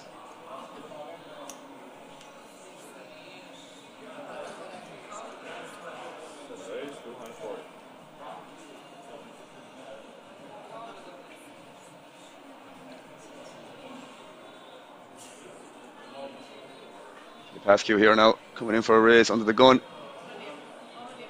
Fisto, over 12 million in chips, guys. Again, just on the big blinds plus, just a little bit more.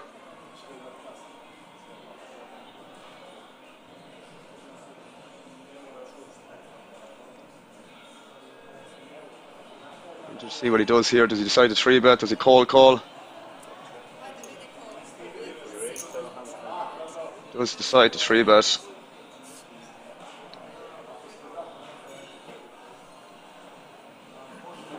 Urian 88 saying the year of Romania. Definitely looking that way, mate.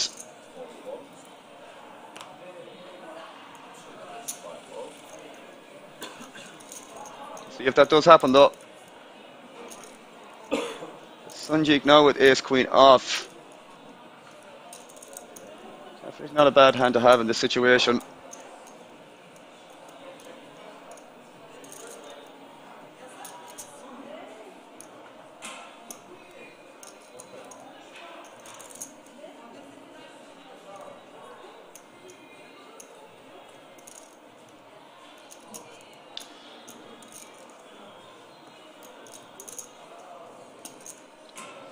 Close spot this guy's actually.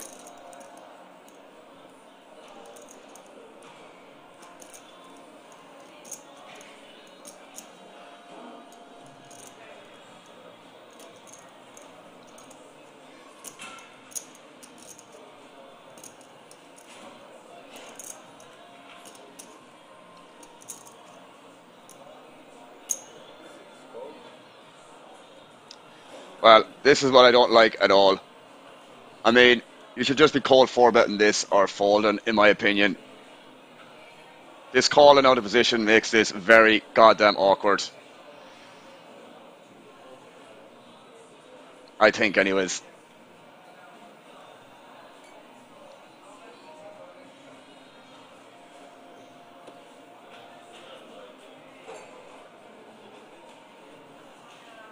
Yeah. could be a while before that happens, Bob. Might not ever happen, but you never know. Stranger things have happened, but yeah, I'm not a fan of this flat in general. Did he commit with that call? I wouldn't say so, Clef. I wouldn't say so.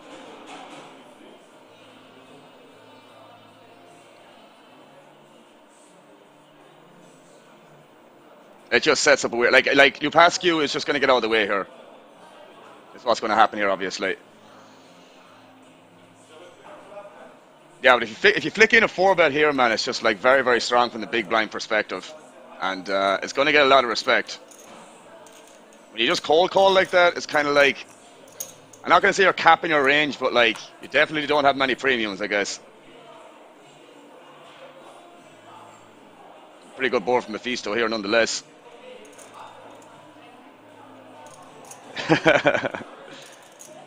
Only one way to find out, Apocalypse. I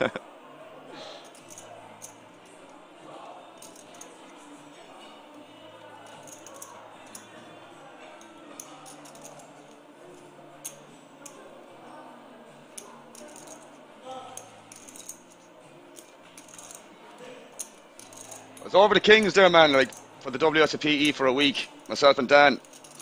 Super, super nice experience. That was my first time, but I can guarantee you one thing, it will not be my last, Bob. It will not be my last. Amazing place. Really, really nice. Felt right at home.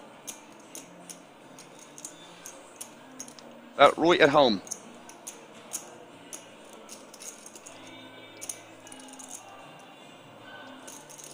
Imagine Mephisto here, what, like 450 to 600k at most, I'd say.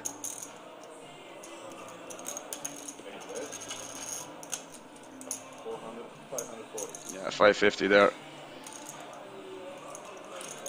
And yeah, again, this check call, man, is just like, just over investing, guys.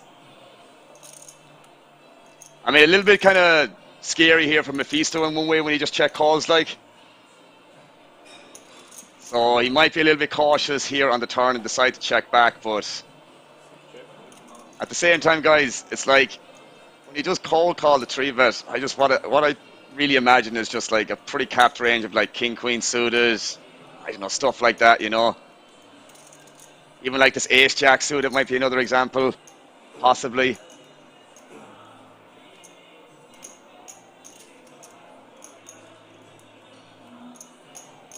I mean, like worst case scenario is probably jacks.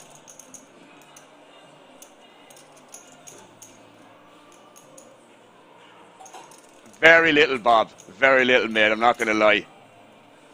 Very, very little. I mean, I might have got some, but that was just like walking in. That was about it. No, that might have been like usually between 11 and 12 in like the morning / afternoon, bro. So yeah, not that much. It's like its own little world. Yeah, Dan was a little bit under the weather last night, no? Always happened to me. Yeah, for sure, bro. Who needs daylight, yeah. Yeah, I mean, look, this is kind of... I'm glad that Mephisto finds a bet here again because, as I said, worst case scenario, this is like 10s and jacks. And if you check back the turn here, yeah, could be a little bit dodgy on certain rivers.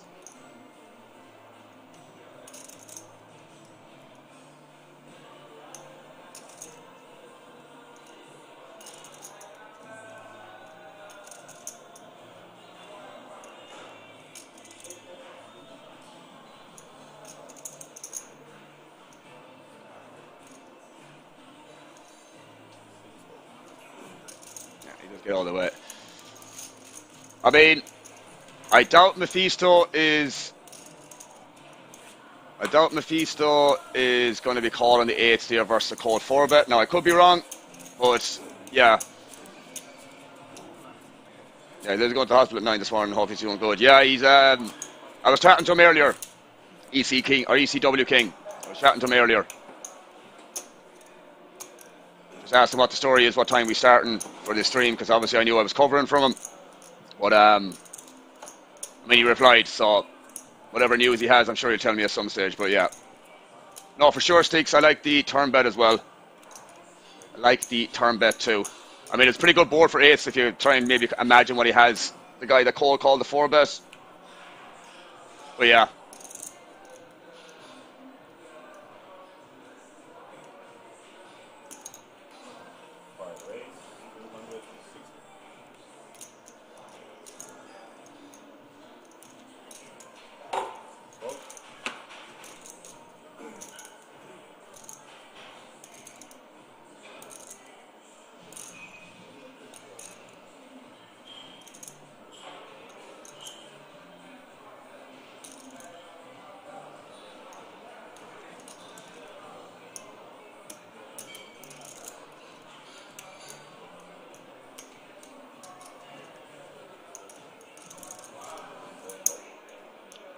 Taking it down with the 10-6 suited, guys.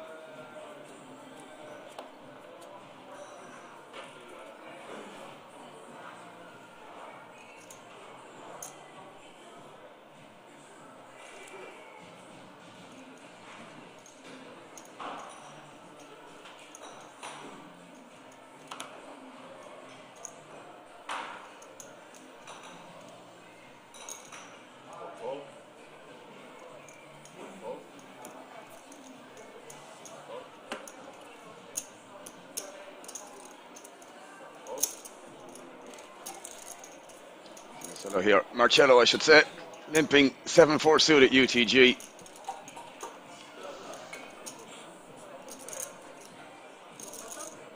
Mephisto here now. Man, dominating stack size. 13, nearly 14 million. Over 100 bigs, guys. Decides to check back. Ace King 7, 2-tone.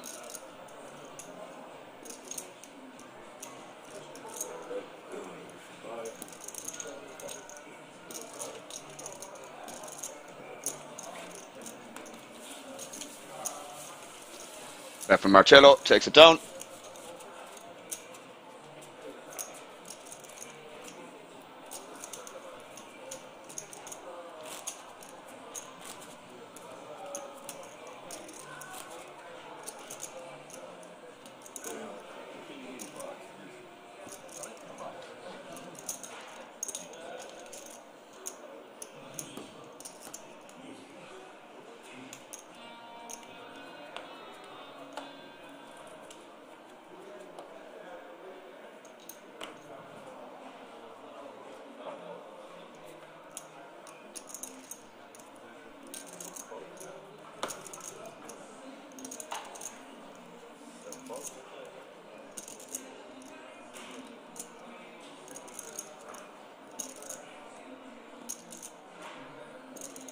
Oculus on tilt. Tilt indeed. Mephisto here limping in the small blind. Marcello pretty looking suited. Ace 8. Checks it back.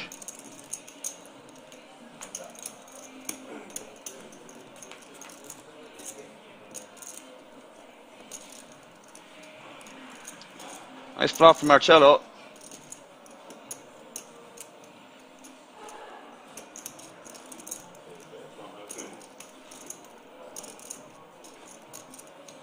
Call in a position here, and I imagine Mephisto is just going to be giving up here after that, getting called on the flop.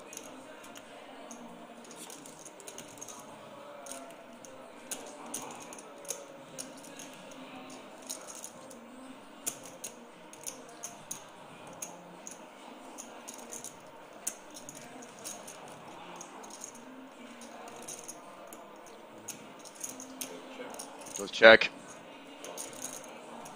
Bet from Marcello. It's probably going to be GG this hand.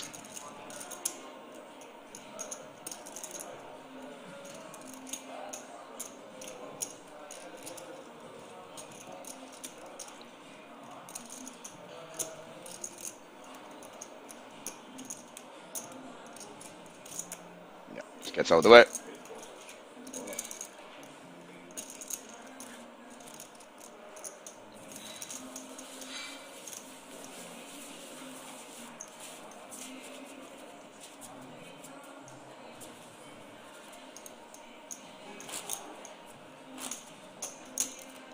Action slow down a bit, guys, but let's not forget, you guys are playing for a lot of money. 100k to the winner, guys. 100. A K at the end of it.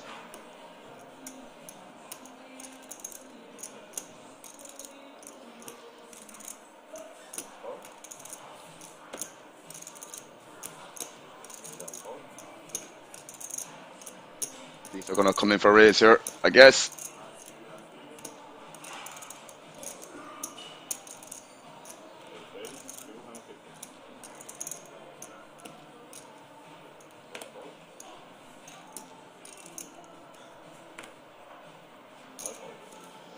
And he takes it down.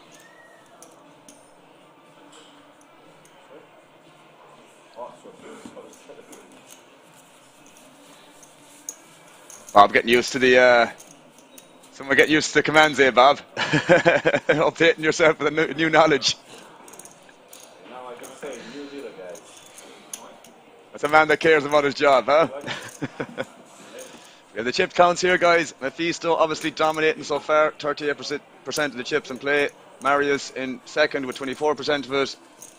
Lupascu with 15%, 44 big blinds still, guys. And Marcello and Sunjik with 35 and 33 big blinds respectively. Like, this is still pretty goddamn deep poker, guys, for 5-handed. You know, still so much playability with these stack sizes. So unless we see some coolers pre-flop, guys, this could be going on for another wee bit. Probably thrown himself out of an aeroplane. Oh, probably about it.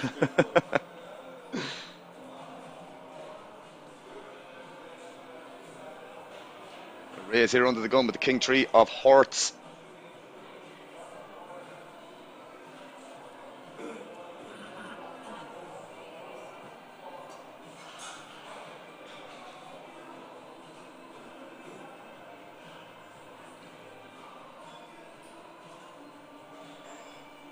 So here with the ace queen in the cutoff, going to be coming in for a 3-bet.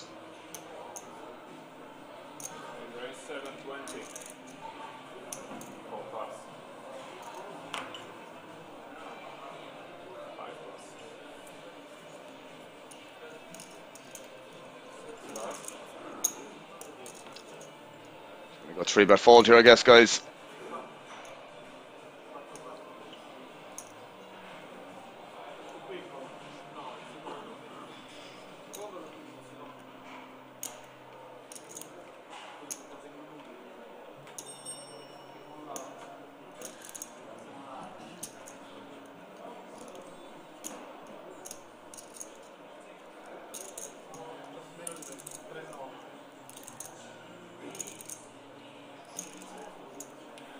Let's get out of the way. I was just going to say maybe he's thinking about getting out of line there, but I just don't think there's any need to, guys.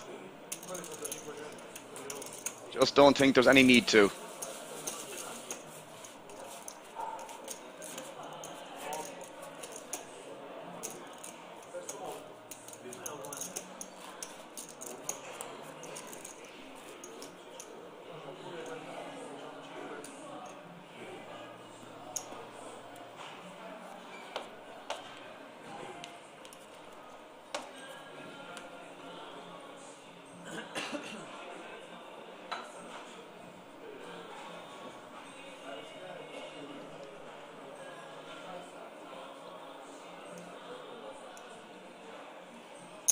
He's still coming in here for a raise again. Not slowing down.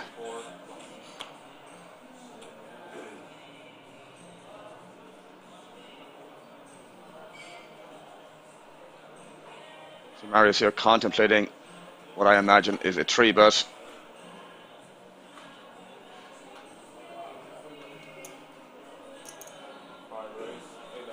She does. Looks about 7. Yeah, 8 on the K. That's what it looked like.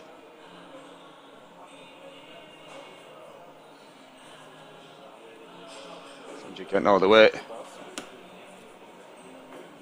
As does the big blind. And I imagine Mephisto is going to be joining in the fold crew. Unless he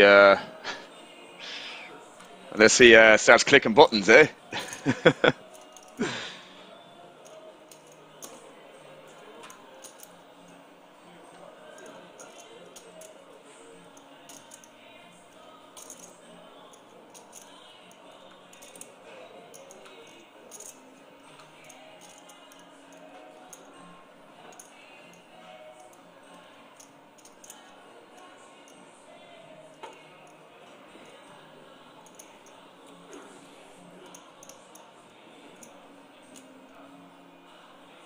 Just pass. Thought about it, but passed.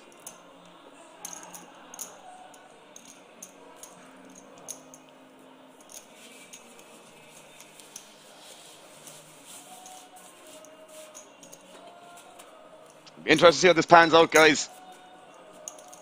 Very, very interesting.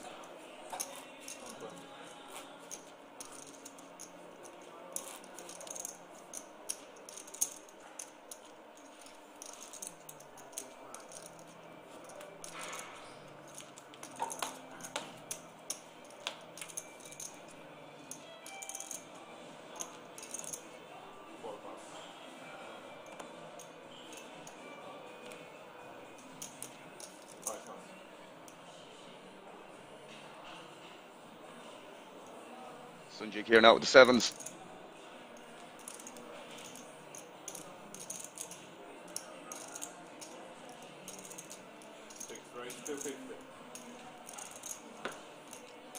pity. I think this is an okay flat from the small blind. I had to... Well, my intuition kind of feels that way. I mean, obviously, don't get me wrong, like 3-betting here would be absolutely fine too, but... See what he does. Looks like a 3-bet, guys. It's a decent size one as well. 4x.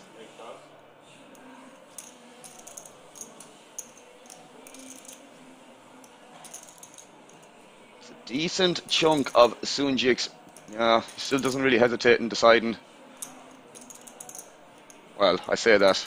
And then he pauses.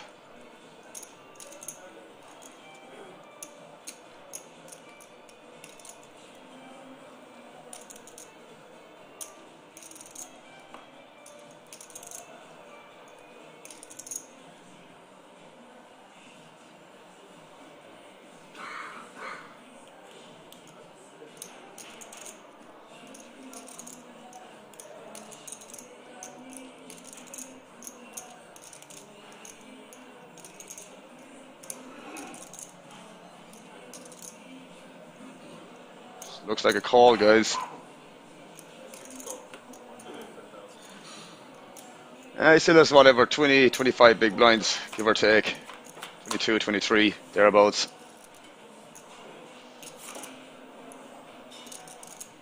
King 10, 4 rainbow, guys. Yeah, Bob, I somewhat agree with that, especially when it's button versus small blind, you know. I mean, what flop are you really happy with here except 7, yeah? Like Apocalypse said, always coming, but maybe it's coming on the turn, bro. Problem is, like, if you face a bet here of like 500-600k, you're really going to call 7s here, you know?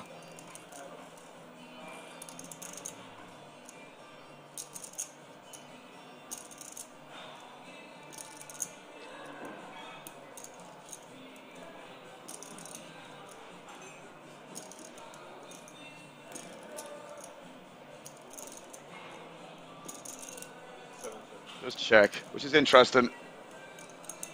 Not sure how often you really want to be checking this board here. Interesting. Interesting.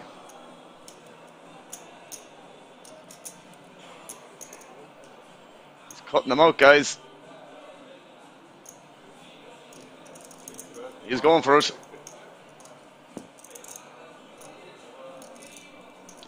It's a pretty chunky bet, guys. It's like half pot, roughly.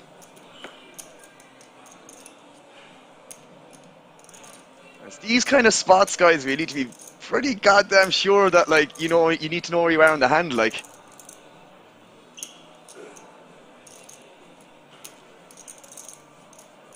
That's why I kind of don't really like checking here, because, you know, it's a pretty good board for your range overall from the small blind, from what you should be 3-betting.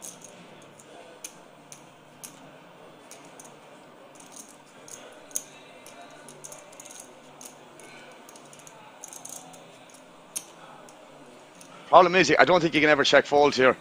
I don't think so.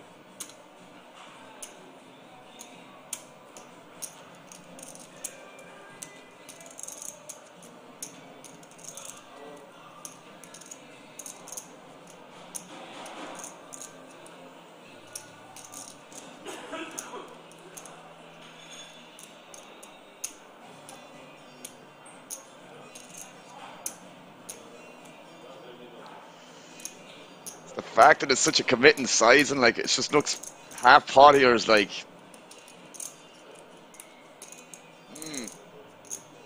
No, you definitely can't. I don't think you can ever check fold here, ever.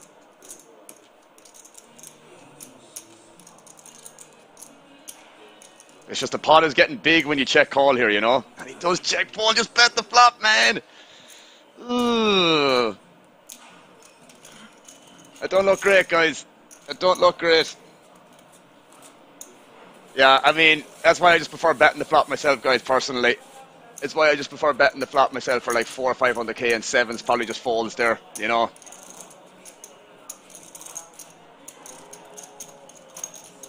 Yeah, I mean, definitely would just be better off c-betting there. And you don't have to bet big, guys. 400 or 500k is probably enough to get the job done there most of the time. Instead of like checking and facing a massive like half pot bet there. The thing is, it does look strong from Sunjik. That's the thing, you know. It does look quite strong. That's the thing. He's only like 1.5 million behind, and it can just get messy on turns, you know. That's what I'm saying. Just like better off just betting the flop yourself for a small size, and then if you get called, then reevaluate on turn. Yeah, I would say so, Bob. Definitely. I don't think there's any point slow playing. Like maybe you could argue aces. I mean, only hands he really has here is like some king queen suited, king jack suited, where he just might be saying, right, I'm just betting here and I'm never folding. But can have some king 10 suited as well. Yeah, king 10 suited pep as well. Yeah. Just when you typed it, I he literally said it, but yeah, that's about it, you know. Can have some offsuit combo the king queen as well. To be fair, maybe not the offsuit combo the king jack, but maybe he still does. Maybe not king 10 suited, Bob. I don't think so, bro.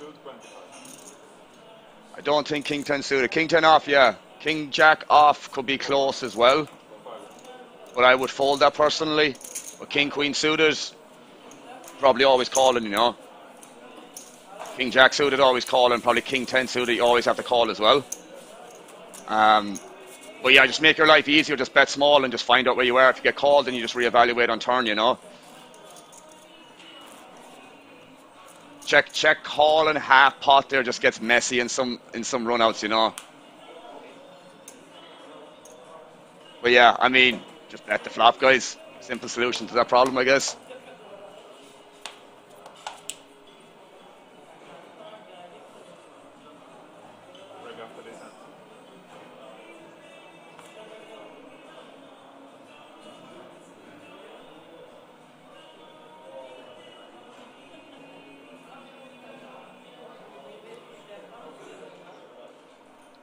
Sunjik now just shy of 5 milli, guys.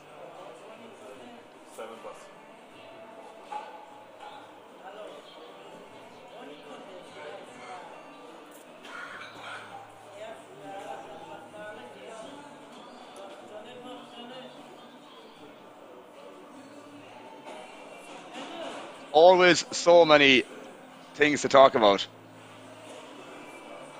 Yeah, it's pretty big, right, Pep, isn't it? Gonna be an interesting heads up. Be very, very interesting heads up. It does go down.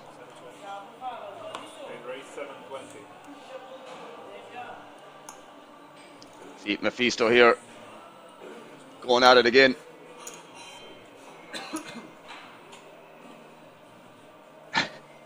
There's a big little overlay, guys, in case you weren't aware.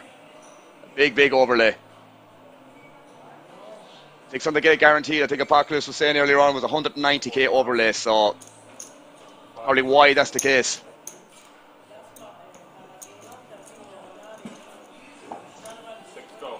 Yeah, I mean, it just depends on how much longer it takes to get heads up, Pep. I mean, look, if it's whatever effective stack, yeah, 190k, yeah, it was crazy, EC. Kind of the first big event after the WSOP, you know. Yeah, pretty big, guys, yeah. Pretty big. So that's probably why that is the case.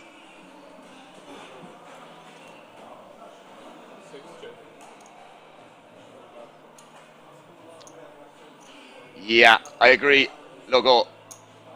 Or Leo G, whatever way you want to phrase it. Excuse me if I'm getting that wrong, but Leo G I'm going to say.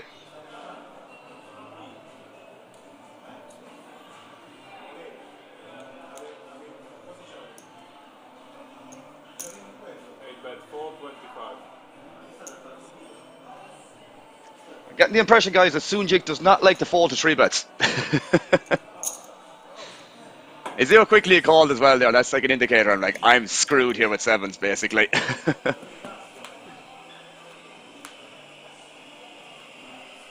Extra outs.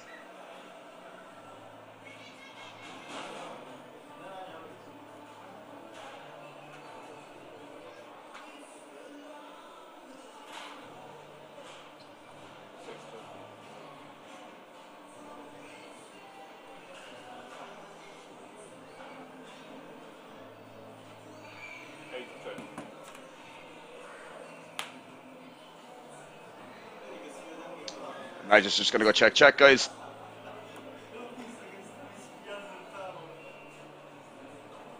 Check.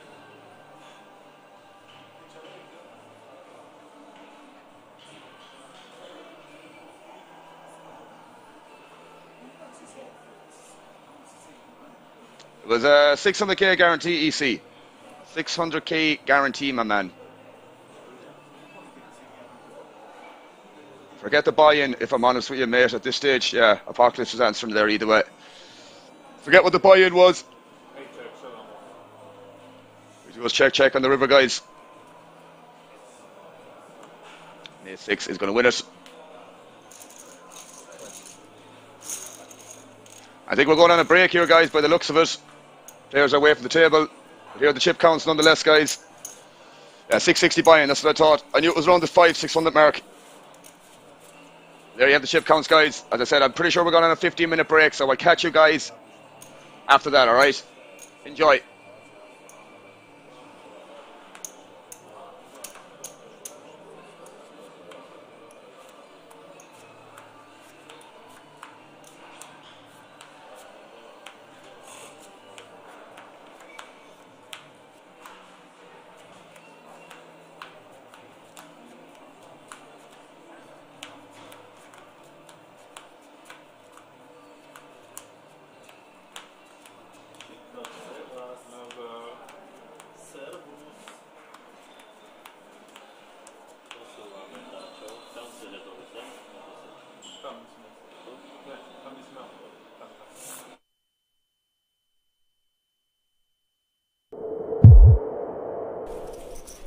Did you catch a glimpse of Shilko's glass, by the way? I don't think that's on offer here at King's. That may be a personal receptacle there. That copper. Well, he's not working a Moscow Mule.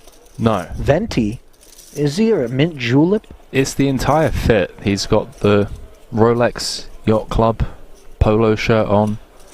He's got the Breitling Aquamarine Super Ocean timepiece on his left wrist. You know, he's got the Triton scarf, copper flask. I dig it. He's trying to go for the old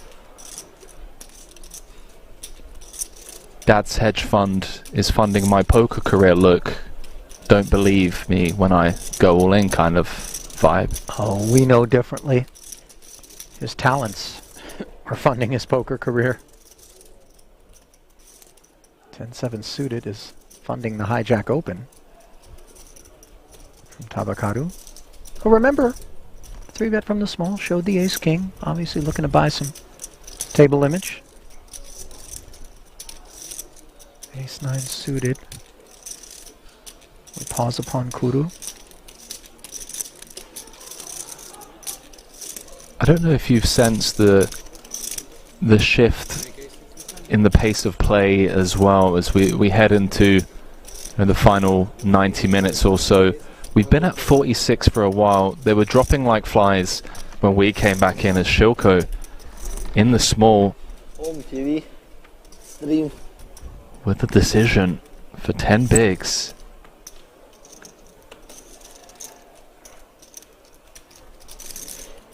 Oh, here we go. Is this it? Checking the itinerary. 245 already delivered, so this will be a spin. There's no world in which Kudu's going to release. But Shilko trying to put him on a range here. Hijack open, button 3-bet.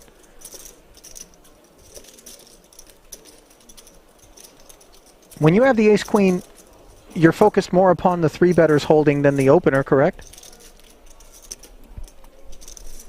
Yes and no. I mean, the 3-better is on the button, playing around the same stack as the opener. Going to just be leaning into the perceived lighter open from the hijack. I think it's evenly split in terms of how worried we are about both players. Not an easy spot. Not an easy spot. I mean, he knows he has no fold equity, so he's always going to be spinning the wheel. It's whether he wants to go for it or not. Everybody playing so slow. Who just said that? I didn't catch it. Maybe Benitez? Oh, there we go. I know, but Comes to the right decision. Yeah, Benitez a bit uncalled for in my opinion. It's a 3-bet spot 46 left, main event. with action behind, like Минимум дамы. Минимум дамы, не годится. I know. Никогда. Просто си... don't know about that. Здорово. Well, Первый раз он исполнил, прикинь. comments aside, За что я говорю, да, да. we're going to play for 760. look at the glance. Здорово. Kura's giving it, by the way, kind of just like, Why you do this? hey pal, Удивительно, да? be careful who you make enemies of. Yeah, ego, 2-3 minutes. Paired flop, presenting opportunities for Kuru. Shilko. Nervy moments for his ace-queen, and the 9 on the turn. A dagger delivered to the Belarusian. Can he find a queen in turn on this river? That would be the only escape. And he cannot. No justice sometimes. Obviously, Shilko coming off of a massive victory at the PSPC. Doesn't have a whole lot to complain about, but that was a spot that deserved a bit better.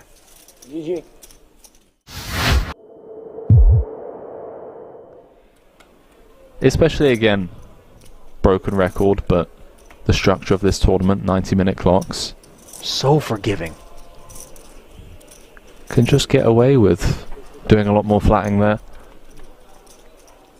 The deck running rich now, and unfortunately on this occasion for Rosilio, his is a blend not quite as rich as that which has paid a visit to Neugebauer. 2 kings. And this is really going to look suspect, Henry. The guy is just V-pipping at levels that one never ever assumes is 100% credible. When will someone dig in? Well, Rosilio only joined this feature table 30 minutes ago or so, but Yeah, he's unaware. I mean, has he seen enough though? I mean, this guy's been involved.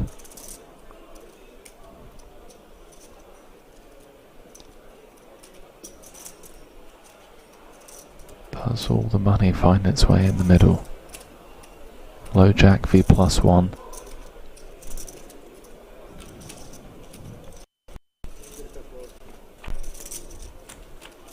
Does not. Rosilio playing it as a flat call, and there are problems on the horizon for him. Top pair, top kick. No spade on board. The 10 is relevant. Neugebauer with the overpair.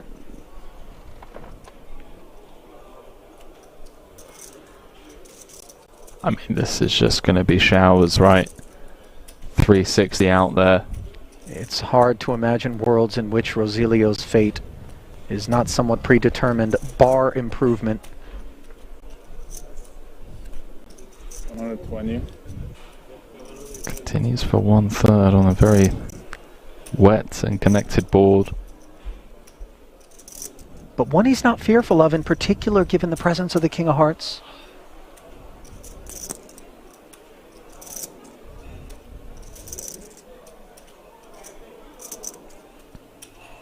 There really aren't many great turn cards for us, even with ace queen. Only king, jack, heart gets uncomfortable. Yeah, it's the cards 7 and below that are in a heart, really, that are the cozy ones. But maybe if he plays this as a flat and something dampen off surfaces on the turn, there are escape hatches available. Ace of hearts, jack of hearts. Well, the ace obviously would hit Rosilio, forgive me, but let's see. Check raise to 290. The fuse is lit here.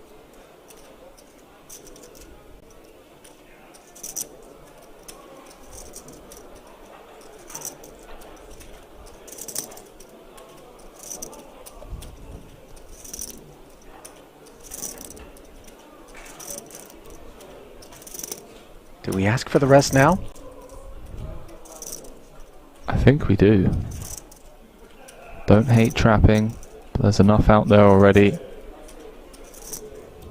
to just play for it all as he does announce himself. Yep. And Rosilio, obviously not in love. The jam here, the instances in which we beat the opposition, I think is the Ace-Jack, Ace-King of Hearts sort of kit. To take another 2 minutes. Yeah, I mean, looks like a bit of posturing perhaps for pay jumps. There isn't any on the horizon. Yeah, 53 remaining. We're going to be at a flat 27,100 all the way up until 47th when we get a jump of about 3,600. I mean, I say posturing. I do apologize. This is a genuine decision here. This isn't just for a pay jump. This is for a potential 2 million chip pot with 52 players left and 1.5 million for first. We've got top, and our opponent's jammed on us, but he can't get away from it, Ali.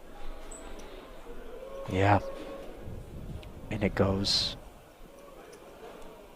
Wow.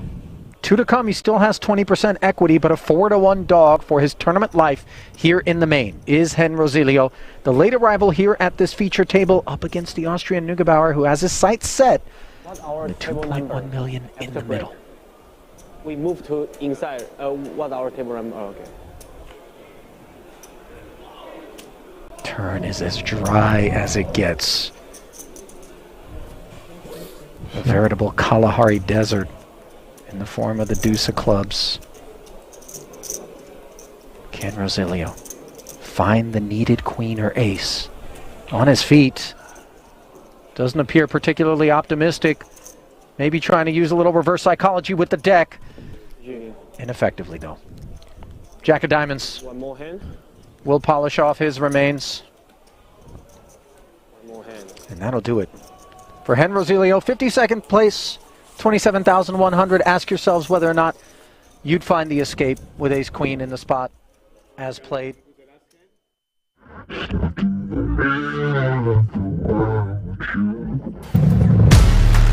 All for love, I'd do anything. I can't seem to find my identity. All for love, but I plead insanity. Circles around my heart on repeat. All this for the sake of loving you. Welcome to this place, it's a table for two. I just cannot think about it. Can't live without it. Won't be without it.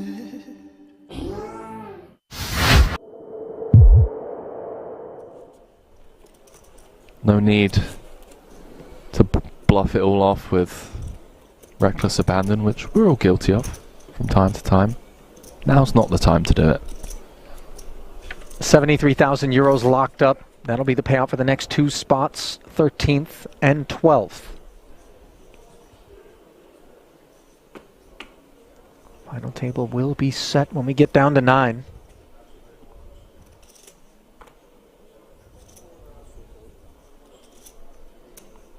Kings now for Sai. What's going on? They've all had some Haribo fizzy colas on break or something. I mean, rocket fuel.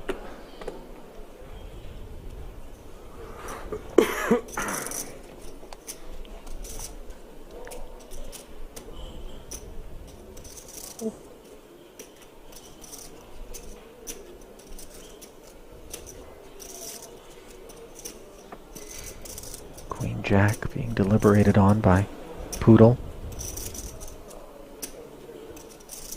who I think is just as aware as you and I in the booth here, Henry, as to how snug Tsai has been operating out there. Decides not to get cute as... Money's just going in, Ali. Yeah. I mean, let's go. Back-to-back hands, the wheels have come off. Ladders round every corner. Under normal circumstances, this ace-king would just be so sexy, but in the face of a snap call by 2 black king, Just gonna be bang bang. yeah. Sayonara, Italy. Sai, the Italian assassin, if he can just hold here. I believe Arrivederci Italy would have been the more apropos, but I know, You know, I'm trying, okay? It's been a long month, Ali. that it has. And it's also been a long day out here for Vito Vella. One that he hopes can continue, but an ace for the time being. That which would be required. 4-set continuation unavailable on the Queen 5-3 board. Wow, something going on the outer table. We'll have to jump into the action over there after this. Sure sounds that way. Hello? Wheel gutty now as we add deuces to the mix. 7 outs one time. Can Vella find extended play here in the main? He can't.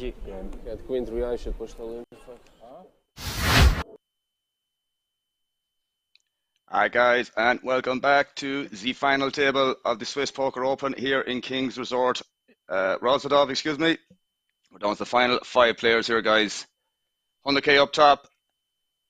Everyone from top 7 players were guaranteed a WSOP main event ticket. See the players taking their seats again, and we have the chip counts.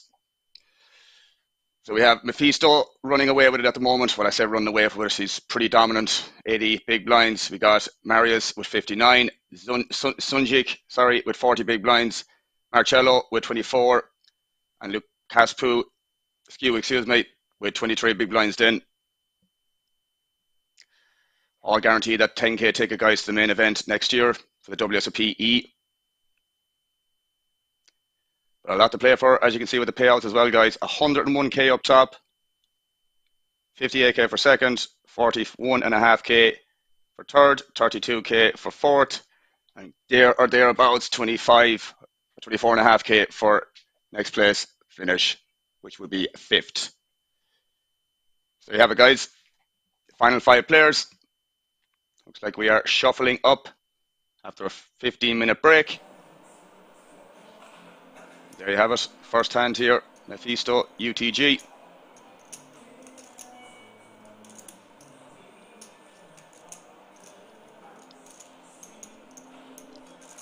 Really leveraging the big stack here. Not afraid to open too light. As you're going to see in this example here.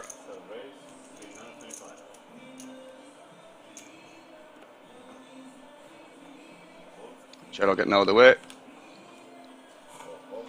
Marius getting out of the way too. Onto the big blind here. Pascu. Blinds 80, 160, guys. Big blind ante of 160 also. Do think a lot of these suited hands are probably going to be calls versus this raise first in sizing. So we are going to go to a flop. Queen 2 versus King 3. King 3 was technically already ahead, but flopping a pair.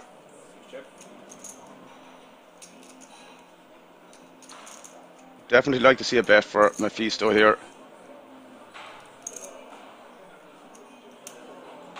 Definitely needs a decent amount of protection. Equity denial to any 2 overs to the 3 itself. I just imagine Pascu is just going to get out of the way here. Not a lot you can do with this hand on this board.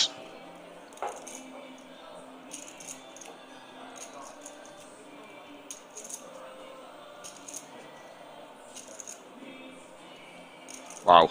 I mean, finds a raise here. I mean, I can get this. Mephisto's obviously going to be raised or betting here. I'm not going to say his entire range, but probably the vast majority of it.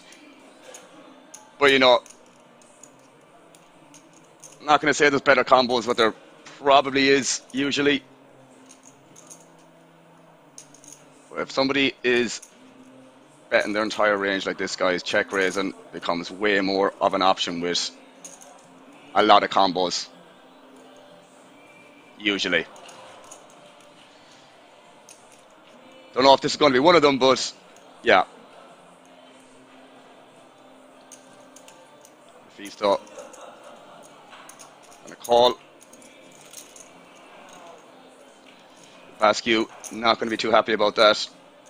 Pretty nice turn for Mephisto.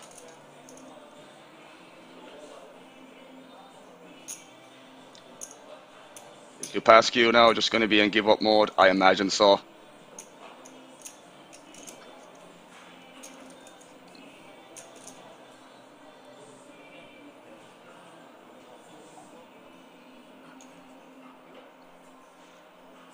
I mean, I hope so.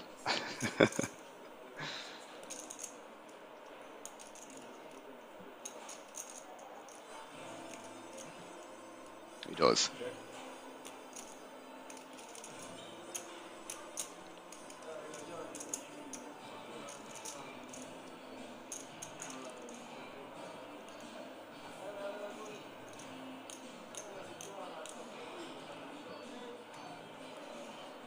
This is one node that I've never really studied that much in terms of like building some form of heuristics around. Is the you know, check raise call and what kind of sizings are used on a lot of different turn cards in this situation with the big blind checks again.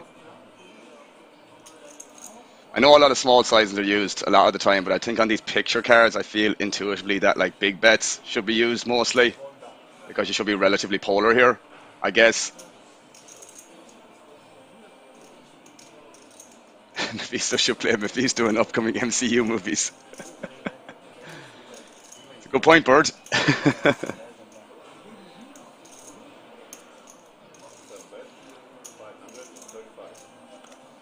Yeah, small sizing here. And it's the thing with these hands, guys. I think like this sizing is used, again, I can't say all the time, but it's put a lot of pressure on like hands that are just like, you know, maybe check raising with backdoors that now just have to check fold, and, you know, your floats on the flop really benefit from getting folds here. So it's a difficult thing as well to check and then, you know, construct your range properly to have enough traps and all that jazz. But in general, I think the other position player has to check on that turn a decent amount. So checking some two pairs there in sets make a lot of sense. But yeah, not a lot Luke Pascu can do there. Just has to check fold the turn.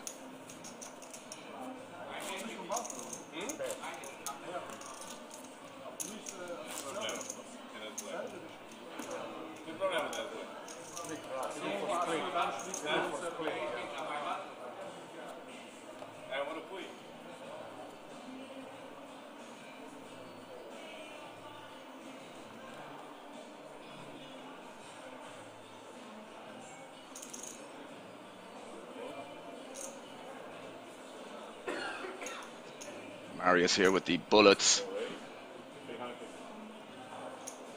Ooh, look at this, guys. This is a nasty one. Things you do not want to see. Well, entertainment-wise, you want to see on a final table, but not be on the wrong end of it. This is going in, guys.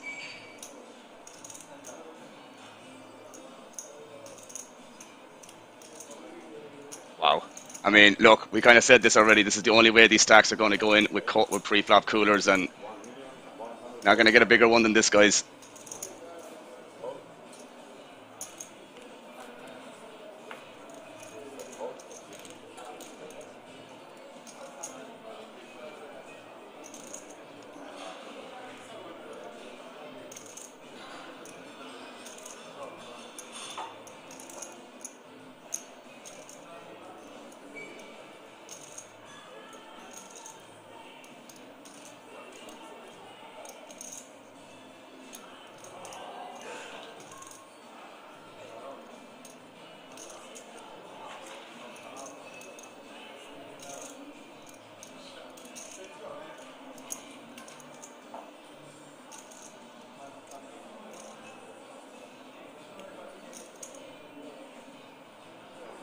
Sizing he's going to use here now. I mean, look, it doesn't really matter, obviously. We know that, but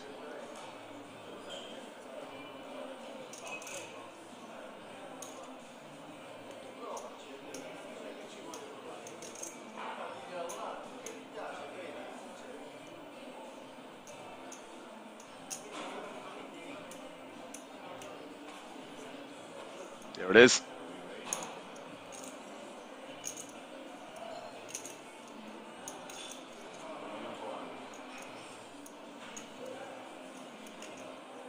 Yeah, see, this is so polarizing here, guys. It doesn't need to be that big.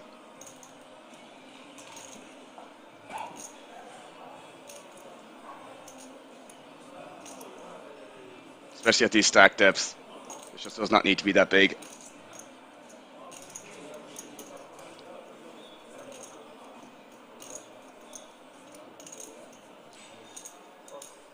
There it is.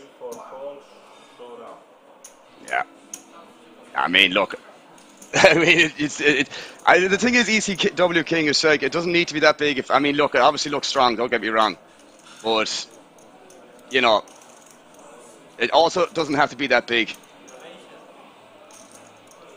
To be honest, mate, I'm not really sure the exact size in there to use off them stack depths. But either way, very unfortunate spot for Sunjik.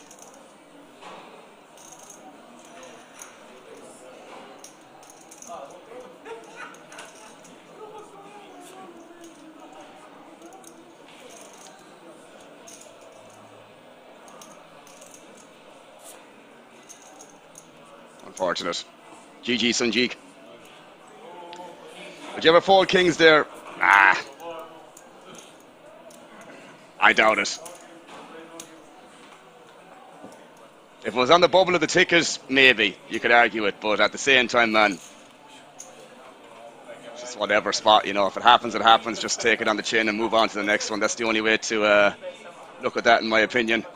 Of course, it's not nice when it happens, but it is going to happen every now and again. But it just happens so infrequently that it does. When it does, it's kind of like, yeah, just, as I said, take it on the chin, man.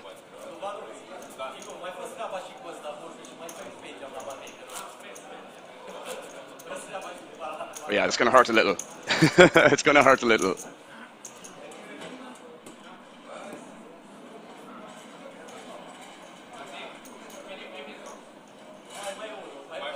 Yeah, I agree. Like, it's, again, it's very difficult in general. Like, you want to be very, very confident, but at the same time, man, it's just one of those things. If it happens, just, as I said already, just accept it. There's like way more important spots to be more worried about, or you know, to study more efficiently and all that jazz. Running kings into aces in this situation is just obviously very unfortunate, but that is poker.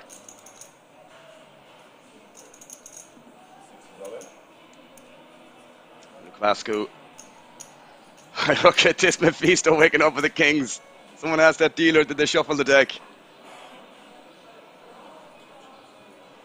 We're going to be down to three-handed here, guys, potentially, very swiftly. Which I did not expect.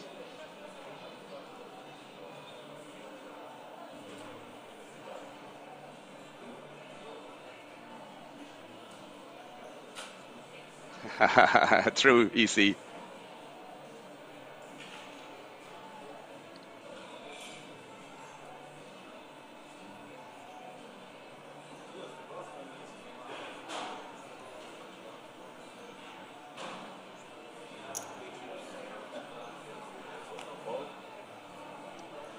Does just decide to call.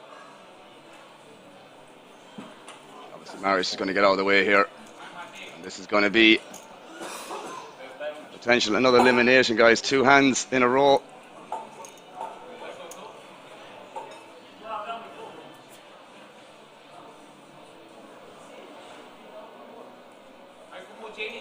See how this runs out, guys.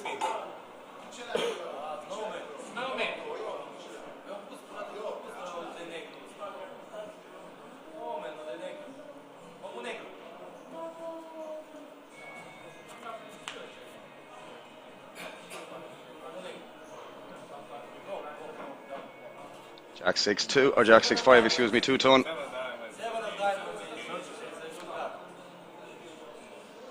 Not looking good for the eights, guys.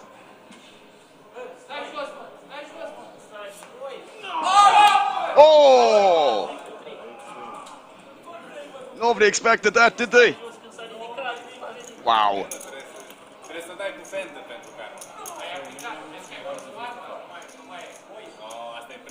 Genie. Sick.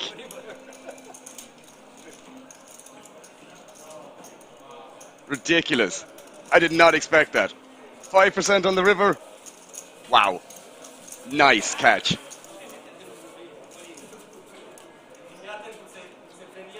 Very nice catch.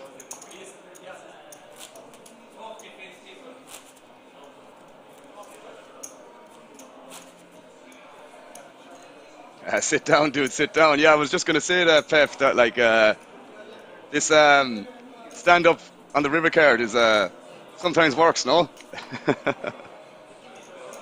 Sometimes works.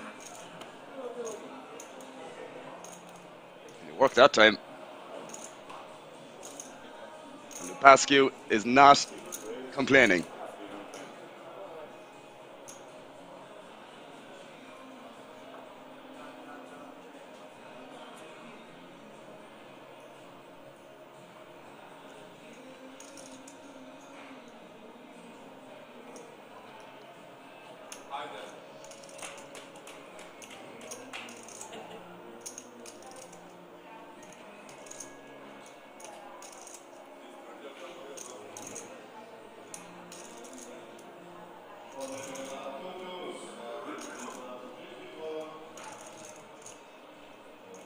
Mephisto here, contemplating something on the button here.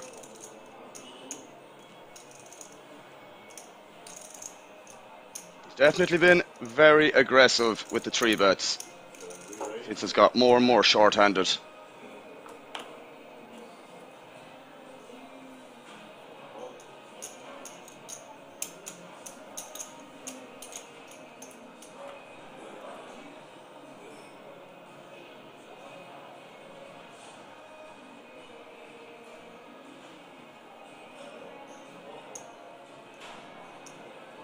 Would not be surprised if this is ever a 4-bet sometimes.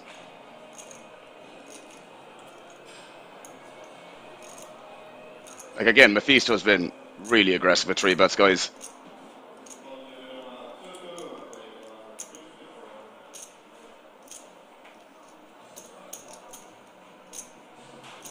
Really, really aggressive.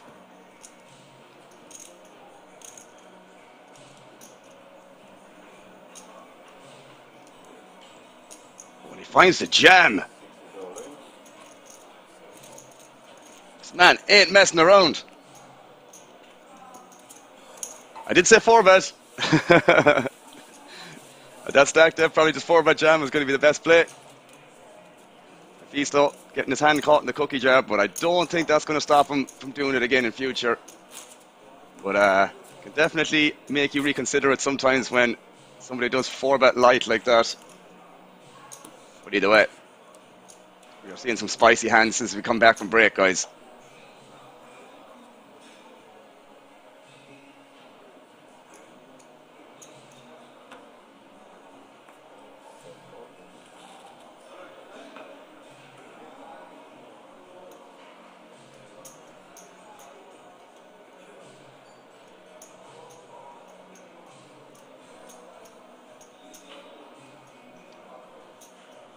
Marcello here now. Jack 5 suited on the button.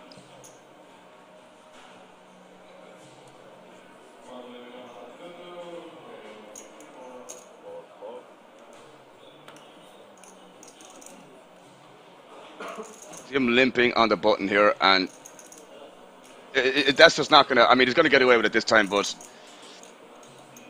limping four-handed here with these sort of hands, I mean, I don't know. It don't feel right. Just don't feel right.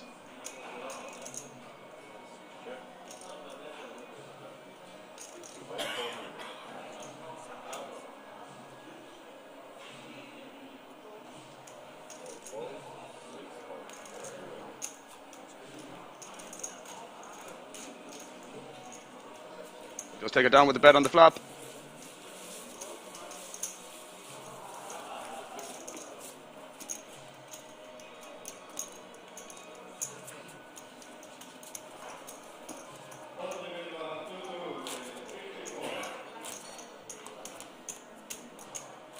Very interesting to see how this pans out, guys. I know I've said that countless times, but I do mean it. I do mean it.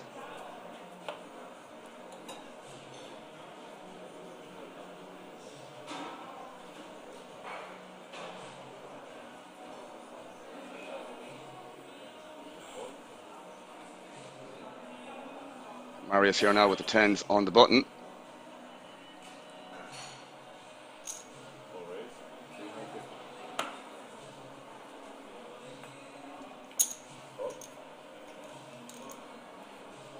Probably just going to be taking this down, unless Mephisto, yeah, just gets out of the way.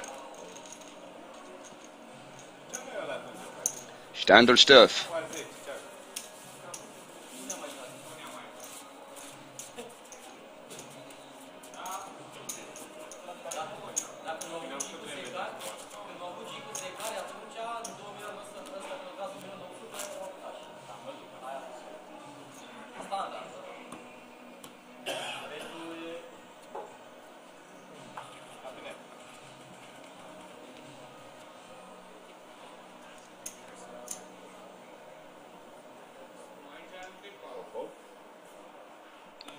What you call a child Mephisto? I wouldn't know about that. I wouldn't say for sure, Bird.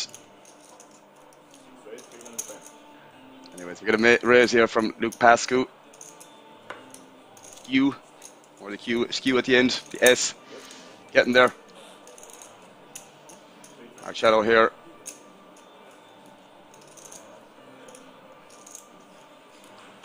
He's going to find a call here. Looks like it.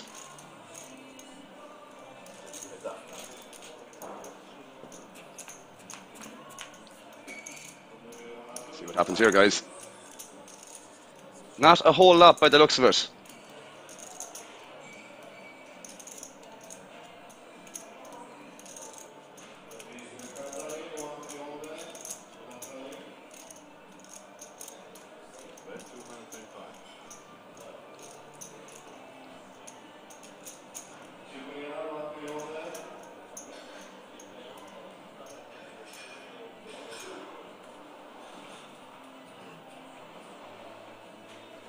See Marcello make some ambitious calls on the flop over the coverage of this stream. Are we going to see another one? Doesn't appear to be, and he does get out of the way. He does get out of the way.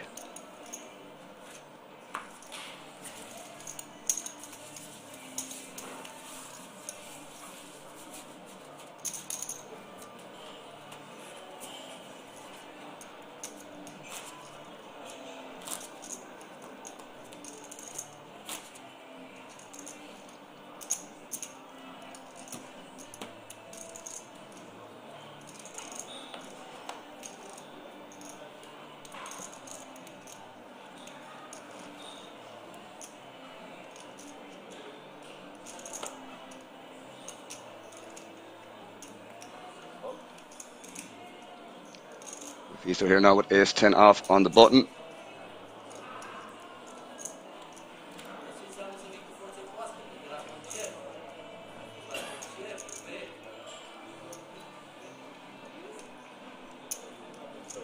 He's in for a raise.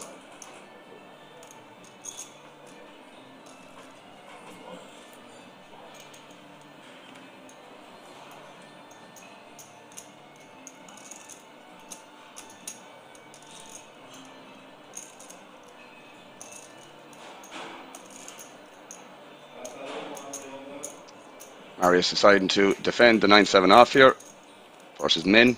Well, as good as. Wow, what a flop for Marius here.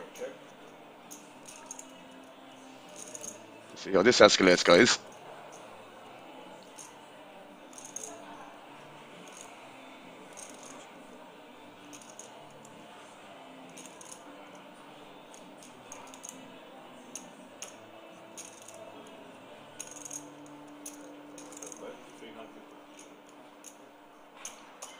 $350.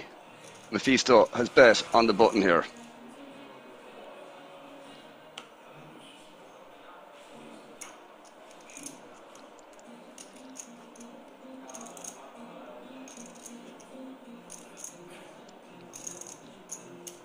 Imagine Marius is going to raise here, guys. Therefore wants to start building the pot.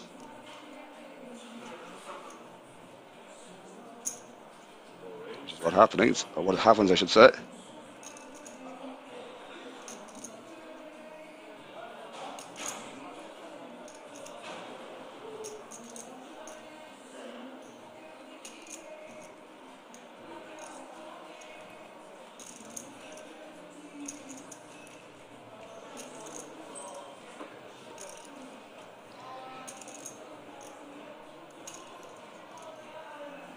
I imagine just call here, see what happens on the turn.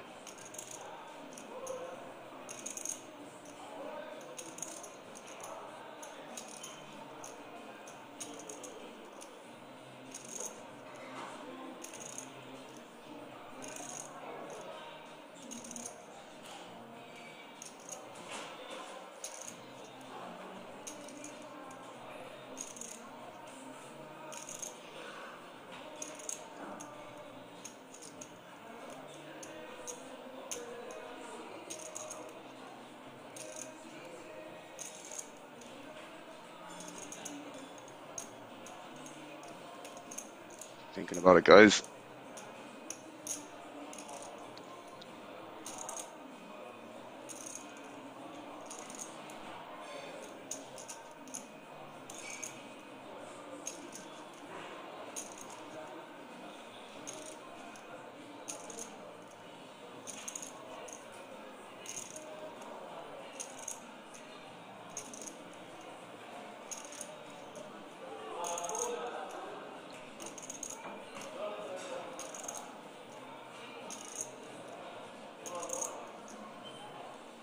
Two biggest stacks, guys. Don't forget that. Two biggest stacks battling this right now, playing this hand.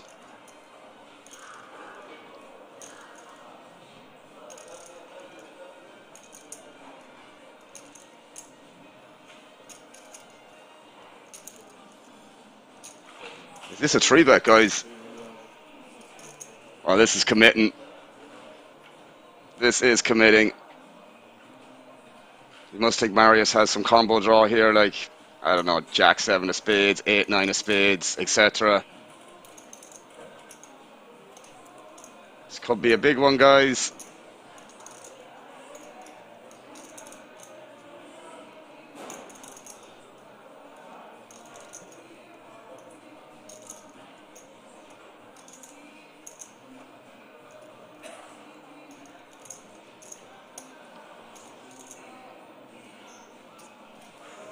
Does jam it.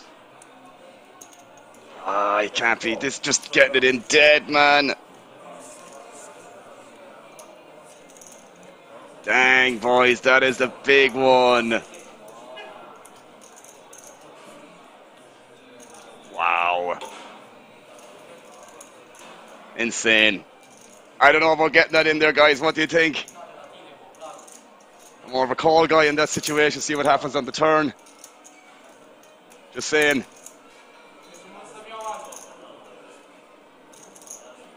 Yeah, I mean, spade would have came on the turn, guys. It would have slowed down the action a ton. Yeah, I mean, well, like a 9k difference between third and fourth. Marius probably cannot believe that, guys. Ridiculous size pot. Ridiculous size pot, that one.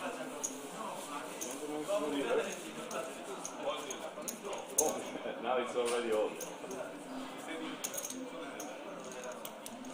Mad. Three-handed now, guys. Or now three-handed. Next elimination will get 41.5k. There you can see 162 big blinds from Marius. Wow. Yeah, I mean, huge stack here, guys. 72% of the chips in play.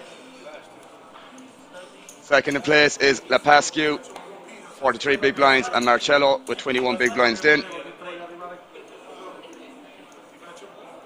Yeah, I'd probably would have just called it position myself there personally. Spade would have came.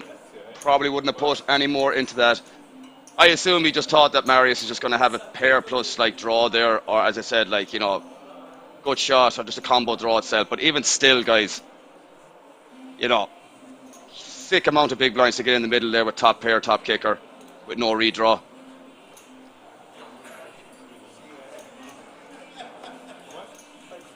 Marius ain't complaining.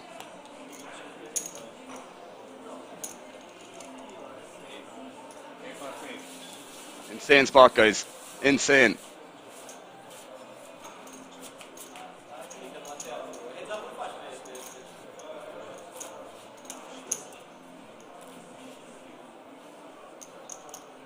Yeah, he'll have to think about that one in future. Or after this. Still 32k for his 4th place finish, guys. Could have been a lot more, but it is what it is now at this stage.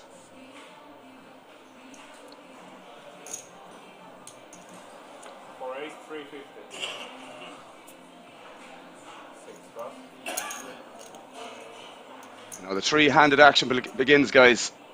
Three-handed action begins. See how this unravels.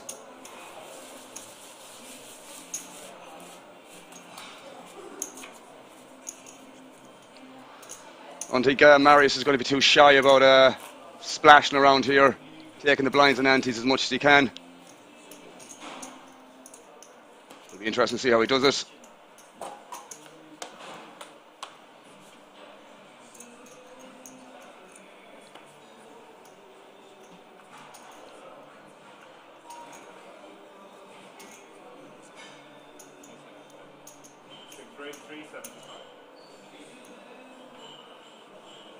Is there a way you could fold after the shove? I mean, you definitely don't want to hear all in, Pablo, that's for sure. Whether you could fold, I mean, you're hoping for a couple of combos, as I mentioned, pair plus draw, combo draw itself. Yeah, I mean, as I said, it's like, yeah, it was the two biggest stacks there, guys. You know, look at Marcello sitting there with maybe the guts of 20 big blinds, and you got like 70 or 80 at that stage. Maybe a little bit less, maybe 60 or 70, give or take. And, you know, pay jumps get pretty goddamn big from now on, guys. I mean, of course, they were big prior, but between 4th and 1st, it's a big difference between each one. So it's definitely worth something. Yeah, I mean, I would call there in general, guys. Would definitely call there in general and just see what happens on the turn in terms of what card comes itself. As we all saw, the spade would have came, so that would have for sure slowed down the action big time. Big time. Now, even Marius wouldn't have liked to see a spade on the turn. He may have still bet, but don't think Mephisto would have put that much more in on that turn when a flush completes.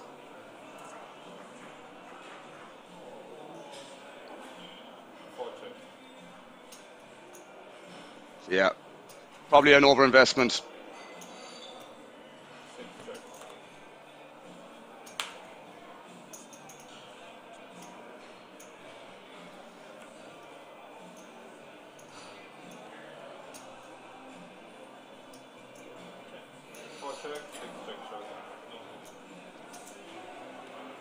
Pascu here, taking that down with 2 pair.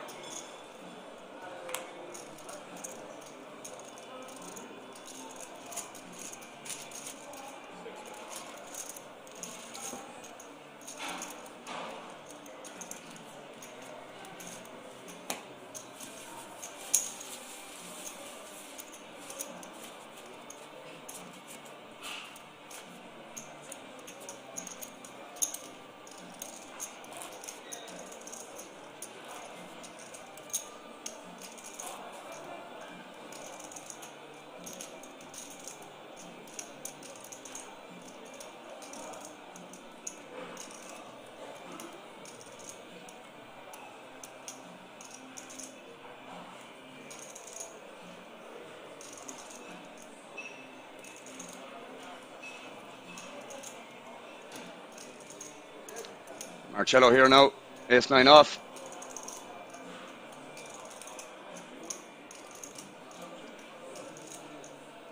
Sub 20 bigs here.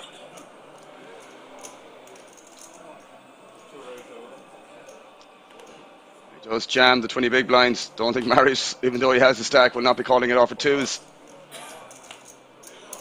Pascu would have called a raise, but not an all-in. I doubt. Stranger things have happened on this table, guys. Stranger things have happened on this table, but not going to happen there. Takes it down.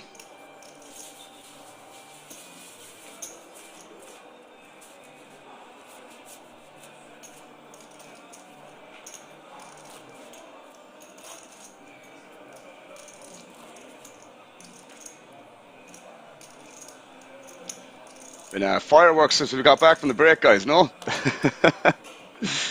ultimate fireworks. Great for the viewers. Great for the commentator too. 4-8, 350. See Marius not taking his foot off the pedal. Queen 3 opening.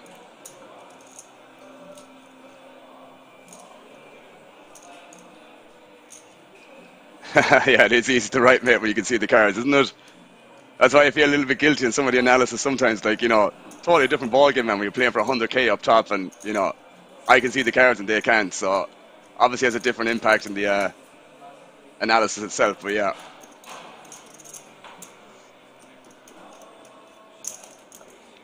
Marius taking down another one.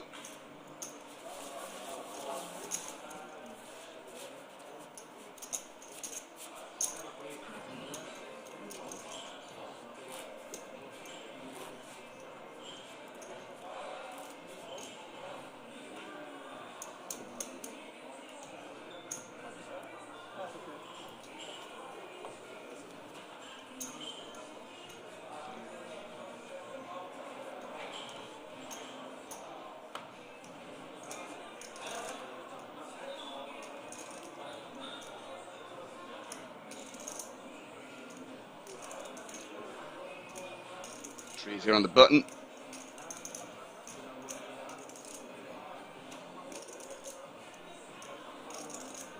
Starting to limp here. Marcello probably just going to get all the way with the 7 Dewey, but it is suited.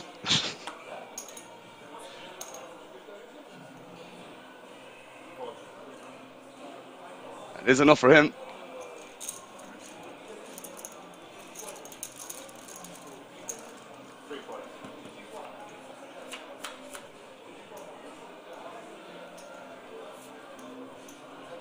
Flops the best hand, technically.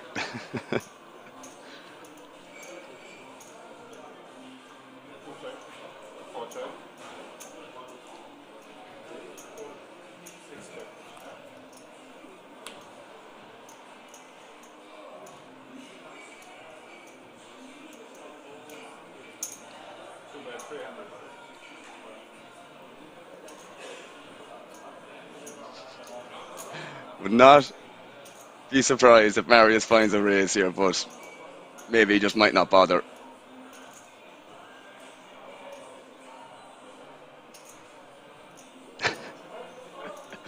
Spoke too soon. Spoke too soon. Makes it 800k. Putting the pressure on Marcello. He has to fold. Love it. Love to see it. Love to see it.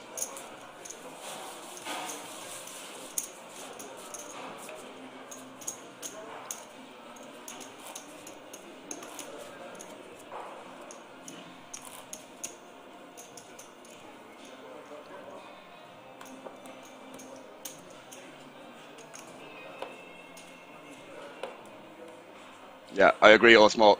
Very, very nice move. I kind of sensed it when it was happening. Kind of sensed it. That he might find it. I think if Marcello did call, I don't think Marius would have been too afraid to just bang it off in the river too, but would rather just get the fold in the turn and move on to the next hand, as they say. Alright. 560. 60.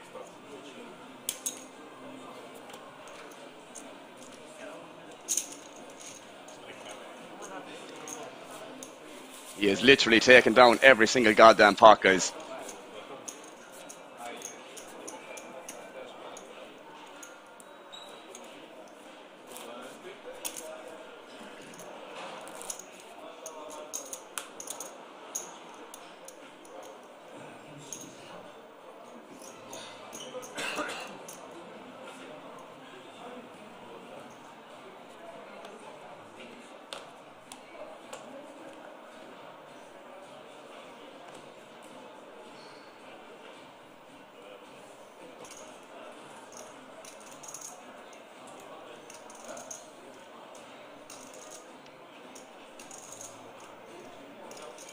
Down the small blind here. Chips. Cello looking down with the king 4 off. Probably a fold still, guys. I have to guess.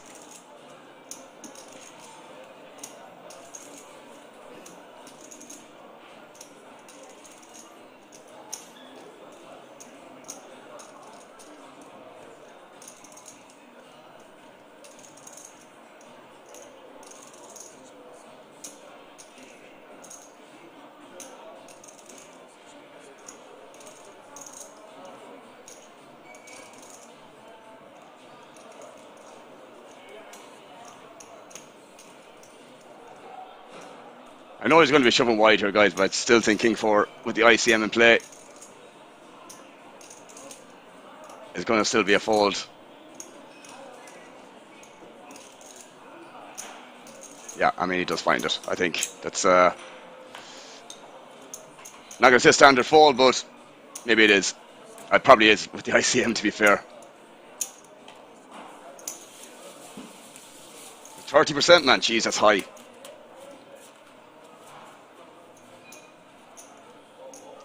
30%. 30k, just 30k down the hole straight away. From a 100k win. If he wins it, of course. But yeah.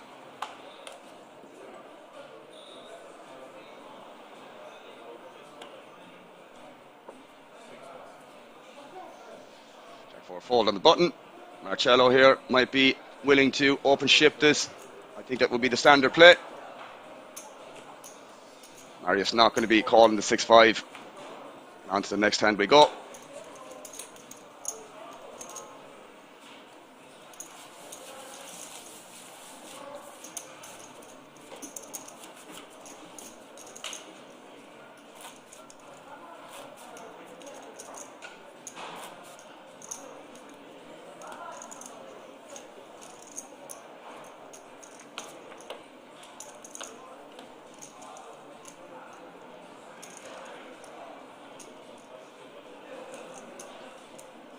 Queen 5 off here on the button, guys.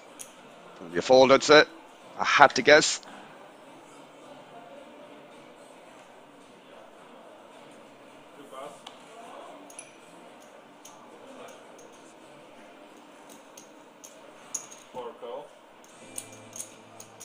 See a call here now from Marius with a 9-6 suited. Check behind. 9-4 off. Yeah, 30k down the pipe immediately. Doesn't sound great, does it? Imagine Marius is going to take a stab at this board basically all the time.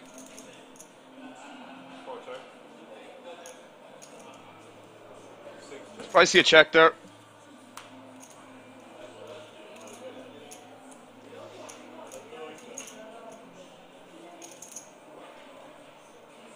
Would like to see a small bet here from Marius, like 200k or something like that. Decides not to.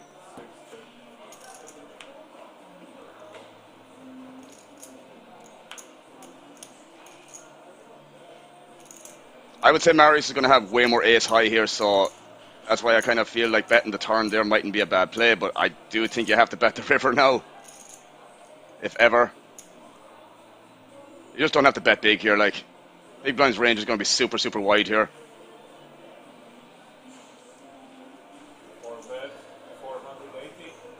I don't even think you need to bet that big, but I mean, either way, have to bet.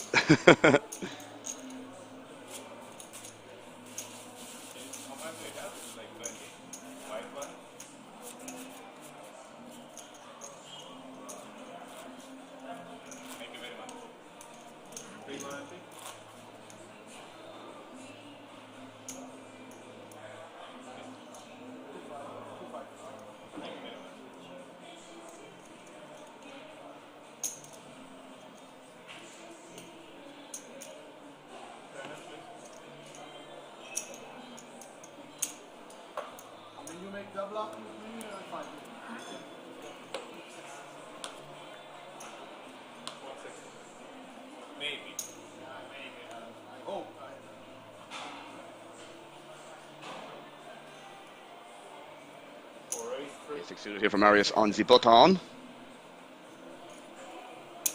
Pascal getting out of the way. Marcello probably will defend this 8-5 suited, I guess.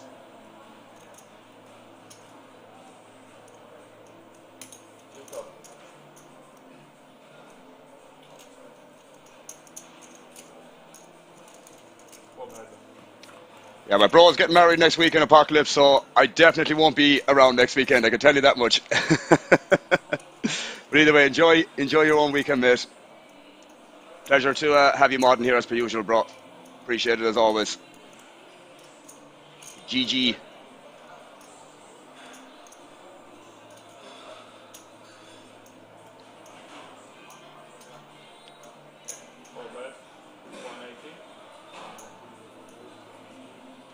Marcello now. Check calling.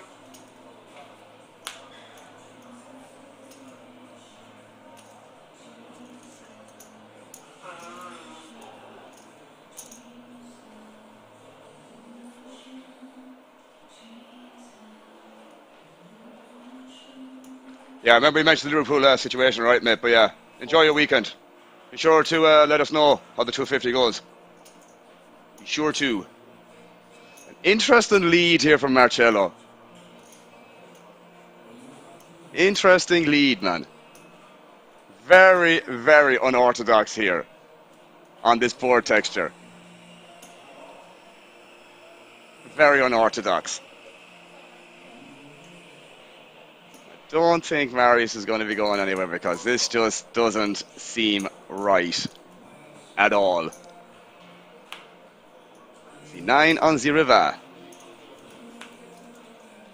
What does this Marcello do now?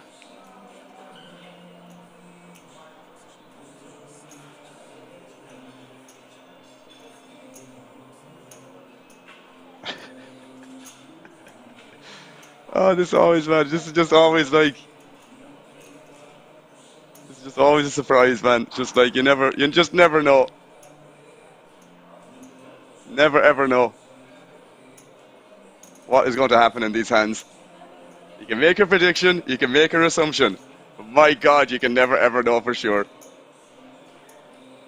I mean, he's got 9 high, Pet. What are you gonna do? Oh, sorry, 8 high, I should say.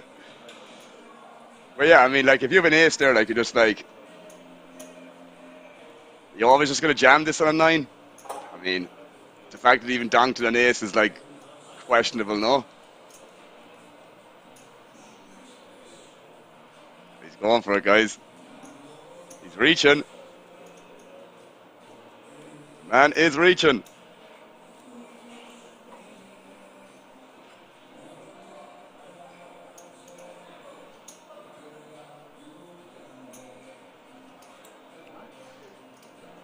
How do you ask it? Do you have a 9?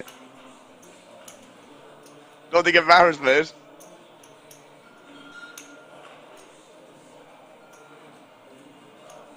Personally, I think if he had something strong here, he would have just stuck it in the middle already.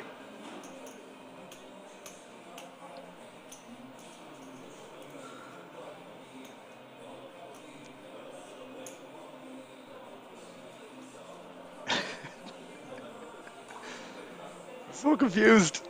This hand. So confused.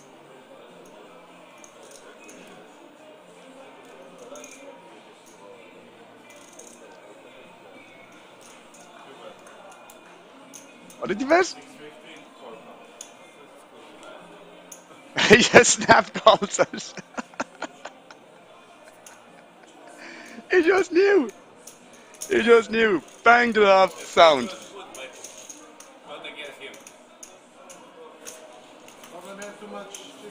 Yep. Call the damn shot.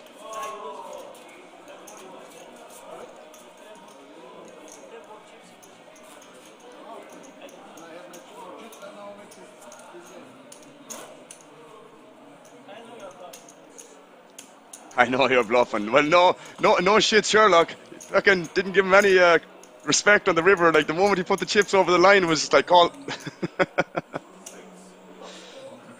It did look very sus, guys. Leading on an ace, like I mean, an ace out of all cards. I mean, it's not impossible for him to have an ace. Don't get me wrong, but it's like pretty goddamn unlikely. Yeah, and I mean, like you said, KM, do not bluff the guy that has like that many chips because 650 to him is like what 2% of the stack, if even 2-3%. And he might just end up gambling with him here now with 7-5 of hearts. I mean, 600k more, nearly getting 2-1 in the call here. For the money that's up for the pay jump as well, like, excuse me. Could be heads up, guys. Could be heads up soon. We shall see. Impossible to better than this one. Send the ace.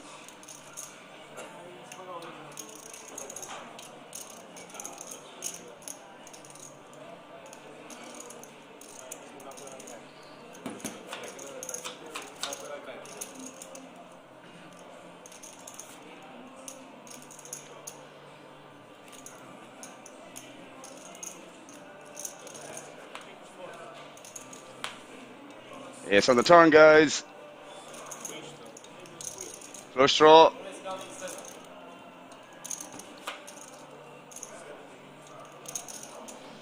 Marcello gets the double.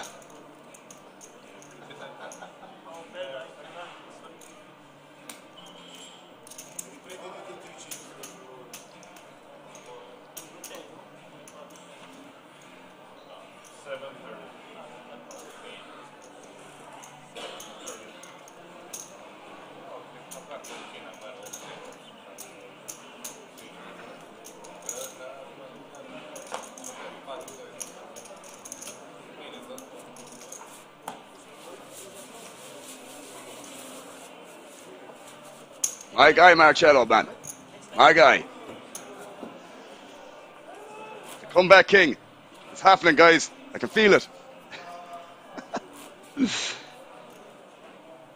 Feel it in my bones.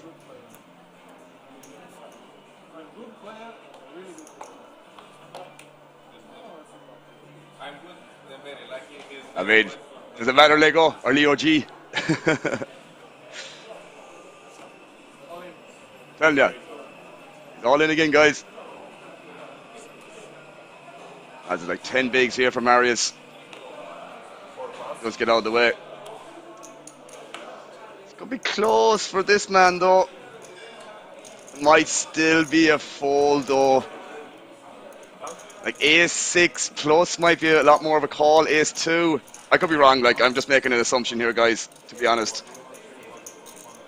Where can I bet my money on Marcello? That's it.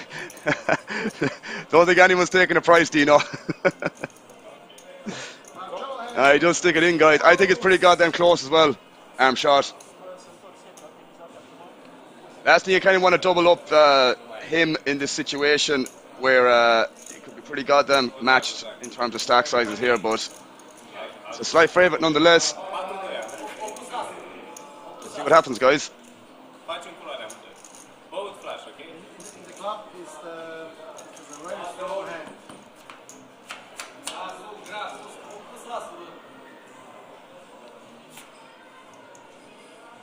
High still ahead here, guys.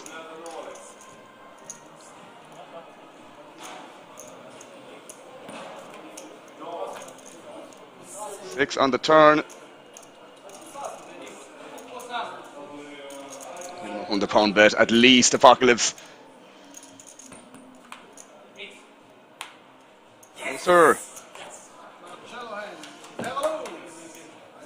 Who's taking bets now, guys? Who's taking bets now, guys? Game on, he said. Game on.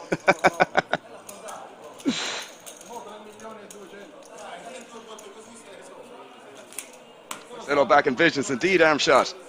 Indeed, my man.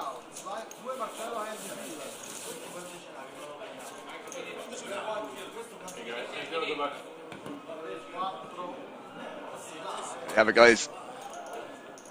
No point even talking about Marius with the huge stack size. Marcello and Lacascus, excuse me, is going to be one battling for second place here. What's this? Scouse accent? No, mate, I'm Irish. West of Ireland. Cortez. No Scouse here, bro. Irish through and through, my man. Let's go, Italia. Let's go, Italia.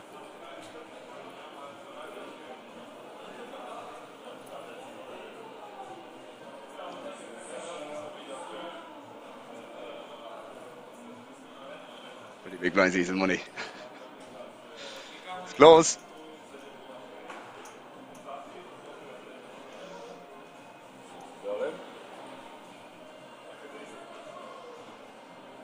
We're going to move on to the next hand, guys.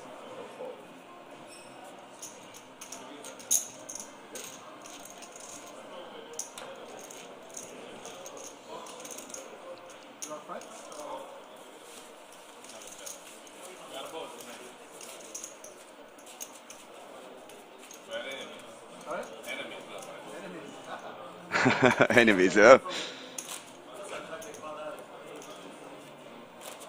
Very bounced back though, guys, didn't he? Marcello.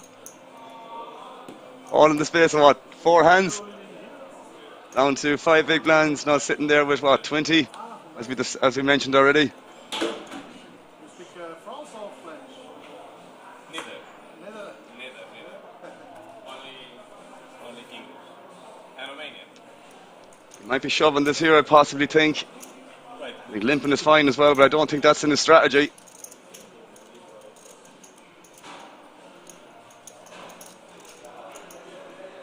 I do think limping is fine here. Every spot is hard spot. Yeah. Anyway. Problem have, no, with you it's okay, but 30 minutes. I think they're usually 45 minutes PEFs, or PEF, excuse me. Definitely at least 45. He does shove. Yeah, 50 minutes Apocalypse. Cheers, bro. Ooh, this is a call. Call all day. Just getting a count for validation, guys. Or for verification, I should say. I don't think he's going to be folding this. Although it is a 20 big blind shove, guys. But King Jack is probably still too good to pass here in this situation.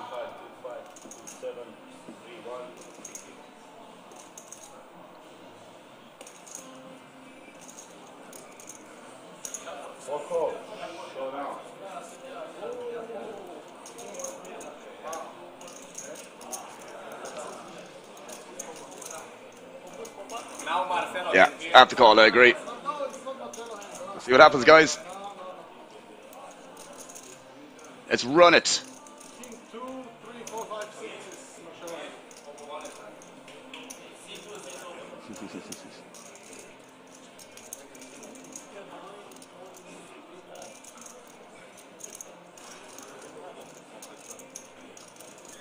Marcello playing the stand-up game, guys. Here we go.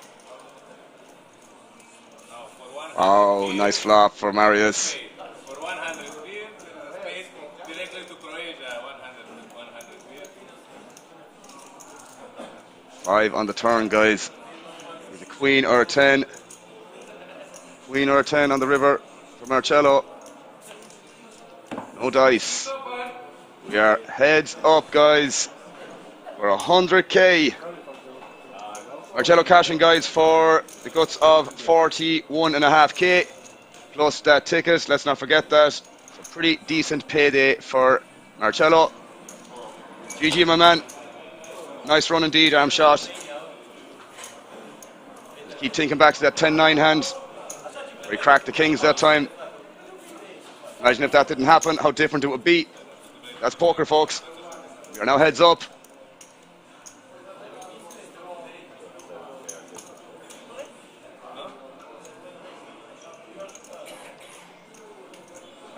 Mephisto got knocked out, man, in fourth, I believe.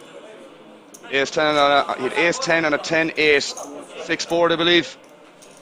And got it all in with top pair against Marius's nut straight. Chat were debating that for quite some time. So that was probably 160 big blind pot. It was the two chip leaders colliding. Probably a little bit unnecessary. But either way, yeah, basically won about 52k, yeah. Including the ticket, arm shot, which is not bad for €600 buy-in. Or 660, whichever one it was.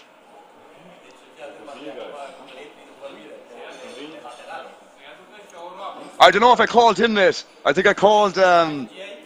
yes, I did actually, I did. He's heads up now. You're right, you're right. You are right, Dino.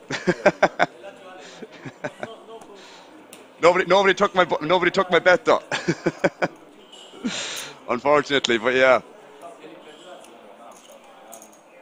I did call him for a final table after the final table started, but I did mention him more or less around the start of the coverage as well, so not a bad shout if I do say so myself, Dino. Year of Romania, huh? A lot of times that's been mentioned in chat too. Two of these are battling for 100k, guys.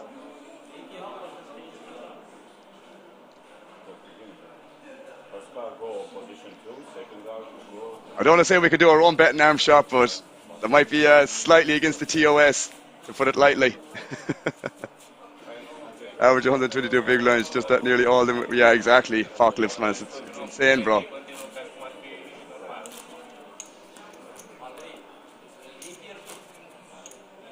Yeah, exactly. Like 31 big blinds, guys, is, you know, you said it in quotation marks, EC. It's definitely not a shorty by any means. Definitely not. Every year is the year of Romania. Yeah, when you got two lads from Romania battling it heads up.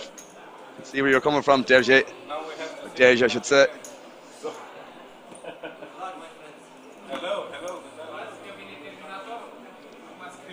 Just for clarification, guys, second place is already guaranteed 58k plus the 10k ticket also. And winner will take home 101k plus the ticket also as well. Which is not bad. Not bad at all. So we have the first hand of heads up, guys. He didn't make a deal. No deals as far as I know are allowed on the final table. Yeah, there you go. TV tables anyways. Extra suspense, Mr. Armshot.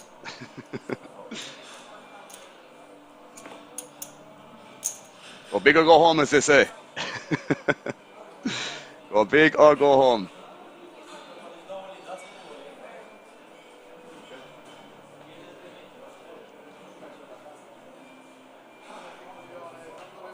Yeah, big difference between first and second, guys. Big game heads up indeed. It's the first time you're going to see of it.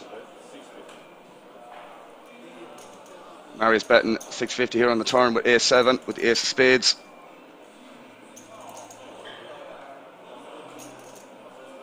Five four here in the big blind.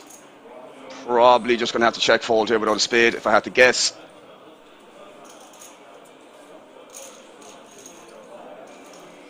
Takes down another pot.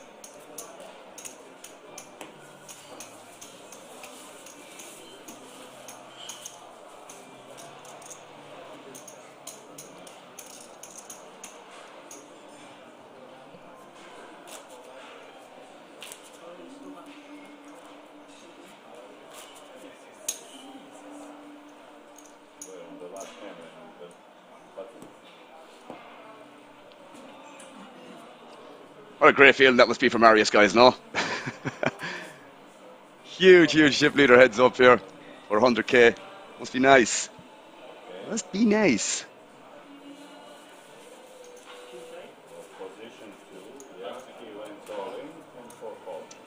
I don't have anything planned anytime soon, EC, but the guys are happy with the feedback, with the commentary we did there a couple of weeks ago, so hopefully sooner rather than later, but it was an amazing experience being over there, bro. So as I said, even if I just go over there for a trip for poker, it would be a very, very nice experience either way, because I didn't get a chance to play over there at all. He's only just come back. Yeah, that's true. That is true. Doesn't mean I don't want to go back again, Apocalypse. Or doesn't mean I mightn't plan one in future again. But yeah, technically I did just get back, so you have that point. I'll give you that one, Apocalypse.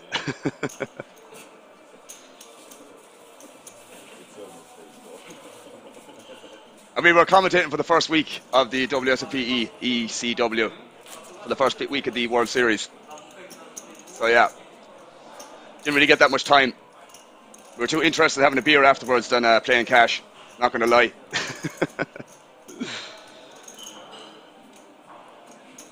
The beer was good. The beer was good over there. Got Marius now with Ace Jack here on the button.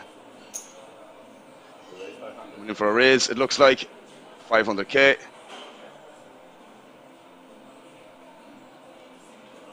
See how the blinds are going up to 100, 200 guys with a 200 big blind ante as well.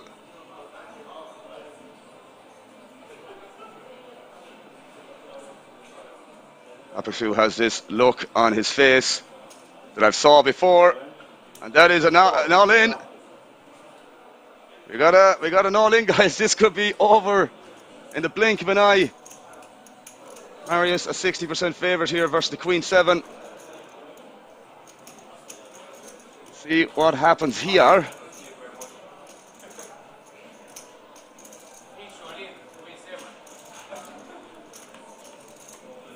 Marius is there, guys.